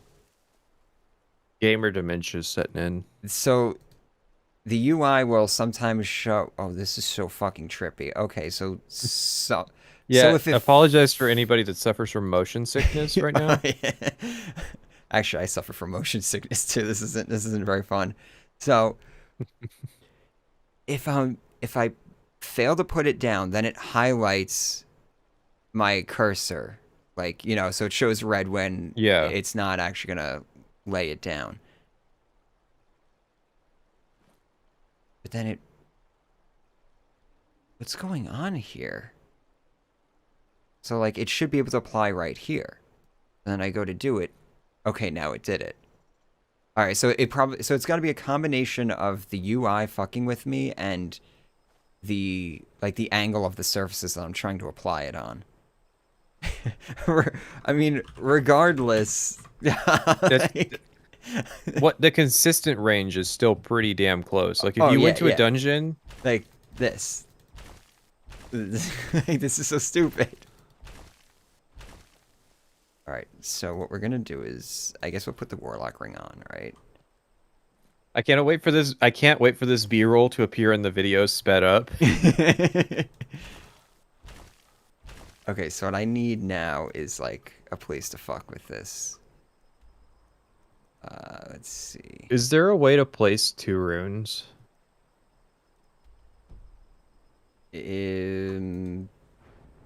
There's a perk for it, right? I don't think so. No. All right. So, I feel, is there What a else way? can we I do? feel like there is a way though. do you have the illusion perks that make the intense flames perk more effective? Yeah, I do. Okay, so we're doing that. Okay, let's go find a dungeon. It's a good dungeon for this. I still feel like this is pretty meme worthy because if you put on a fortified destruction potion, Yeah, so that's what I'm wondering right now is like, what's the fortified destruction potion gonna do? Is yeah, it- I need to look it up because I never bothered learning what it does to runes. I can actually test it right now. So destruction, go into fire runes. It's 75 points. That was 92 earlier. What did I unequip? Azadol's. Oh yeah, Isn't the yeah. illusion intense flames combo patched by unofficial patch? Alright, so I want to use Acidols, which that brings this up. So we don't actually need that range. That range is just for when you're fighting something outside. The range thing is funny. Alright, so the fire rune. Alright, so fire rune is naturally 93 points of damage. If I take fortify. Where are you at? Fortify destruction. 179% stronger. Now it is 261 points for fire rune. So the question is if that's going to apply to the hammer now. I imagine it will. Yeah, this is where you're gonna have to get health on like enemies. So like if they have 100 health and they're not like a dark elf, it should one-shot them.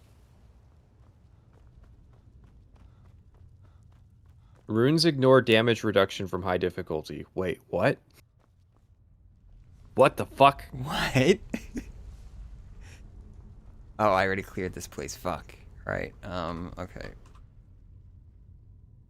Let's go to Whiterun then.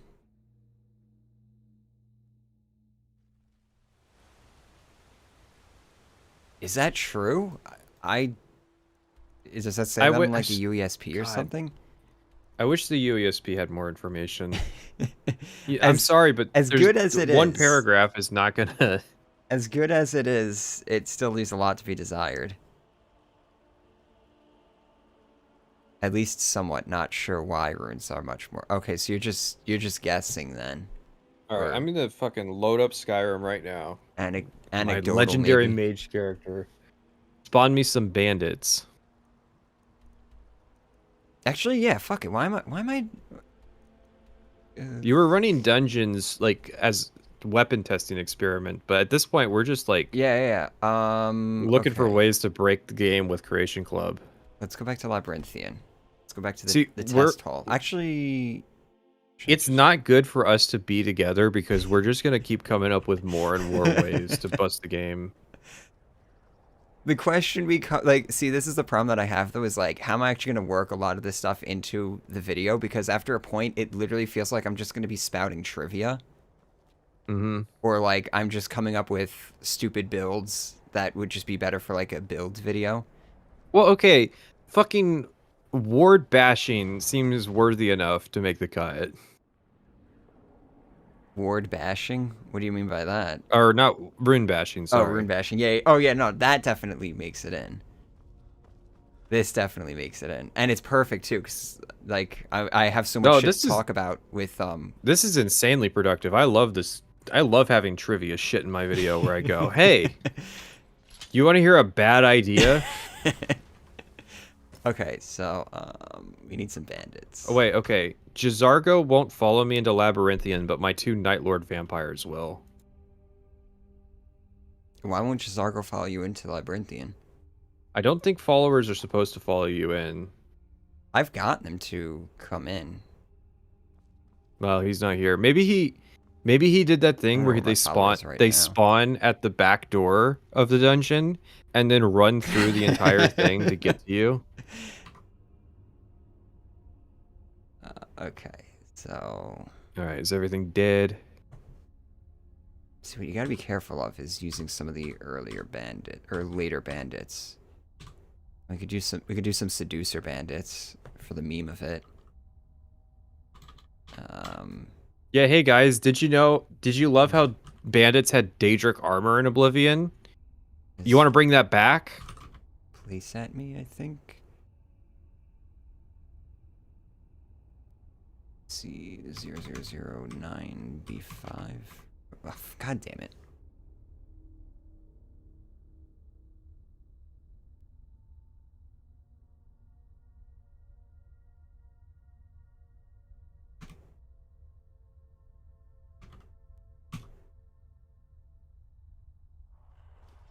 Yes. All right. Yeah. Yeah. This is literally just a bandit. Oh fuck! They immediately killed me. I probably should have saved before I did that. Ah, that's fine. Like a 20-second walk back in here.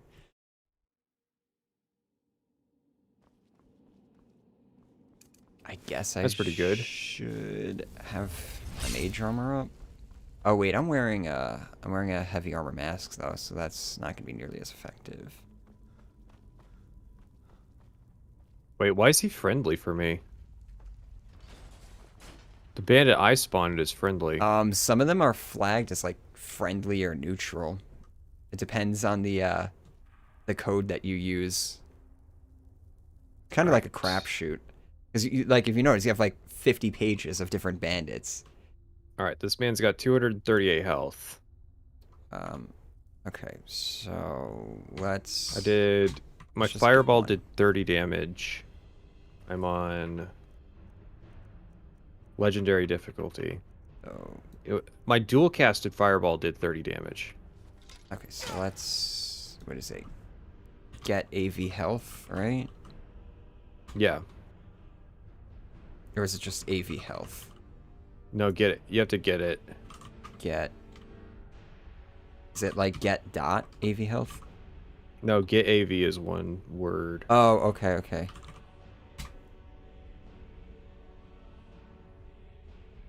Where's that outputted to?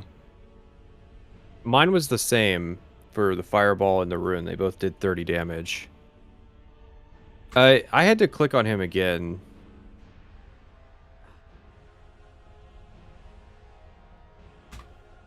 It's not like returning me anything. Yeah, I had to like click on him. There was like a did Skyrim crash? Skyrim crashed. Oh, there we go. Okay. Maybe I was. Oh, I must have been clicking on the thing behind her. Okay. You said you were selecting particle effects. Yeah. You forgot the dot. I mean, the dot was like a point of damage. Okay, so that's 464. But no, the fire rune and the fireball did the same amount of damage for me on legendary. 464. Now it's at 385. Oh. Oh crap! I need my veggie soup. I probably should just turn down the difficulty, right? These guys are just gonna like kind of. Yeah. Fuck me up. Adept is 1-to-1. Yeah. Oops. Oops. Okay. Oh. We'll go down to adept. Just take some veggie soup real fast.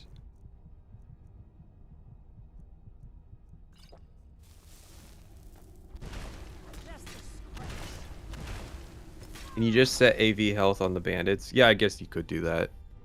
But I mean, you want to know the damage that's being done, not necessarily. Okay, so now drop one of these in, and we'll take a potion to fortify my destruction.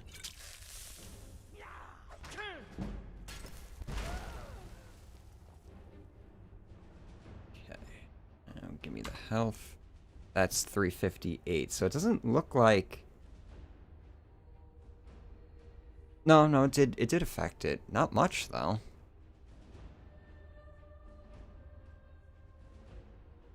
I don't know, I don't trust that, Oh, Jesus Christ, you fucking two-shot me.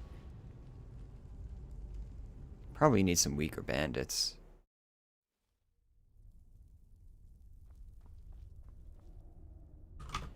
I mean, just disarm them.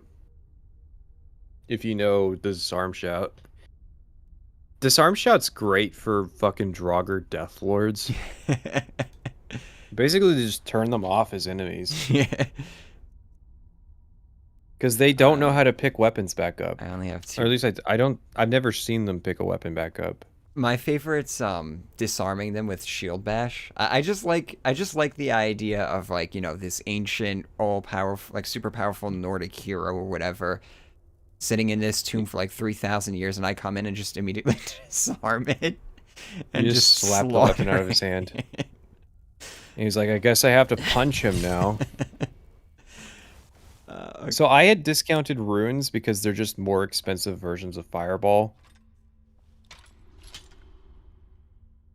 See, because a lot of people were telling me, they're like, well, they're really good for hitting like enemy archers and stuff like that. Or or dropping summons on enemy archers. That was another thing. Because I said like the distance summon spell isn't really all that useful. It's kind of a meme. We're like, well, you could just drop a summons on like an enemy archer and just, you know, nullify them. And it's like, or I could, I'm a ranged enemy, I'm a ranged DPS mage. I could literally just sit there and, you know, throw some fireballs at them. Could just shoot them. Yeah. That was always the classic thing: is you could silence them. You could also cast a spell at them. Yeah. Okay, so what am I doing? Dropping another.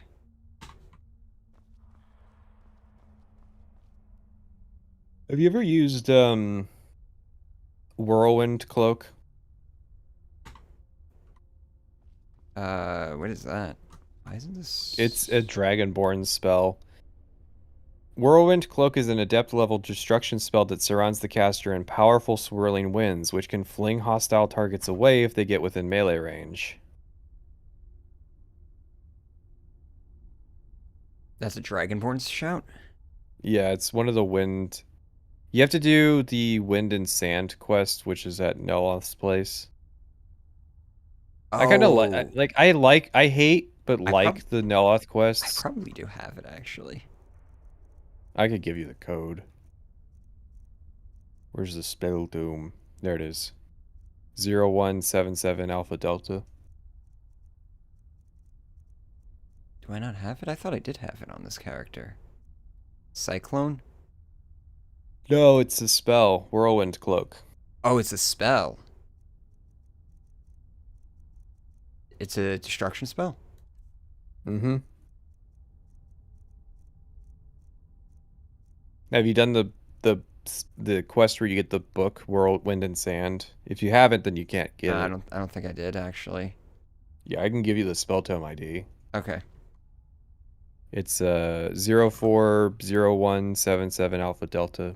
01077 Alpha Delta.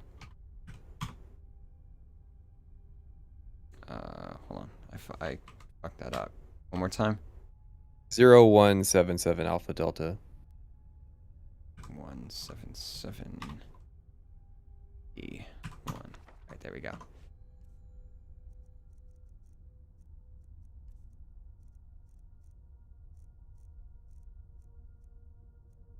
So many fucking notes. Alright, there we go. So many notes I cannot drop. You still have the quest. Please. I didn't ask for this. Okay, for 60 seconds, opponents in melee range have a chance of being flung away. Now, I'm sure if I dual cast it and I have, like, you know, the freaking spell effects or the... Hold on, hold on. Let's see. Let me just load up Skyrim real quick here. I just had a thought about this here, Whirlwind. 132 Cloak spell. seconds. If it's a cloak spell, then it's affected by its fortified destruction affects its range, not its damage. Oh. Yeah, you see what I mean now. I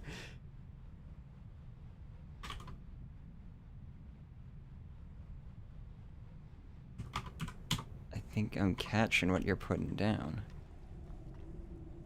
Why is nothing spawning for me now?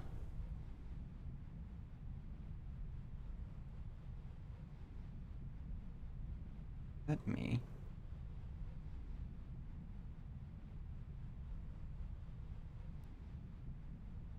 1A7651. I need a big outdoor dungeon.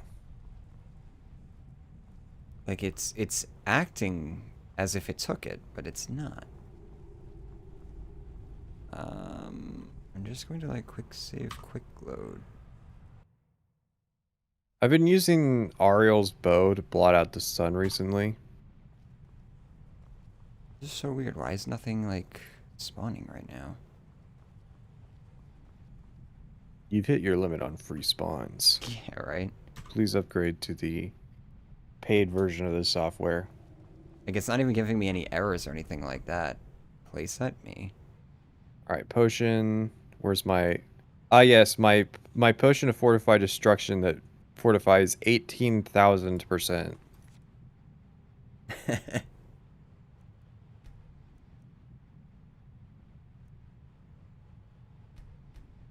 Let's see. Well, I'm seeing everything's health disappear.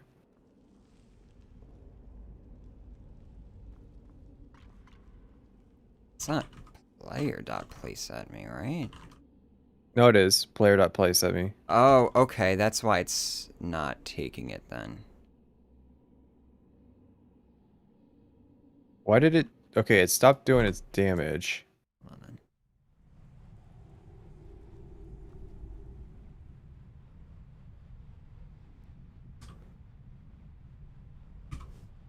Alright, so the flinging effect doesn't seem to increase.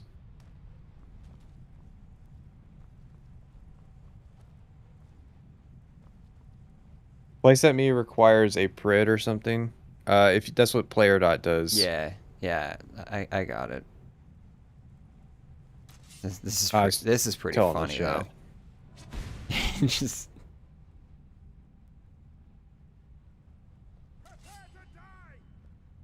Okay, well, the fortified destruction thing isn't as good because I just cast lightning cloak with the same potion and killed everything within a mile. yep.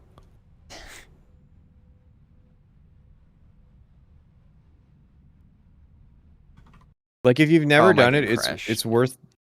It did not like me spawning 50 enemies at once. If you've never done it, fortified destruction stacking with lightning cloak, killing everything all at once, you see all of the health bars for everything, every possible enemy within a flash on the screen and instant die. Like I saw dread zombies die. Apparently I was about to get attacked by fucking zombies and they just went down instantly, which is impressive. Those things have way too much health. So I could just like walk through the fucking How area. powerful is that potion? 18,000%. Alright.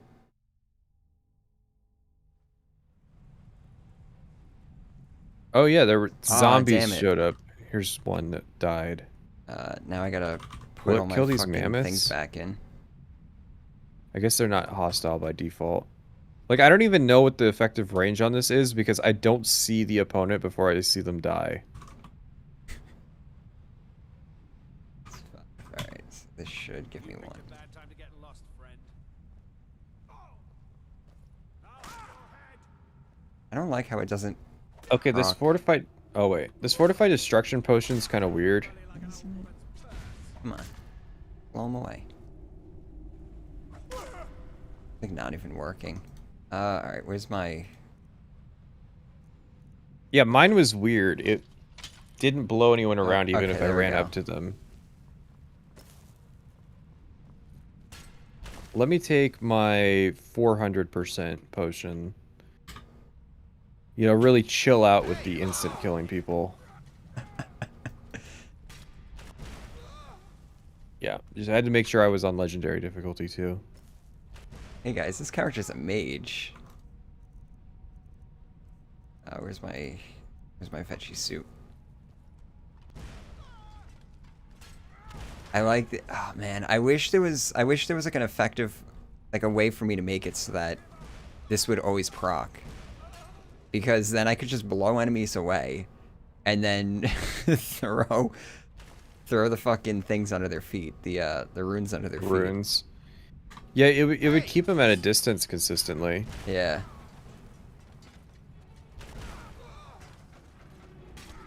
Wait. Is this increasing the splash radius of this? So I have a fortify effect up. I have a fortify destruction effect up, right? Mm-hmm. I'm putting runes down, but it looks like the runes are like they have a wider effect radius. I'm gonna try it out. Does fortify effect? Does the fortify effect increase their range? So, because I know it, like I just tested it. It affects their damage. Hold on. What I'm gonna do is like wait a day so that it wears off.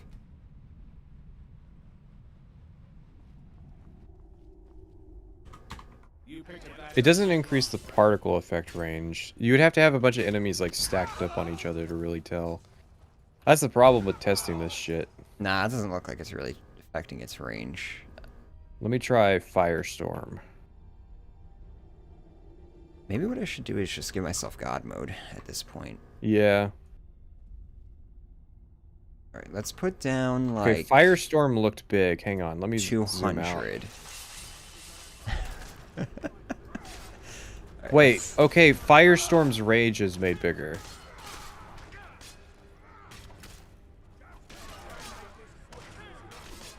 Okay, so that guy's out of the normal range.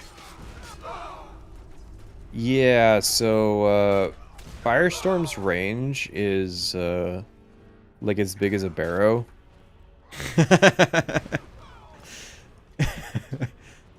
What the fuck is going on? Their AI is they're having a rough time now.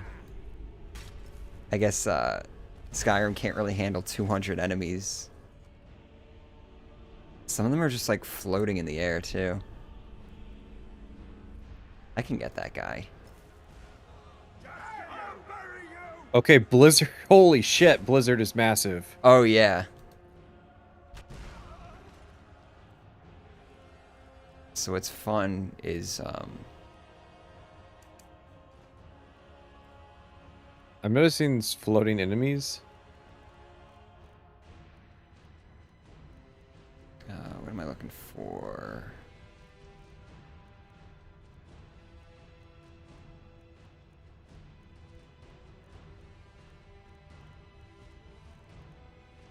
It's not Blizzard, it's Frost something, right? Ice Storm, there we go. How does... Okay, it just ups the damage. I was casting Unbound Flames. I'm gonna crash my game so fucking hard right now.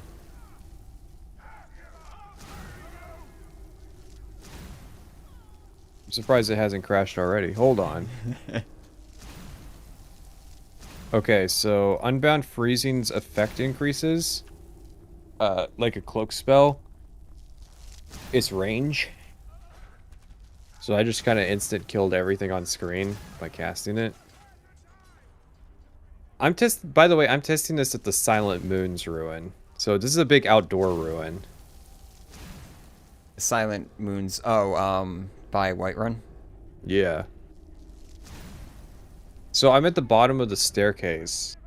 and like 50 feet away from it, and the guys at the top of it just died. Yeah, so 18,000% destruction. Would recommend. You just gotta not use the unofficial patch. So what I want to do...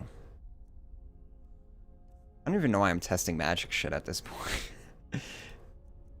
So I pretty much... I proved... It's tied into the rune bashing. Yeah, so I think I proved the viability of the rune bashing meta being pretty viable. Like, considering I was, you know, dropping... Damn it, I didn't mean to do that. There is a mod to unpatch the alchemy loop.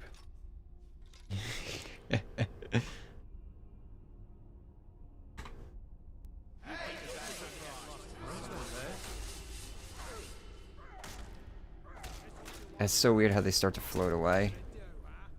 I mean, there are mods that remove some of the more egregious things that the unofficial patch changes.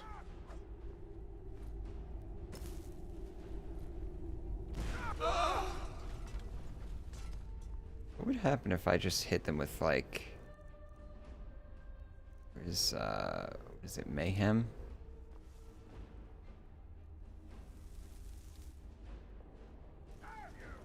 What's that? Oh, that was loud as shit. How about this? You start running so I can stab you in the back.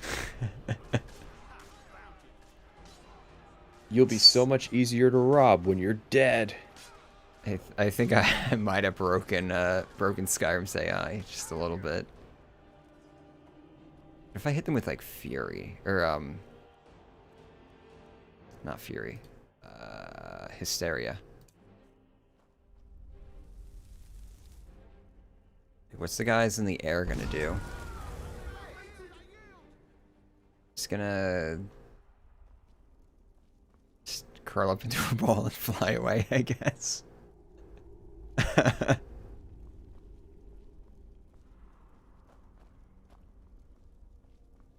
Oh, okay. What else did I have to test? That was just a bonus round. I mean, I think we came up with a pretty busted build.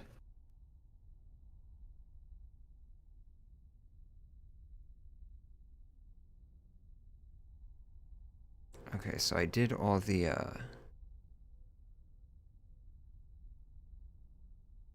did all the shit that I need to do for, like, cooking and everything like that. It really wasn't much. Now I remember why I didn't record any footage of it earlier. Yeah, there's not much going on. Yeah, aside from the veggie soup thing. Like, baking has, like, nothing in it. Hearth fire stuff. I'll record that off camera. I'm still not sure I'm gonna even approach that. Let me switch back to an actual melee character. Does the unofficial patch actually make changes that are beyond bug fixing? Yes. Oh, yeah. Oh, yeah. I'm done with... I think I'm done with the two-handed stuff. Yeah, I can't think of anything else that you really would, that would really be funny.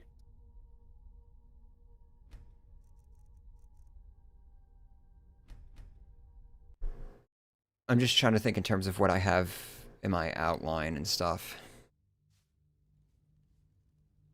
There's Fallout 4. I need to look at Fallout 4's combat. Oh, Jesus. Do you have...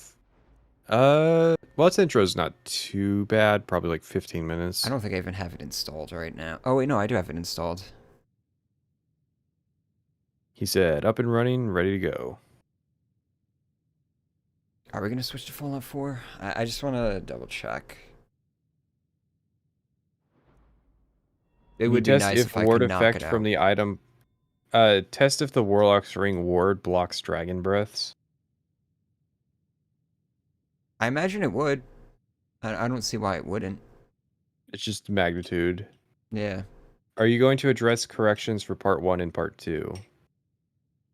If there's a correction in there that's worth working in, like I'll be able to address the whole that there are actually ferries in Skyrim, but they are only added by Dawnguard and they go to very limited places. But they technically exist, so They don't go to Winterhold. yeah. That's the shitty part.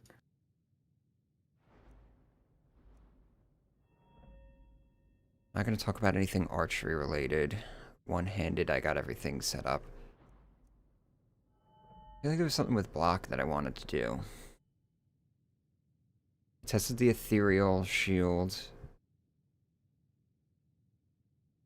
Arch of the Brooded. It's not really anything worth. That's just like It does a bleed. bleed. Yeah, we already showed that bleed doesn't really matter all that much. Time slows during enemy power attacks. Sprinting with shield. Raise knocks down targets. That's something that I want to mess Disarming around with bash. that, but so this character, I'm not even done playing on this character yet. I still have to finish Dawnguard and shit, so I'll take care of that later when I'm done with Dawnguard. I guess I'm gonna switch over to Fallout 4. Do you know the name of the mod that removes the more egregious changes made by the unofficial patch? Ask Zarek. Fucking. What was? Somebody in my Discord linked it in the research channel. There you go. You have to go back a few weeks, but it should be there. Alright, let's see. Fallout 4. Do I actually have you installed, or did I uninstall you? Nope, it's still here. There was one, but it was purged from the Nexus for Skyrim Special Edition. Yeah, I know Arthmore demanded that one of them get removed. Really?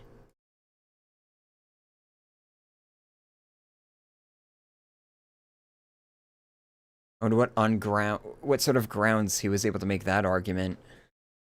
I'm a big popular modder, so you got to do what I say. Yeah, I think you pulled the old Michael Kirkbride. If I remove my mod, then you guys are fucked kind of argument. I should have called his bluff on that. Oh god, my fucking brain. What's going on? There is a purists patch for Skyrim. Why is my main menu so fucking laggy in Fallout 4? I gotta switch my input methods and shit.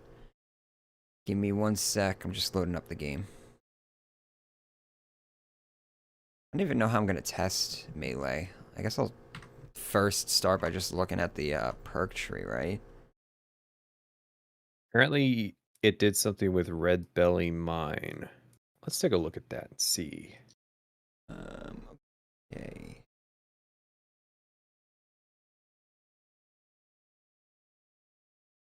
Oh, right. The unofficial patch changes Red Belly Mine from an ebony mine to an iron.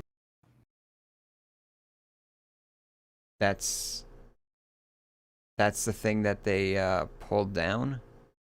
No, this is one of the reasons why people don't like unofficial patch. Oh, yeah. Okay, so I don't have sound, though. I mean, you guys aren't really missing out on much with the sounds of...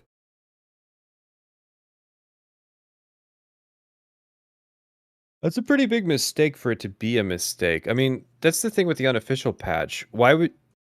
There's two ways you can fix that. You can either... The reason they think it's an iron mine is that there's like a book that refers to it, and the guy buys iron ore, and that's pretty much it. So you could fix that to be ebony, or you can change the ebony nodes to be iron.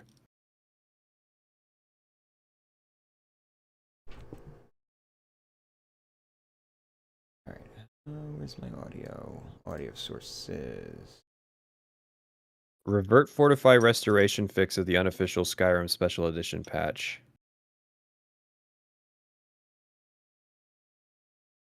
Looks like pretty much everything is in Purist's vanilla patch.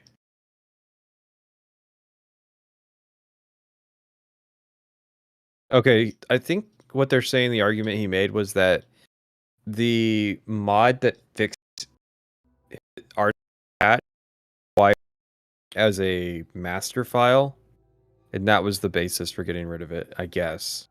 So he had to have the unofficial patch installed in order for it to be patched, you mean? Yes. Okay. So because it's a dependency, that means I'm allowed to dictate that it can be pulled down. Okay, hang on. Vanilla plus writing purity patch fixes... It contests that a lot of what... there's some stuff that unofficial patch, like grammar fixes, that people disagree with. Yeah. The thing is, grammar isn't as subjective as this is implying. Yes, there are some stuff like if someone is intentionally like saying it wrong, then Yeah. like you wouldn't fix that just because they're saying it wrong. That might be a stylistic choice. Okay. Iron is more useful. Yeah, funnily enough. You can get enough ebony to get through that pretty easily just from the orc stronghold.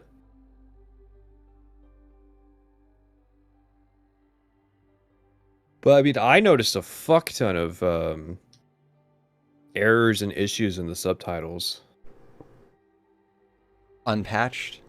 Yeah. Yeah. Okay, so let's see. So the perks we got, swing for the fences, melee weapons do more damage, chance to Very disarm slow your progression. opponent, gain an increased chance to disarm your opponent. Once again, they're not really showing numbers. Well, Melee had to kind of go hand in hand with like using chems. Yeah. Do more melee damage. Hit all targets in front of you. Gain a chance to cripple your opponent or grand slam their head clean off. God damn. I'm really not looking forward to ever doing a video on this game. Yeah. Yeah. I don't know. I think it'd be fun. It's just like, it's Skyrim, like it's, just looking at the perk tree and stuff, right? Mm-hmm. It's even more, like, obfuscated. So it's going to be even more, like, shit that we're doing right now. Yeah, lack of concise information. Yeah. And it's like, they're, like, in here, it's like there are perks that are just hidden in here. Like, what a dumb UI issue to have, where it's like, because like when you go into the the star charts in Skyrim, you can see that there are other perks, right? But in this, if you don't see that you can hit halt to hit the next, to preview the next rank, you won't know what's coming up ahead. Right. Oh, at least I can hit control to go back to the previous rank. At least they added that. So I can like scroll through. Is that really like the only... while standing still, you gain plus 25% damage resistance, and melee and unarmed attacks deal 25% more damage. Next rank, 50% resistance, 50% damage. You automatically disarm enemies that use melee weapons against you. Really? That sounds pretty fucking powerful. Automatically disarm enemies. Melee enemies aren't really a threat to melee builds, though, is the thing. If they're using melee, you can pretty much thank them for closing the gap. It's dudes with guns that are doing most of the damage to you. There are 3 perks to pacify anyone, no need to disarm. I mean... I don't know if I even want to get into... I'm looking at this, and it's that's if just you're like... playing high charisma character.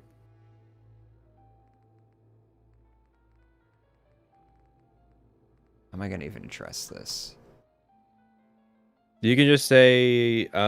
Because I don't want to... Like, because there are people who make, a lot of arguments about Skyrim's combat and stuff and ways that they can improve it, but then they'll give suggestions, and I'm like, yeah, I'm pretty sure they address that in Fallout 4. Like, the Fallout 4 melee system, I think, integrates that. So, like, I want to actually go in and be like, yes, in Fallout 4 they did this, this, and this to improve the melee system from Skyrim. But I'm just Well, looking, yeah, it's like... You do have to kind of play it. I might have to... So Yeah, I might have to actually, like, make an actual melee character. So we might be getting the Fallout 4 streams regardless, just because the Skyrim video is going to necessitate it. I just won't write that section for a while, I guess. 'Cause I ain't fucking doing it tonight. I'll tell you that right now. I'm just looking at the perk trees and stuff. What sort of weapons do we even have as melee characters? I don't know if it's even going to pop up in my weapon crafting workbench.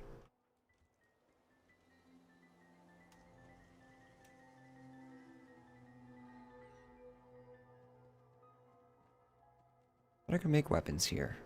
Can I not? Is it another workbench?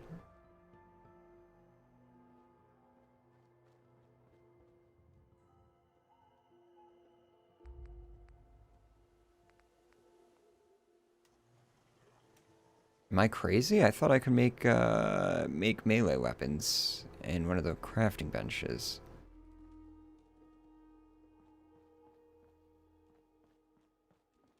you have gamer dementia. Yeah, evidently. What's the key for me to... Alright, it's middle mouse button. I bound it too. You can stagger people with special sledgehammer infinitely. That's the thing, is that it's not really better, it's just kind of stagger combat from Skyrim with a lot like different feedback. It's a lot easier to tell that like you're hitting people and doing something to them when you hit them. It's been so long since I've played this game, I actually don't remember the UI for, like, even navigating the, build menus. Got my work cut out for me. Weapon workbench, cooking stove. I could have sworn I could make, like, melee weapons or something in one of those. I just want to refresh my memory on what weapons we have available in Fallout 4. But, I don't know. I'm getting hungry. I might call it. Because it looks like I'm going to have to do a Fallout 4 stream just for the sake of doing this research. A mod allows you to create them. That must be what I'm remembering then. Yeah, you can... That might be the thing, because I remember finding a lot of weapons. I don't remember making a lot of them.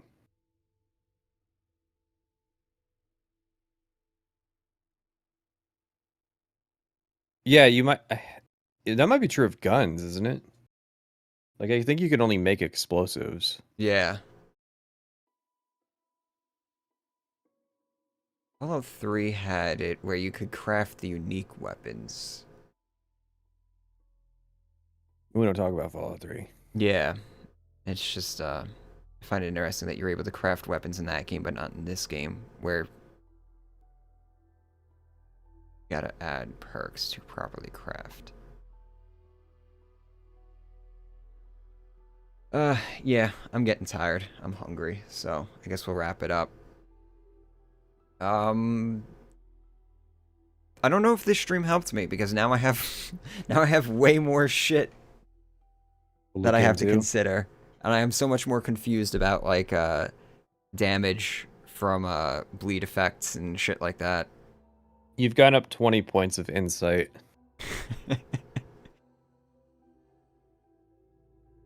My sanity has taken a hit, though.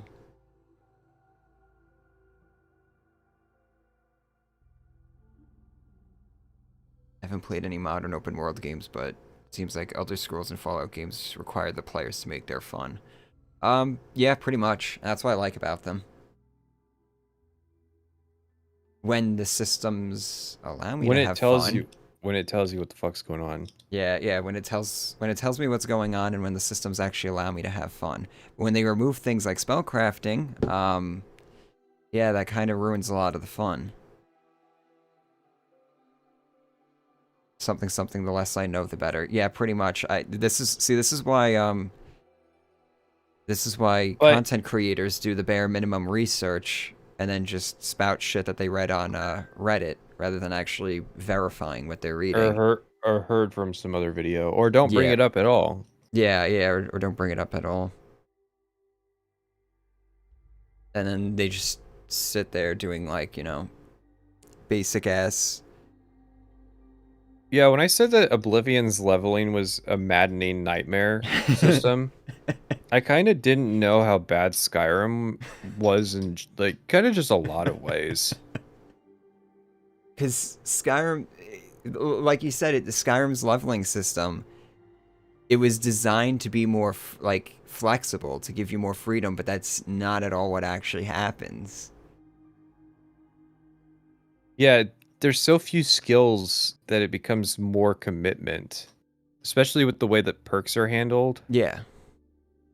where it's like perks are this limited resource. Initially, anyways, they had to modify it. So, I don't know if it's as bad as or worse than Oblivion leveling. Oblivion leveling is fucking evil. Like, to this day. I don't know if I could say that Skyrim's evil. There's too many ways to bust up Skyrim to really say it's evil. It's evil if you play by the rules. Yeah. But you can make a fucking fishing pole that does 1,000 damage, so... At the same time... But at the same time, in Oblivion, I can make a spell that just deletes enemies. It gives and takes. It's... I will say...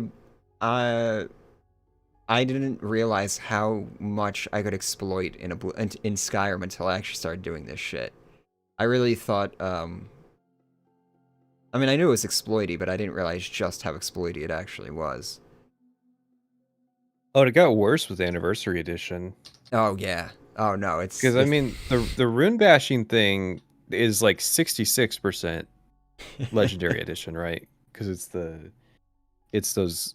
What was it? The helmet? And the ward, but then you have the ring, and that was from Creation Club. Yeah. I feel like there's more opportunity there, too. Like, if I really sat down and poured through the UESP, I could probably optimize that thing a little bit more. I don't know. Skyrim doesn't give you that kind of modularity.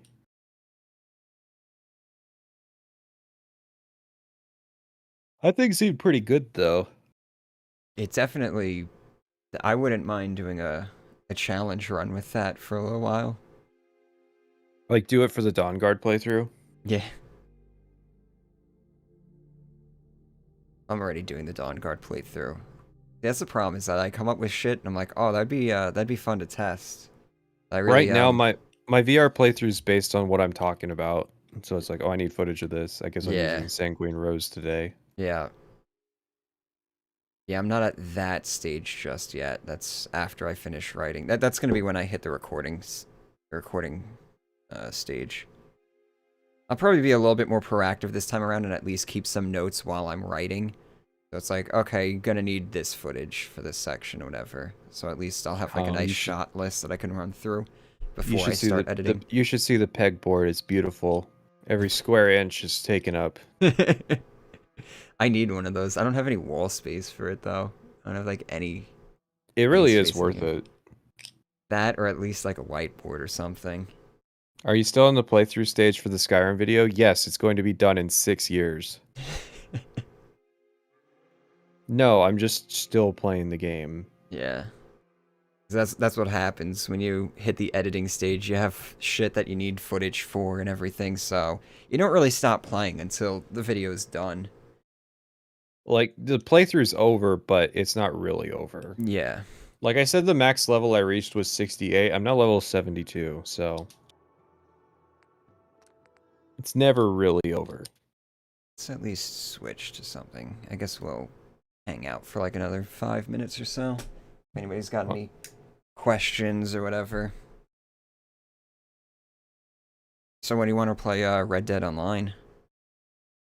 I don't know. I have friends that are into it. I'll have to talk to them. They're wanting me to play something ranked on Saturday. Ah, okay.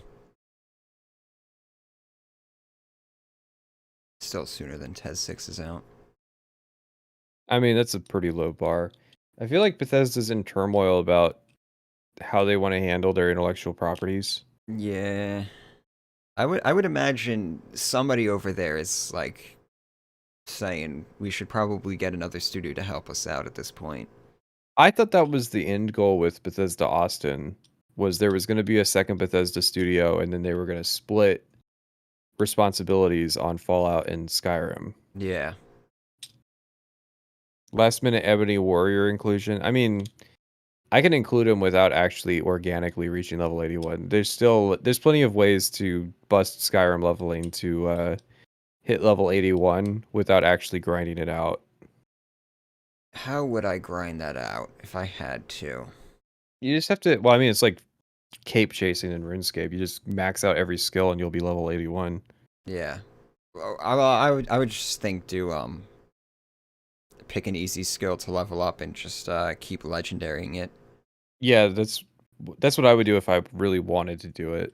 Or but I mean at that point It's I one would of just those- fucking one console. of That's what I'm those- gonna do is I'm just gonna console command and Well, the thing with the Ebony Warrior is it even worth mentioning? I don't think a single Skyrim video ever mentioned it. that means it's worth mentioning, right?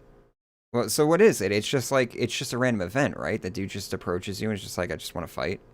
Yeah, he just And he just has like this really, challenges you to a duel, and then yeah, you and fight he's on just the. like really powerful armor. Believe he has a couple shouts. Oh, he has shouts. Yeah, it's a whole thing. Level 60 it's- random encounter. I thought it was level 80. No, level 81. Oh, it's level 80. But yeah, you have to hit level 80, and the guy will challenge you to a duel. Yeah. And Why did they announce the new? They announced a new Fallout?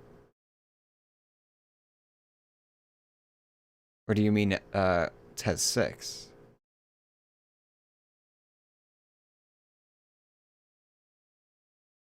he's properly difficult. I have a hard fucking time believing that. There's no way you can.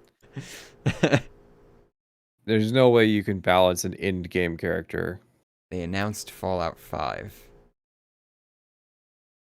Oh yeah. Oh yeah, I think what's his face?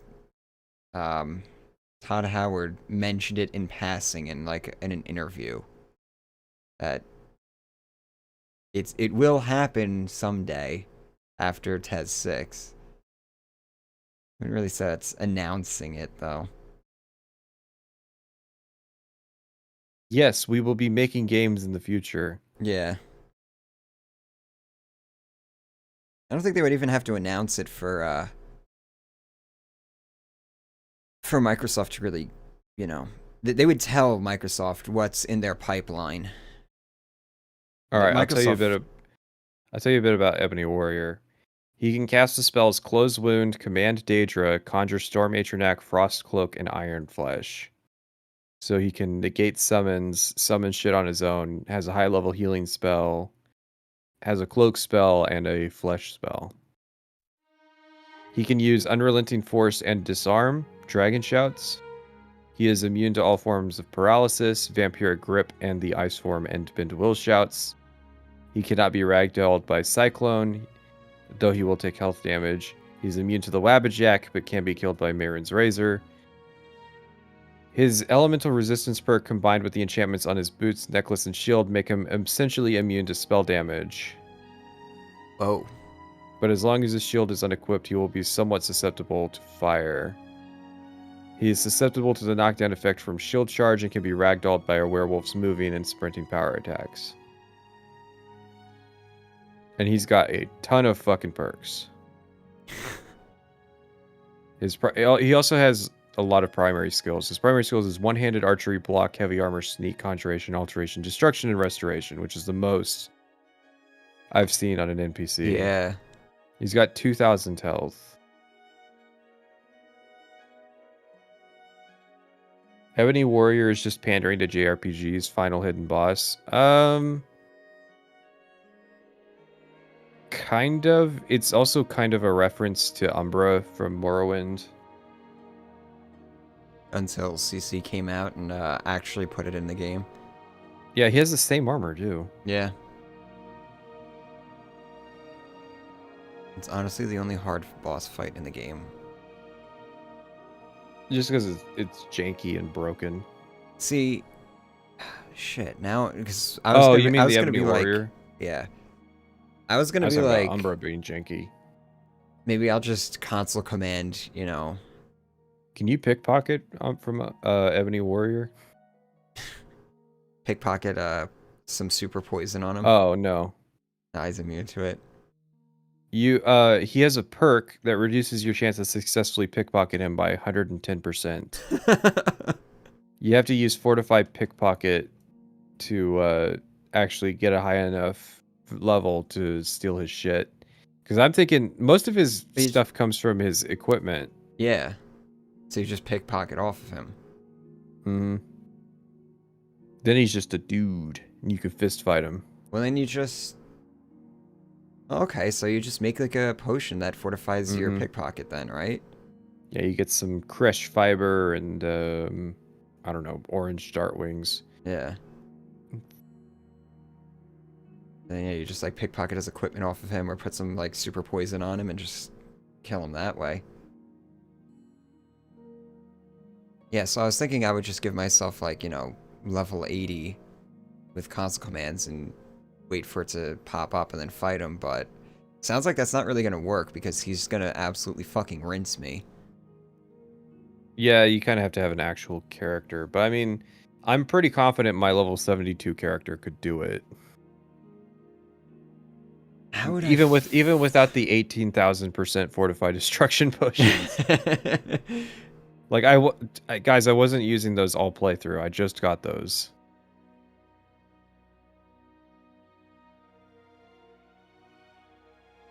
He does radiantly engage the player character. I wonder, so like you could just be out in the middle of nowhere and he'll just like find you and be like, we're fighting right now.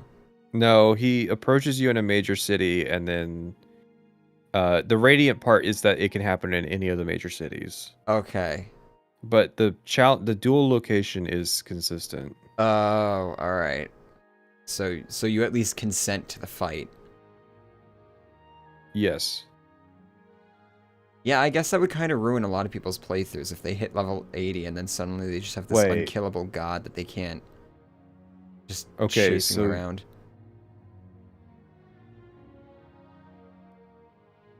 You know that Champion's Rest place? That's where you fight him. Is outside of that. Oh, really? So they put Umbra next to the Ebony Warrior fight. Lazy pricks. So the joke is you fight the Ebony Warrior, then you go clear out Champion's Rest and fight Umbra for the second time. But that time you're just fighting the stupid gimmick version instead. Yes. He talks to you once you get close, so it's hard to pickpocket. Could you pickpocket? Could you go invisible, then like go pickpocket him like that? Yeah, you just get him out of combat. Yeah. Cast a calm spell on him, or is he immune to that shit? Well, he's level 80, so. Oh yeah. So you might be a little hard. Fortify illusion. 600 points.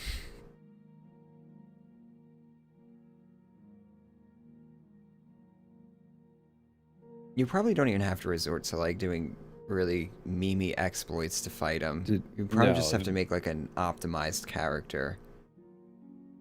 Yeah, I mean, he doesn't know any magic, so like destruction magic. Well, he knows Frost Cloak, but that's it.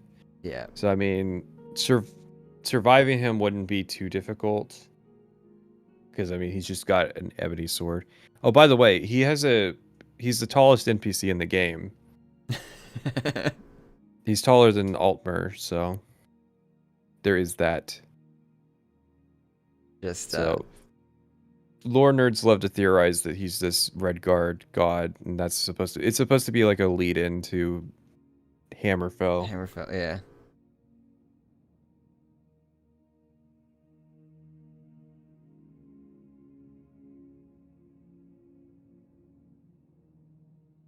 All right. I know, get something to eat. So, thank you guys for coming out. Thank you, Patrician, for joining me. It's always a pleasure. And I don't know when the next stream's gonna be. I gotta Good decide policy. if I'm gonna actually do Fallout 4 or not. It's worth a spin. Don't do like just do the medium difficulty. Rush the power armor. Don't fight the death claw. Just leave, and kind of just explore while doing melee. It's probably worth a stream. Yeah, I'm just trying to. So I don't know if you were here in the beginning of this stream, but I was talking about how I kind of want to do a Fallout 4 video before Starfield comes out.